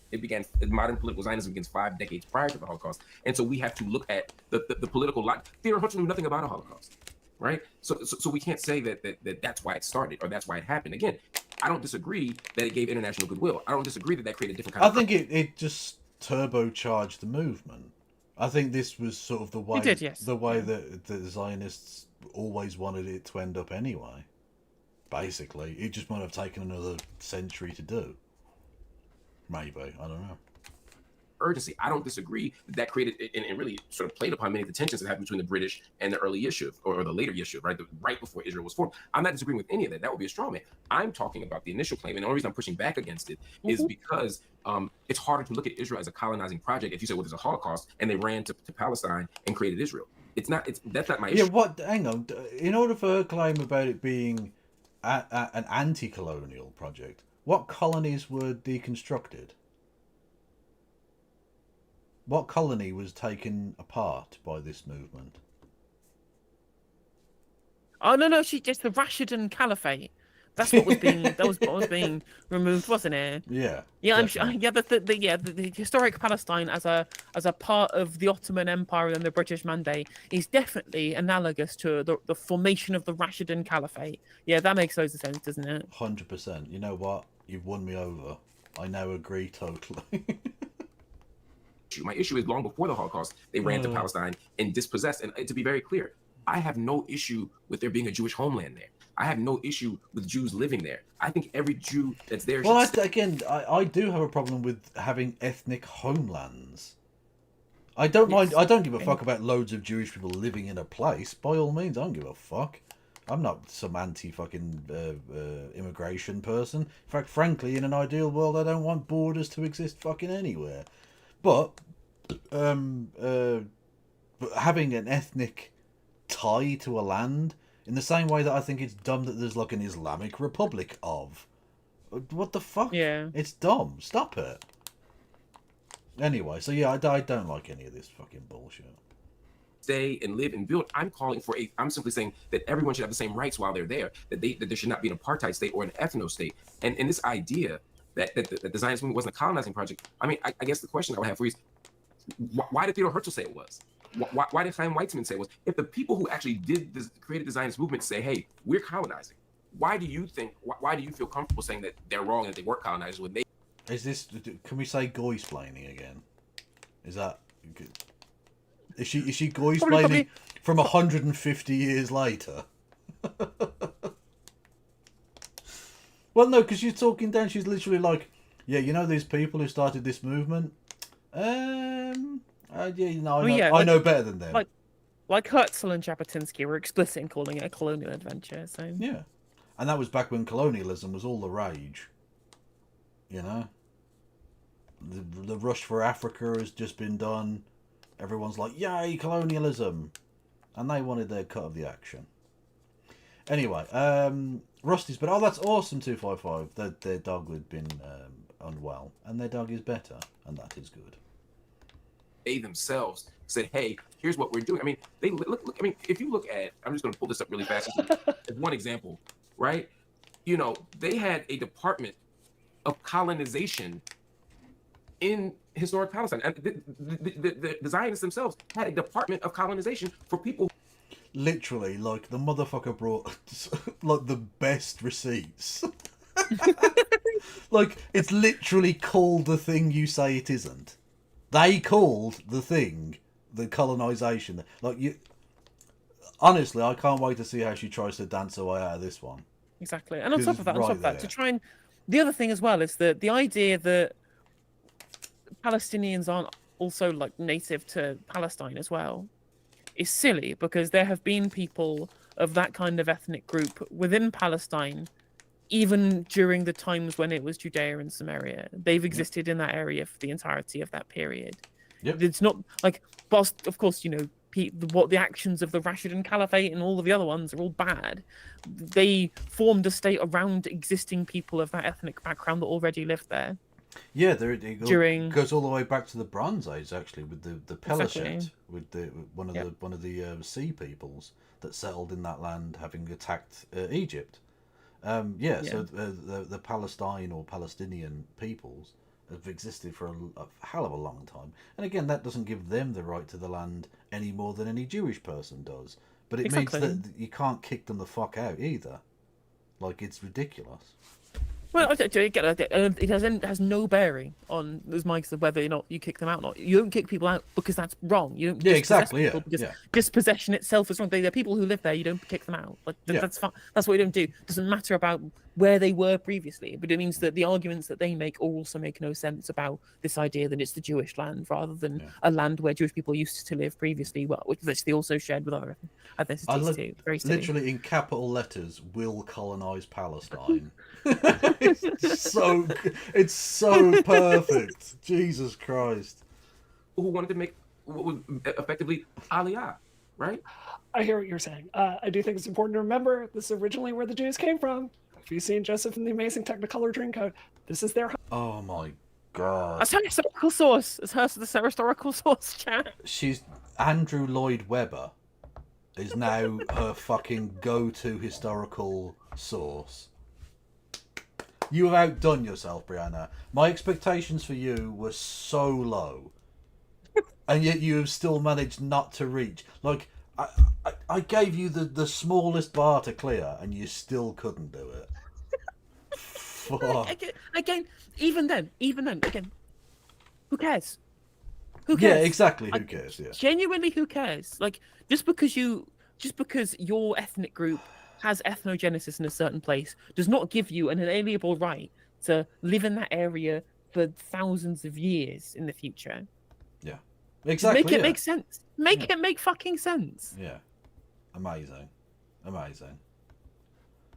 lost you asked me that question. You asked me to answer your question. Sure. Why did they call it colonizing and have departments of colonization and openly say we're colonizing if you feel like they did? I think that I'm sure someone used that word at some point. I think the founders of the movement, Brianna. He just showed you it. You can't, I'm not sure about that anymore. Look, he literally showed you the thing. They met in Baltimore to elect people, and they will colonize Palestine. It said it on the fucking thing. Oh my god. This is pathetic. This is flailing and squirming of the lowest order. Actually, I have to analyze things as they are. I don't think it's a colonial project. I think they are returning to their homeland. I think it's been massively successful. And I think that this discussion constantly undercounts the amount of terror and violence visited upon Israeli civilians.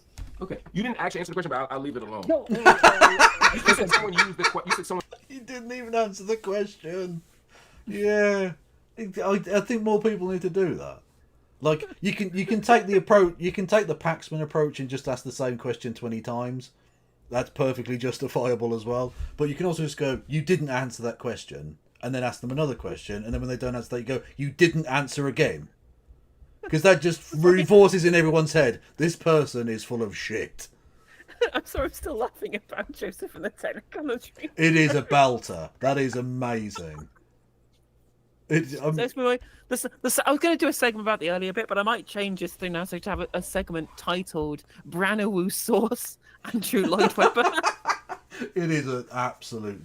it's a humdinger of a quote, isn't it?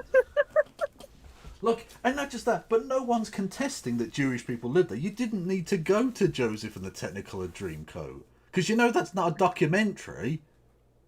Like, that doesn't prove anything. But also, no one's contesting the point anyway. Like, no one's like, I wasn't sure about Jewish people being from ancient Judea and Samaria until I saw Joseph and the Technicolored fucking Dreamcoat. And now I'm all on board with the Zionist project, actually. Yeah, like exactly, like it's historical fact. It's undisputed historical fact. The Jewish race had ethnogenesis in historic Judea and Samaria. No one disputes this, Brianna. But what we're disputing is your ideological support for the idea of an ethnic homeland, as if that's a fucking thing that exists. But he had so many colours in that coat. So many. Honestly, just give that land to the Jews. They make great coats.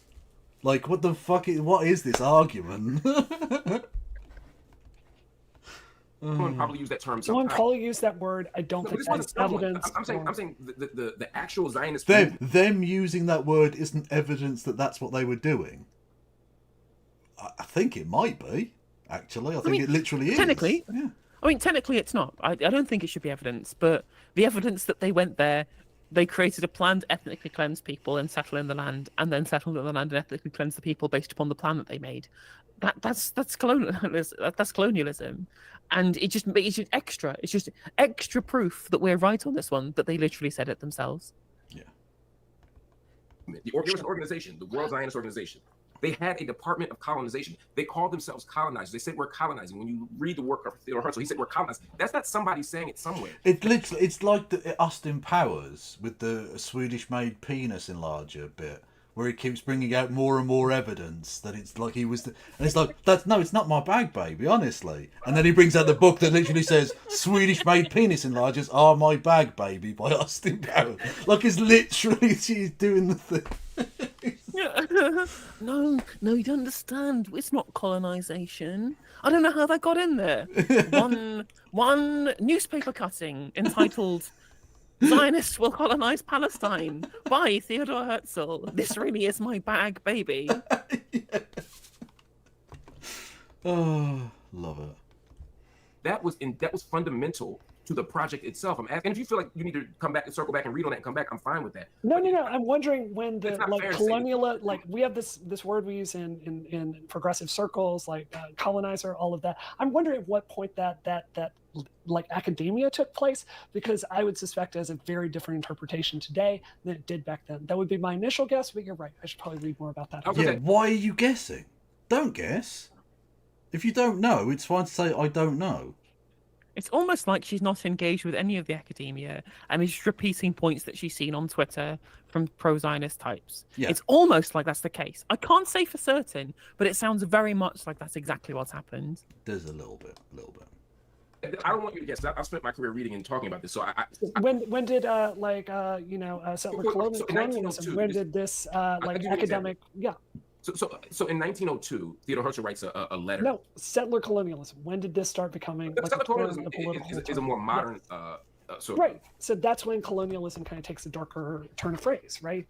So that's when colonialism. Okay, sure. Well, fair enough, Brianna. You win, right? You want to say, well, it's colonialism, but it's not settler colonialism. That would be bad. Regular old colonialism, not a problem. Okay, sure. Yeah, no, you have that. Yeah, done. We're done. That's fine. Yeah. It's cool. It's over now. It's not. It's colonialism. There you go. It's not really settler colonialism unless it comes from the settlement colonialisme region of France. Otherwise, it's just sparkling colonialism. So, little fact for you there. Yeah, she's has not engaged at all with any points outside of the thing that she's pretending to believe. And I think she is pretending. I think genuinely she must know she's full of shit.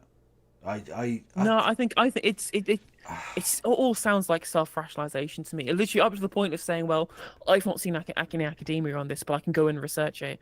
Just sounds like somebody who's regurgitating received wisdom that she's uncritically and then come up against somebody far more educated than her and then going, well, maybe I'm wrong, I'll go research it, and there's not going to research it. But she literally referenced the fucking Technicolor Dreamcoat. Like, that's not even for Zionists, that's bad. I've never seen a Zionist go to that place. What next? Fucking Fiddler on the Roof? Where are you going with this now? Like, it's just... I don't know. Fucking mad. Became recognized as problematic, but it doesn't mean that the act wasn't less problematic. They acknowledged that they were... they acknowledged they were colonizing. When did colonizing not have a negative? You know what, Mark? Let me invite me back. We'll have a discussion on the history of colonialism. This is frankly out of my wheelhouse. Yeah, it has been from the very beginning. I don't know why. Again, like it's sure. Yeah. You admit it, Brianna. This is way above your pay grade, which is why you're positioning yourself in your public position as a public figure with hundreds of thousands of followers on the Bird app, trying to masquerade as an expert on the Israel-Palestine conflict, whilst not knowing what a pogrom was until last year, learning everything you know from either Zionist propaganda or cursory scrolls of Wikipedia, and then having analytical debates with people who've spent their lives researching this stuff, going, well, I guess I don't know much about this. I'll have to debate you later once I've researched it. Yeah, you don't know what the hell you're talking about. Why are you acting like a fucking expert? Yeah, absolutely, yeah. Yeah. If you don't even understand settler colonialism as just even a basic concept. Or even colonialism. Just colonialism. Apparently, colonialism is fine, but settler colonialism, that's terrible. That is bad. But fair enough. I respect when people just thank you. Anyway, it's so much fun having you on. I want to bring you on to talk about other stuff too, gaming, all the other stuff. So I want to learn. So yeah, okay, we're done. We're done. In better news, Jermaine Genius has been fired. True. Yes, it's been a big day for creeps being either fired or arrested, which is good. There you go. Supposedly, he may have been inappropriate with female members of staff, allegedly, or some shit. My favourite tweet about this was somebody posting an Alan Partridge speaking into his dictaphone, saying, idea for a documentary about Hugh Edwards and Jermaine Genius discussing what it's like to be fired from the BBC. Note, do not call this show Hugh Genius. Okay, I want to watch Hugh Genius now. I do want to watch that. Is it higher up on your must-watch list than Youth Hostling with Chris Eubank? Oh, nothing's more. Either that or Monkey Tennis. I can't decide. Didn't they literally do that? Youth Hostling with like Chris Eubank or some shit? They did, yeah. Yeah, I think they literally did make it, yeah. Fucking amazing. They should make all of those shows. It reminds me of Kazakhstan's relationship with Borat, where they hated it because they felt that it cheapened them as a country. Well, they literally did. And then I remember when the film first came out. Right, they bought the Kazakhstan embassy in London, paid a fortune for a 2-page spread in the Times newspaper, refuting point by point everything that was wrong in the movie about Kazakhstan. I think it's when they realised actually everybody knew that it was a meme and increased tourism to Kazakhstan. Yeah, they U-turned and embraced the memes about Borat in the same way that Chris Eubank has embraced the memes about Youth Hostling. Also, that film and the way it was made is actually pretty fucking racist. You know the Kazakhstan scenes in those films are filmed in Romania. They are, yeah. Because that's how people think the Kazakhstani people look, apparently. Well, what's really funny as well is that in Borat 2, there's a Romanian girl playing Borat's daughter, and of course Sacha Baron Cohen is British, but he's a British Jew, and so what they do is they speak to each other in broken Hebrew and Romanian, pretending that they're speaking in Kazakh. It's hilarious. It's really fucking funny. Well, there you go. Nothing problematic in that film. It's absolutely fine. Sacha Baron Cohen is the absolute. He's a kind of paragon of satire. He's been incredible at it his entire life, and he's always near the knuckle in a way that pisses off everybody. Yeah, well, honestly, him nearly getting Rudy Giuliani to do some possible pederasty, it will always be funny. Incredibly funny. It's just amazing. It's like Israeli weapons manufacturers trying to sell guns for kids in America. Yeah, no, he doesn't mind pissing off anyone for the laugh. It's all exactly for the bit, you know? Fair play to him. Anyway, on that, is bombshell the right phrase? Probably not, given the subject matter. Meme shell. Yeah, on that meme shell, I'm gonna go. Are you finished as well? I am finished. I'm just still laughing about the Joseph. It is, honestly. That's all-time peak meme arena. Love it. I guess I'll raid into Marc Lamont Hill, given that we've used his content. I don't even know if I follow him on any of the things. on the YouTubes. I don't think he's live on Twitch. Who do I even? I don't even fucking know.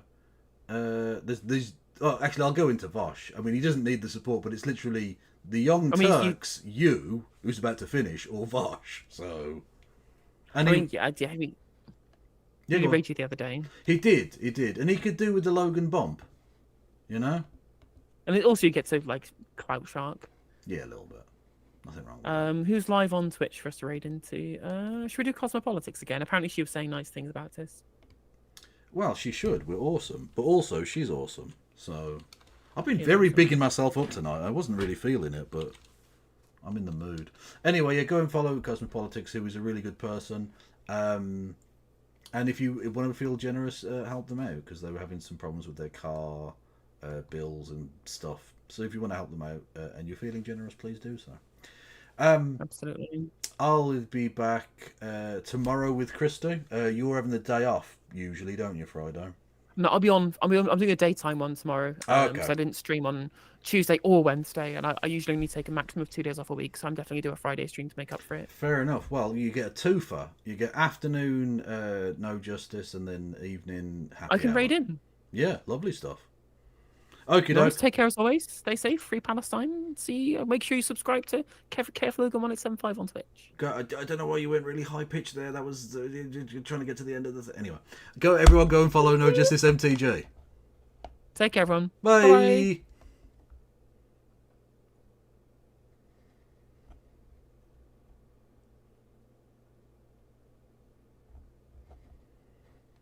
That again, I think his agenda's really been awful for America. He doesn't care about ordinary people. He's never been one, never known any. I'm a